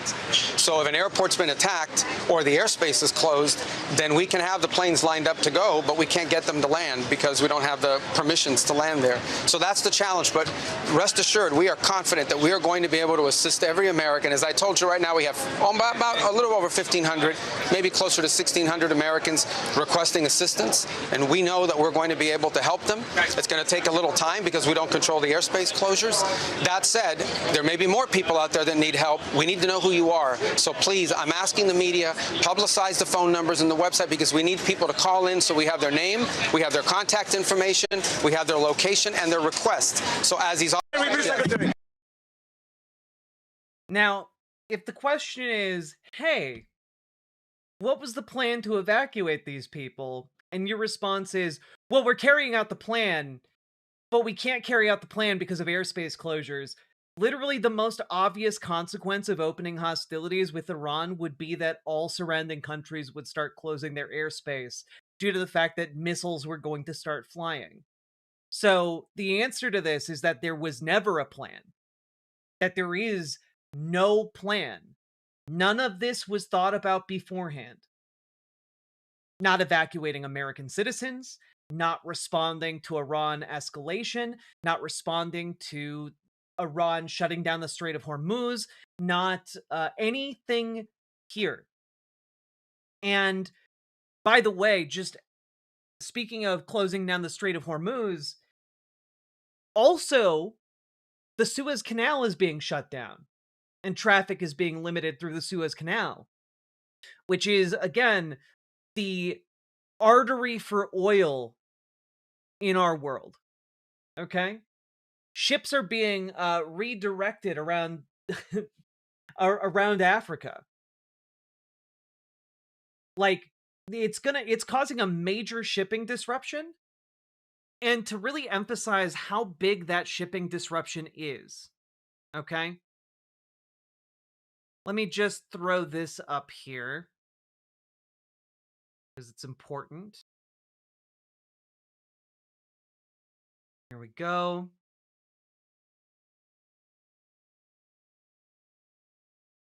Yeah. Here's from Al Jazeera. Asian markets tank. Seoul sees largest drop on record. Shares in Asian markets have tanked amid rising worries that a widening war in the Middle East will drive an oil shock that increases inflation and delays interest rate cuts. Asia is heavily dependent on energy imports shipped through the Strait of Hormuz. The biggest losses were recorded in Seoul, where the session finished with the market plunging 12%, the largest drop on record. Yeah, so the world economy is not doing great. None of this was considered prior to this attack. They planned all of this in advance and did not consider any of the externalities, any of the ways it could escalate, any of the ways that this could potentially blow up. They thought it was going to be another well, let me put it this way. Donald Trump thought it could be another Venezuela for him, an easy win. Another feather to put in his cap. But Iran is not Venezuela. Okay? Iran is not Venezuela. Over 2 days, the benchmark has lost more than 18% of its value, while the currency has slumped to a 17-year low. Quote, Asia's sell-off is turning disorderly because markets are no longer treating this as a one-week headline shock. Charu Chanana, chief investment strategist at Saxo in Singapore, was quoted as saying by Reuters, the sell what you can phase is spreading. That is a way to translate that. There is a market panic right now in the Asian financial markets. Yeah, Japan has like a year of oil left. And like, they're gonna be especially vulnerable to any of the sticker shocks of oil prices as a result from all of this. And Iran is not showing any sign of like slowing down with their attacks, because what it seems like they're trying to do is it seems that Iran at the moment is aware that they have a large arsenal of cheap explosives that they can fly to other places to explode. And they are using their massive stockpile of cheap bombs and missiles in order to exhaust air defenses. And once they've blown through the air defenses, a lot of both American and Israeli targets are going to be completely unprotected. And I think that in a protracted conflict, Iran has an edge here. And that edge is going to get more and more obvious as the days go by.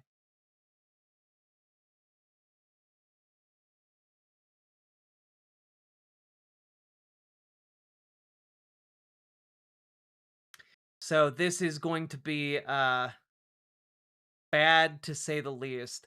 Also, Israel appears to just be full-on attacking Lebanon now. Like, there's just like an expanding war going on here, and nothing good is coming of this. This is like the worst case scenario for any kind of conflict with Iran that has been projected. I'm lost? What do you mean? What do I mean about what? Be more specific.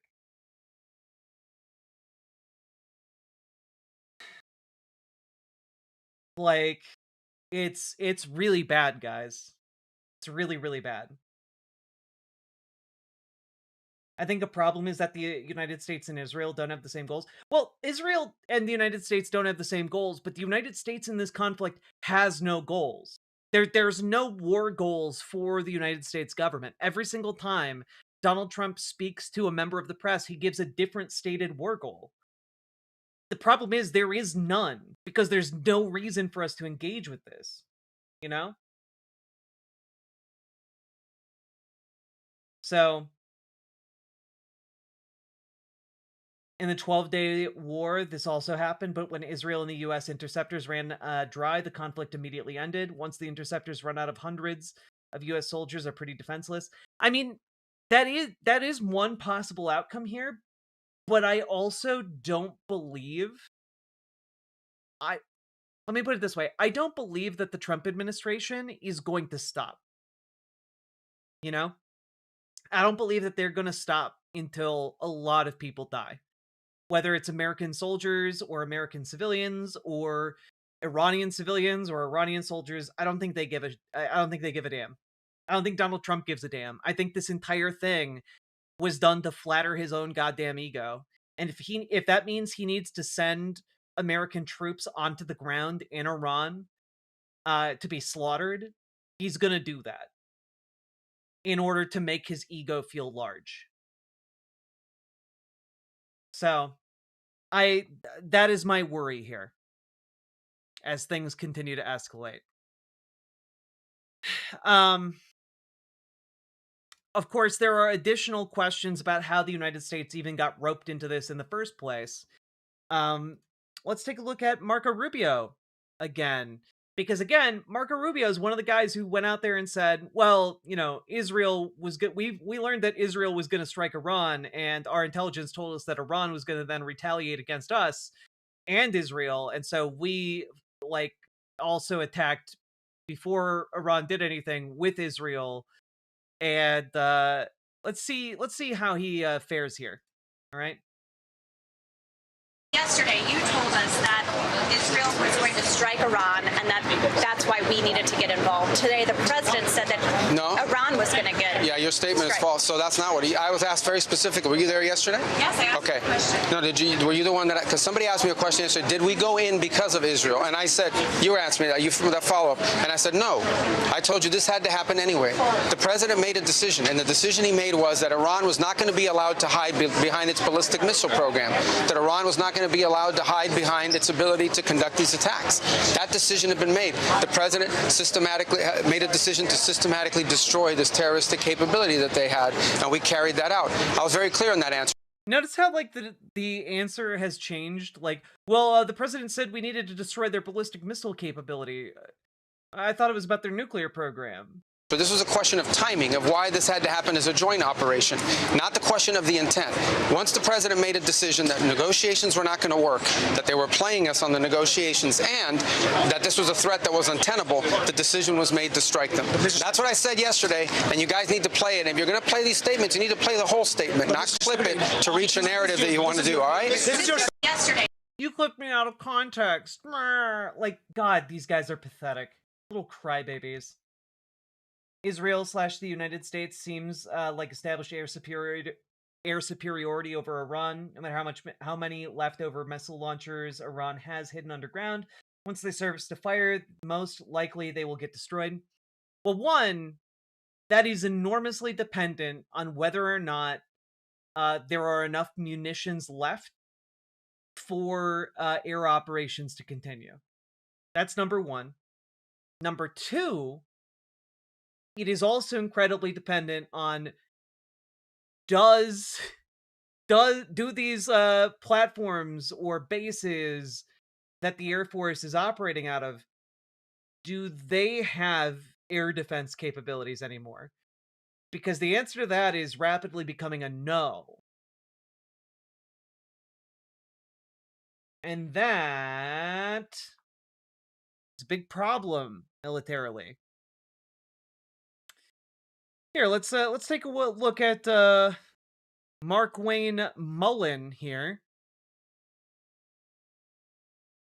You'll concede this is war. You'll concede this is war. We haven't declared war. They declared war on us, but we haven't. War, Secretary Hegseth. We haven't declared. Just now, you said this is war. They've called it war. They've called it war. What I was saying. Okay, well, that was a misspoke. What I was saying that they've declared war on us, but war is ugly. It always has been ugly. But we're. Can we just play this again? Because he's trying to argue desperately that we're not at war, because if we are at war, then what that means is that this is all illegal and cannot be allowed under the US Constitution. So he's desperately trying to say we're not at war after saying we're at war. You'll concede this is war. You'll concede this is war. We haven't declared war. They declared war on us, but we haven't. War, Secretary Hegseth. We haven't. The president called it war. Secretary of War Hegseth called it war. You just called it war. Just now, you said this is war. They've called it war. They've called it war. What I was saying. Okay, well, that was a misspoke. What I was saying that they've declared war on us, but war is ugly. I mean, also war is ugly. So it's a war. Like, you couldn't write this comedy sketch. It's incredible. Now, speaking of, are we at war?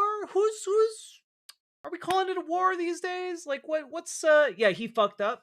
Yeah, but you know what? It's understandable that he fucked up because there are so many conflicting messages. I want to play a clip for you that CNN put together. Let's just take a quick look. That was a misspoke. And we may have casualties. That often happens in war. I don't know if this is technically a war. We didn't start this war, but under President Trump, we are finishing it. This isn't a war. We haven't declared war. The Secretary of Defense, who calls himself the Secretary of War, said today this is a war. We set the terms of this war, from start to finish. Nobody should classify this as war. It is combat operations. War is hell, and always will be. Strategic strikes are not war. And we may have casualties. That often happens in war. Like, can we just, like, I want so much more of this energy from mainstream media. So much more of this catty, bitchy, petty energy needs to be directed towards the rich and the powerful. So much more of this needs to happen. Okay? Like, just, we need the juxtaposition of these people just blatantly lying to us. Just blatantly lying to us. Because I think it does a really good job of demonstrating how full of shit every single one of them is. All right? Also, let's just take a quick look here.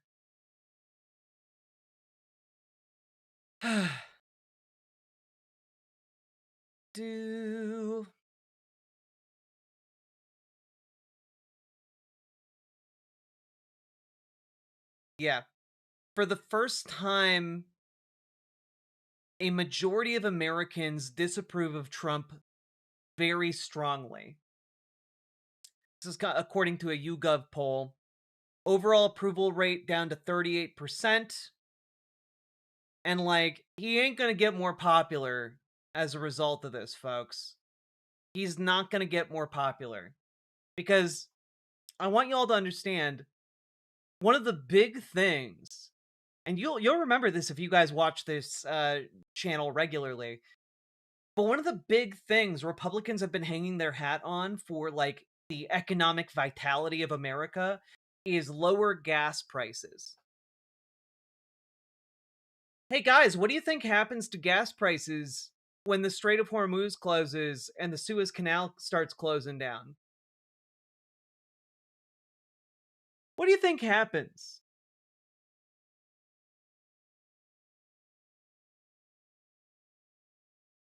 It goes up. Already, gas prices in Europe have jumped 50%. Now, the United States is going to tap into, and this has already been announced, that we're going to tap into the Strategic Oil Reserve, which I want to point out is for national emergencies and like natural disasters. It's not supposed to be for the president took us unilaterally into a stupid, pointless war in the Middle East for no goddamn reason. And so we need to protect the American people from price shocks. But even tapping into the Strategic Oil Reserve is not going to save the United States from oil prices jumping up. It's just not. Okay? And as those prices go up, as the thing that Republicans have been hanging their hat on, the lower energy costs, it'll lower the shipping costs, it'll make everything cheaper. Like, as those gas prices go up, people are gonna fucking notice. Gas has been up 30 cents per gallon in the last 7 days here. Yep. And it is going to make people more and more angry. All right? And, well, gotta tell you guys, he's not gonna get more approval from this. And I want to say that we are looking at something happening this week in Congress regarding some kind of constraint on Donald Trump's military actions in Iran. However, it is probably going to make all of us very angry. So, Axios published this earlier today. Centrist Dems push softer Iran war powers measure. So, to summarize what this is, essentially, a lot of Democrats, establishment, conservative Dems, the Chuck Schumer wing of the party, are all coming together and saying, well, we actually like that he's invading Iran. We think that's good. So we're gonna let him do this, but don't worry. Don't worry, American people. He can do what he wants for 30 days, and then he has to stop. Like,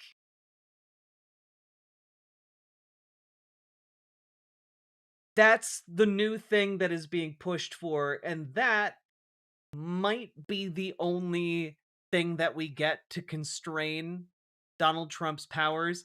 Punchbowl News is reporting that 6 House Democrats are supporting this alternate war powers resolution. And for the record, those 6 House Democrats were previously not going to support the Ro Khanna resolution that would have ended any of the military actions Donald Trump is taking in Iran. So what's happening here is some kind of negotiation, some kind of, back and forth is playing out. And whatever we get out of this is likely going to be less than ideal and likely going to constrain the president not very much. I hate this. I hate it too. The level of weakness that Congress is showing is exactly why people hate establishment Democrats.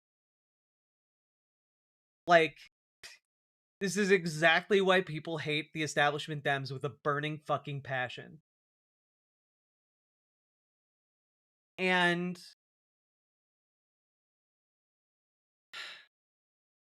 like, we are ceding our constitutional powers so that this man can just have war games in Iran. We're enabling this at every turn, and the lack of any kind of accountability is killing us, and it's killing Iranians. And like,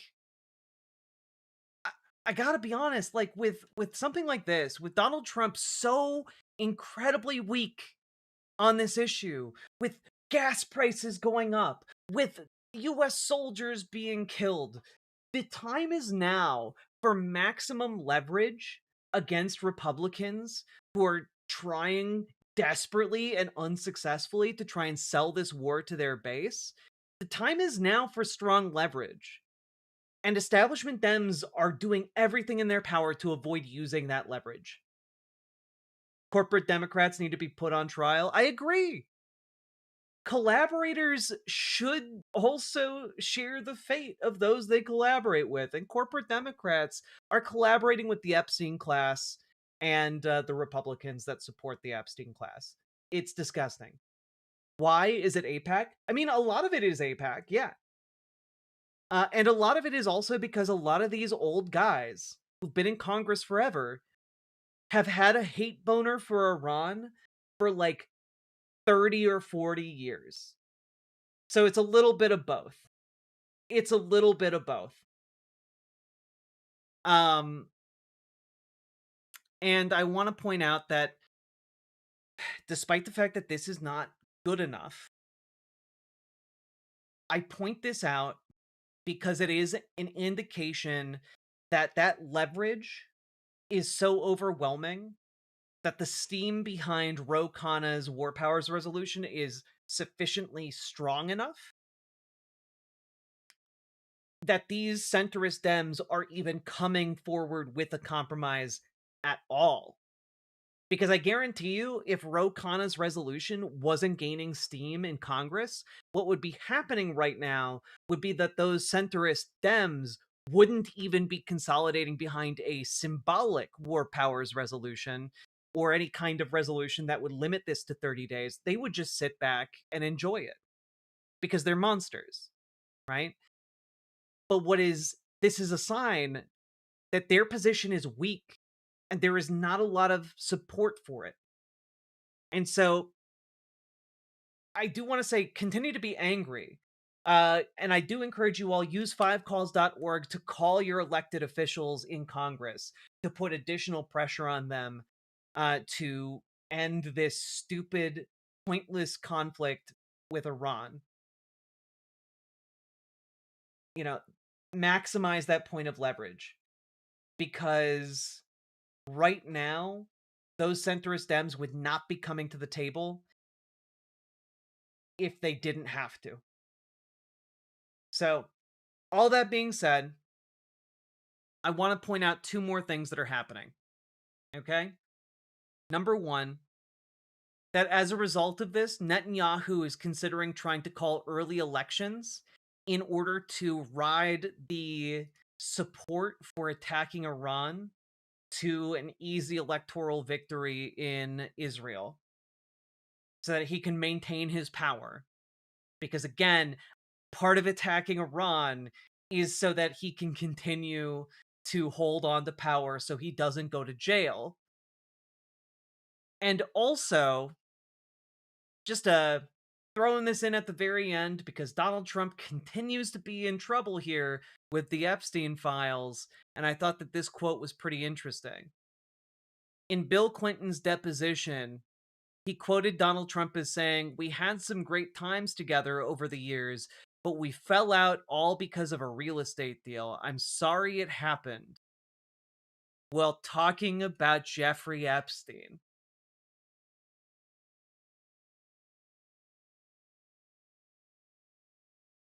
This is after Donald Trump knew that Jeffrey Epstein was a convicted pedophile.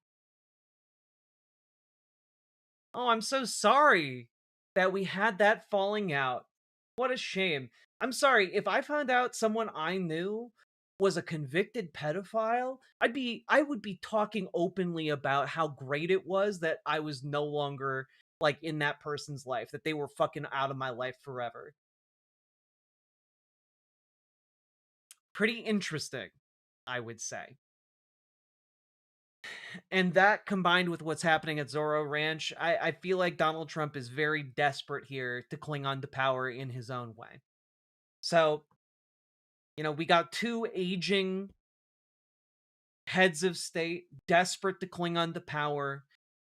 And, well, let's just hope that we can bring an end to this conflict as soon as humanly possible and start getting justice for the ways that both Netanyahu and Donald Trump have wronged and harmed both their respective countries as well as their targets, the targets of their imperialism.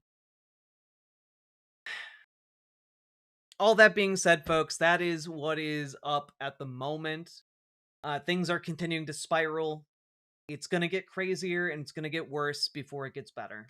So, all that being said, folks, hit that like button if you got anything out of today's show. Hit the subscribe button. Leave a comment longer than 8 words, because apparently that helps in the algorithm. And also, folks, get organized, because we need to beat these bastards. Organize to make your DSA, more effective. Organize to make your local Dems more progressive. Let's board the Democratic Party and take it over. Take it over from these corporate Democrats that are dragging their feet to end a pointless war on the other side of the planet that we started for no reason. Okay? If you don't know where to start, you can join our Discord, !Discord in any of the chats, and reach out to Dragonfly. Dragonfly can help connect you with your local Dems and give you tips on how to make your Dems more progressive. She's been doing it for years. It is effective, but you need to show up in order to do it. And you can also reach out to Gamergy for help organizing your local DSA and making it more effective. We can, in fact, be the engines of change in our local areas and our state and our nation. Our world does not have to be like this. It does not have to be cruel. It does not have to be a place that feels like a hopeless quagmire. We can make it better. And we should. So, all that being said, folks, get involved. And last but not least, please check out ImogeneOlivia.com. Gender euphoric lingerie designed from the ground up for trans femmes. And, folks, we tested on cis men, cis women, non-binary folks. It is comfortable. It is sexy. It is a great vibe and a great look. I'm wearing it right now, actually. And also, we got new styles, new colors, and new sizes coming in the near future. So please check it out. Link down in the doobly-doo. Let's keep on going. Woo, we did it. We did it, folks. We did it. Are you staying on Discord? For the immediate future, yeah. Discord seems to have backed down on some of the things it's doing. I have no doubt that they're going to try it again. But I'm mainly worried that, like, folks aren't going to make the shift to anything else, as no clear successor to Discord has yet emerged. So, for the foreseeable future, we'll be on Discord for now. That's part of the line. It is a fire look, not gonna lie. It is part of the line. And it's a bralette. It's really, really good. Really supportive. I quite like it. And, the panties that match are wonderful. And we got new colors coming soon. I got a test color. We got a test color in, like, 2 weeks ago, and it's really, really pretty. It's kind of like a smoky lilac, smoky lavender. It's really pretty. Jack, you did it with 15 minutes to spare? I did! We did it with under an hour. Hell yeah. So yeah, check out Imogene Olivia and consider checking it out. I know I've seen cis guys wear the lingerie and it looks really sexy on you guys. I've seen Trans girls wearing the lingerie, it looks fucking sexy on trans girls. It looks good on any body. And if, especially, like, also, I'd encourage you to check it out if you're a cis lady who needs, like, a wider band size, and, like, cups that actually work for you, you know? So check it out. And also, if you're, like, a cis lady who likes an expanded gusset on your panty, like, do check it out. It's genuinely very comfortable. So yeah. There you have it. That's my pitch for, Imogene Olivia. Smoky lilac sounds lovely. Yeah. I'm so glad you have a 40B. It's, like, genuinely really good. I encourage you, if you think that, like, our sizes cannot accommodate you, do look at the size chart on ImogeneOlivia.com, okay? Because our sizes are pretty generous, but we are going to be adding a size up and a size down from what we are currently offering. So it's gonna expand from here.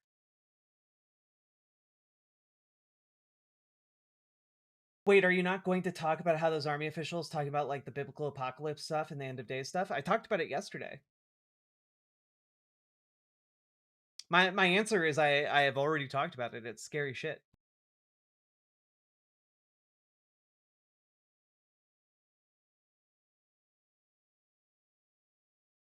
Yeah, Amber Rose Railways, go for it.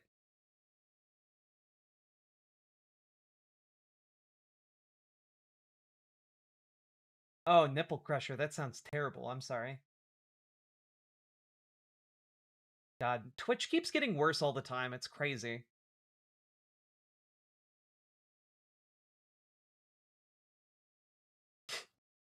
Yeah, anyway, yeah, what the fuck? It is, yeah, the whole fucking apocalypse cult we've allowed to, like, take root in our military. Again, another compelling reason to stick a dagger in the heart of Christian nationalism as a political concept, you know?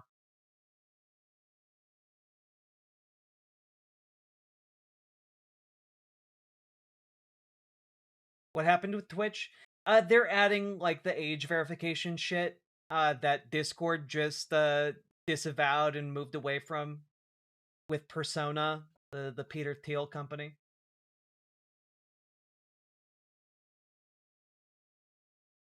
I didn't think the apocalypse would be this stupid, though. Yeah.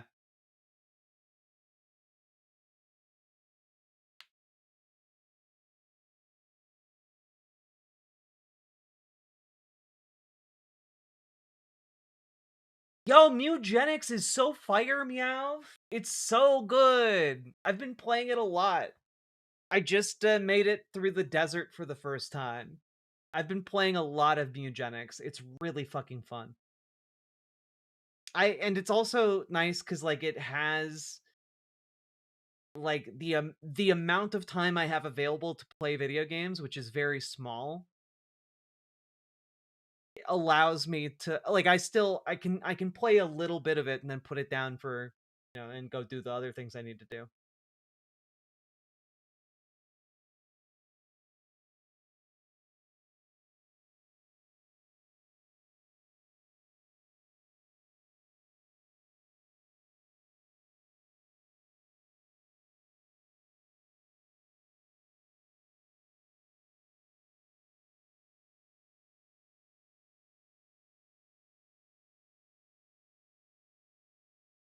Chum Bucket Kitty slaps. It really fucking does.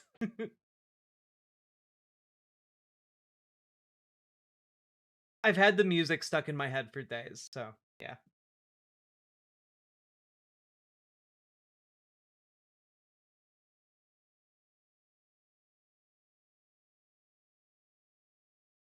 All right, folks, we've been going for about 5 hours. If you've enjoyed the stream, I believe it's coming to an end. I gotta be up in about 7 hours, 6.5 hours, really, to do stuff in the waking world. So if you enjoyed the show, hit that like button and subscribe, and please do consider financially supporting the stream if you are at all available financially to do that. And last but not least, let's check out this link that Sake Tanuki sent oh so long ago. Not many people know this, but the 1990... Oh god, he talks so fast. What the hell?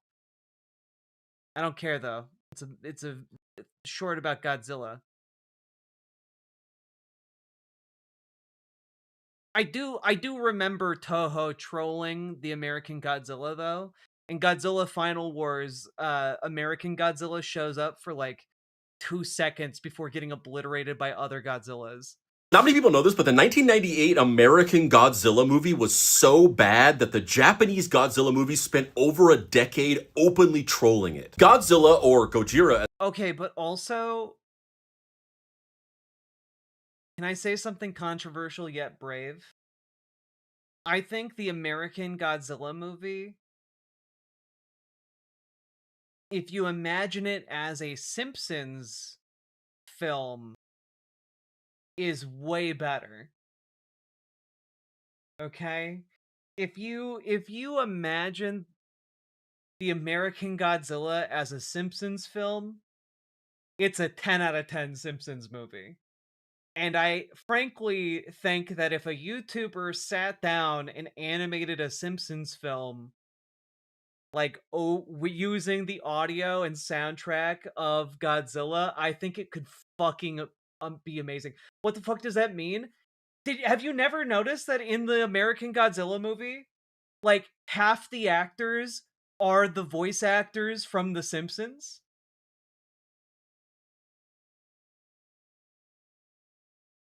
So many of the actors and actresses in Godzilla are from The Simpsons. Like, I'm not shitting you guys.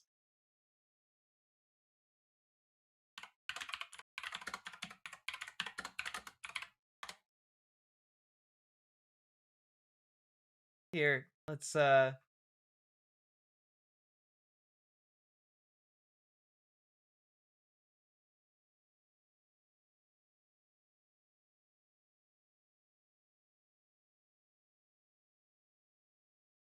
I want somebody to I want somebody to have clipped it all together.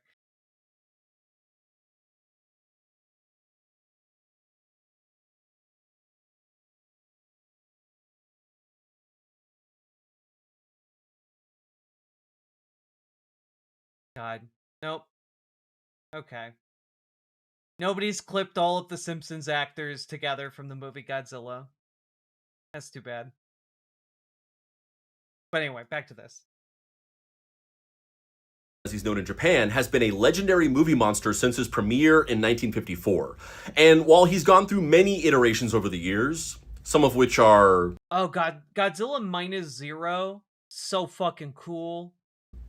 Sillier than others, he started out as a commentary on the devastation of nuclear war. The character is also beloved in the US, but American fans don't necessarily have the same appreciation of his deeper meaning. And this was no more apparent than in 1998 when the American adaptation of Godzilla was released, starring Matthew Broderick and directed by Independence Day filmmaker Roland Emmerich. The American Godzilla looked nothing like the real Godzilla. It was significantly smaller and more dinosaur-looking in appearance. It was also just kind of a generic giant monster destroying New York City for no real reason, whereas the real Godzilla usually has metaphorical meaning behind his attacks. But most of all, Toho, the company that makes Godzilla, and Japanese audiences were offended by some comments made by director Roland Emmerich when he said that his Godzilla was better than the original Godzilla because the original was just a guy in a rubber suit. But also, can we just do like a little thing here?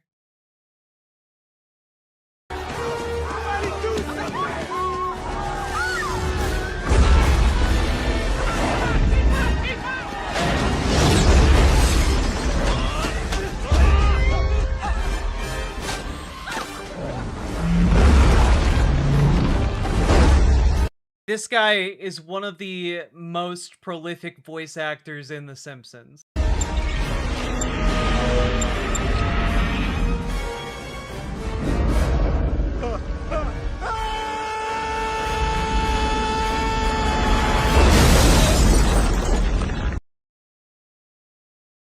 worry. He's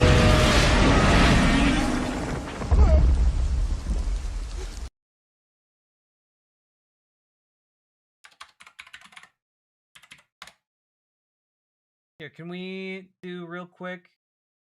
Yeah, here we go. Anytime I'm doing a voice, which is often for me, Most iconic roles in The Simpsons. Yeah, right, mister. An elephant just knocked over your mailbox. Okay. And it's actually my impression of Mel Blanc's impression of Edward G. Robinson. There you have it. Yeah, he does a lot of different voices too. But Toho got their revenge a few years later, and they did it by basically cucking American Godzilla. In 2004, Toho released Godzilla Final Wars, which was the final film in its Millennium era. Also, I hated a lot of the Godzilla monster designs. Like, what the fuck is up with this chunky necked King Ghidorah? Like, what are you doing? Get out of here, chunky neck King Ghidorah. We want the real King Ghidorah with like the fucking sinuous neck.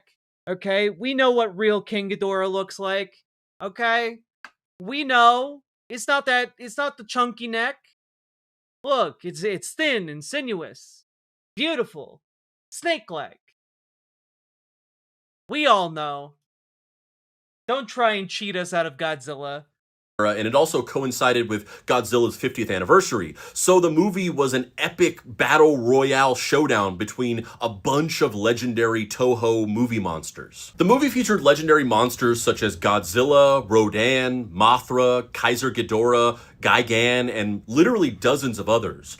But it also featured the 1998 American Godzilla in a hilarious It's true. I know. I mentioned this. I didn't even know it was going to go in this direction. cameo where he gets completely destroyed by the Japanese Godzilla. The American Godzilla shows up in Sydney, Australia and starts fighting the real Godzilla, but it's like half of its size. And while they're fighting, there's some humans on the ground and they're watching, and one of them asks, which one is the real Godzilla? And then the other one responds that the Americans only thought that that was Godzilla, but it's actually a fake imposter named Zilla because it's not a real god. And then the real Godzilla kills Zilla in 15 seconds, and the movie just moves on as if it wasn't an important scene. And then they had him cameo in multiple other movies and comics where the running joke is that it shows up and then gets killed by the real Godzilla in seconds. Toho basically spent the next 15 years just clowning on the American Godzilla. That was until in 2014 when they entered into a new partnership with Legendary Pictures and Warner Brothers to produce a new series of American Godzilla films that would be much more respectful to the source material. Only then, much more respectful to the source material, which is why we now have Godzilla in the Hollow Earth. Okay. did they let the joke go. And, you know, the American Legendary Monsterverse movies are okay. Not many people know this, but the 1990... Are they? They're really stupid. But I guess they carry on the stupid spirit of, you know, Godzilla versus Megalon. So, you know, I guess in a way...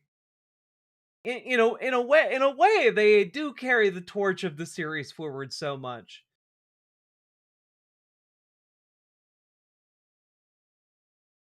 The bad aliens of Final Wars complain about that tuna-eating loser. Yeah.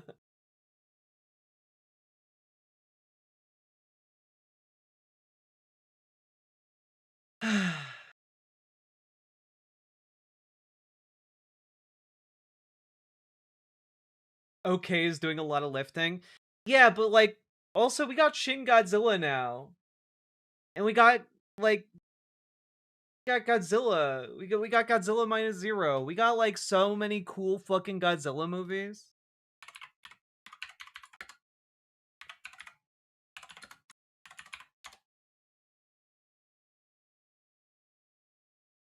God, Godzilla -1 and Godzilla -0 were so fucking cool.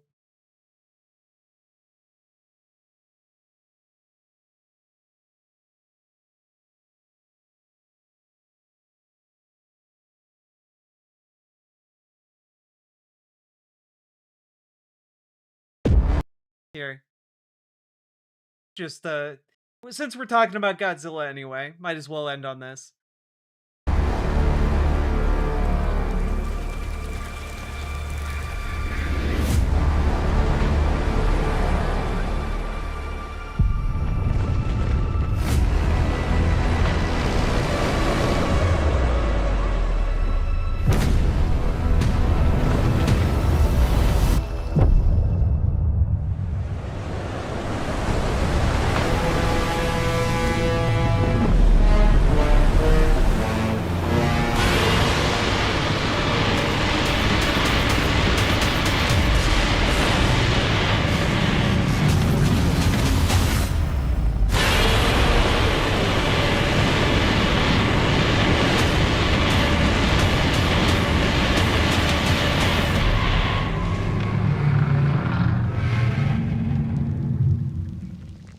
I love that Toho just puts out like little Godzilla trailers, like, I don't know, every several months. I'm just kind of a slut for it. I gotta be honest. I'm a slut for it.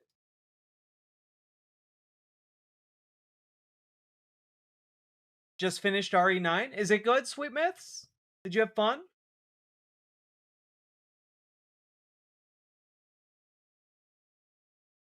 I have a link to all the G-Fest shorts. Hell yeah.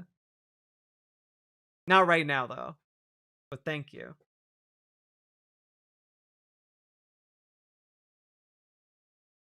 It's so good. Very good. Oh, hell yeah.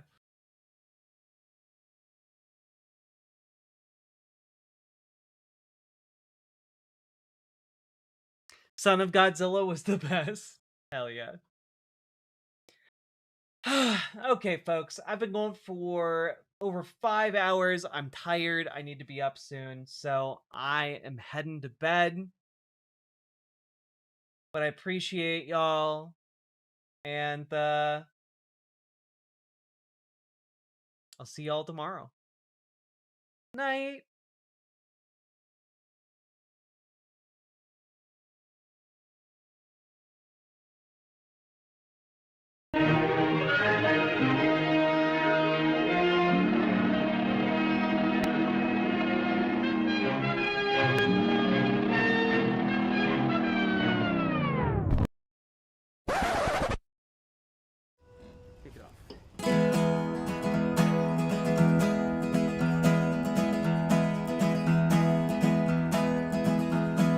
Take my hand in your hand and walk with me to the promised land. Beat your drum and join the band, and we'll chase away the clouds of the morning. We don't need any more than we are. We don't have to be afraid. There is a power in these legs and arms and the voices that we can raise, saying no, we won't go away. I have heard the crowds of the old and the young when the steel canyons echoed with the songs that were sung, and the streets were filled and the law was undone, and the fever of the people was breaking. We don't need any hand-me-downs, we're not looking for charity. We've been fooled, we've been jerked around, and there's only so much we can say. No, we won't go away. Oh, the time it will come all over the earth. We will lay down our tools, their concessions we'll refuse when there's nothing left to lose. Throw our bodies on the gears and stop this infernal machine.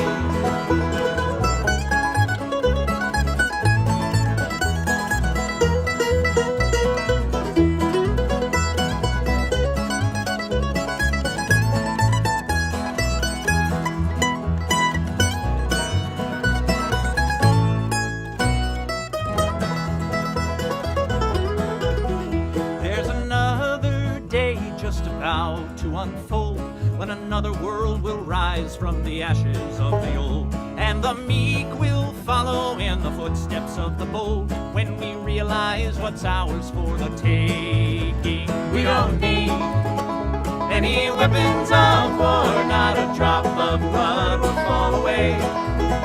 They are many, but we are many more, and the sky will echo our refrain.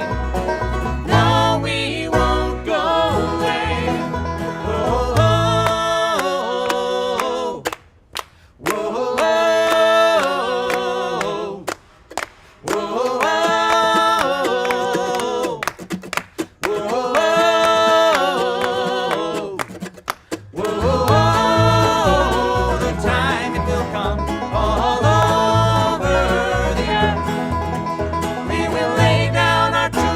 concessions we'll refuse when there's nothing left to lose. Throw our bodies on the gears and stop this infernal machine.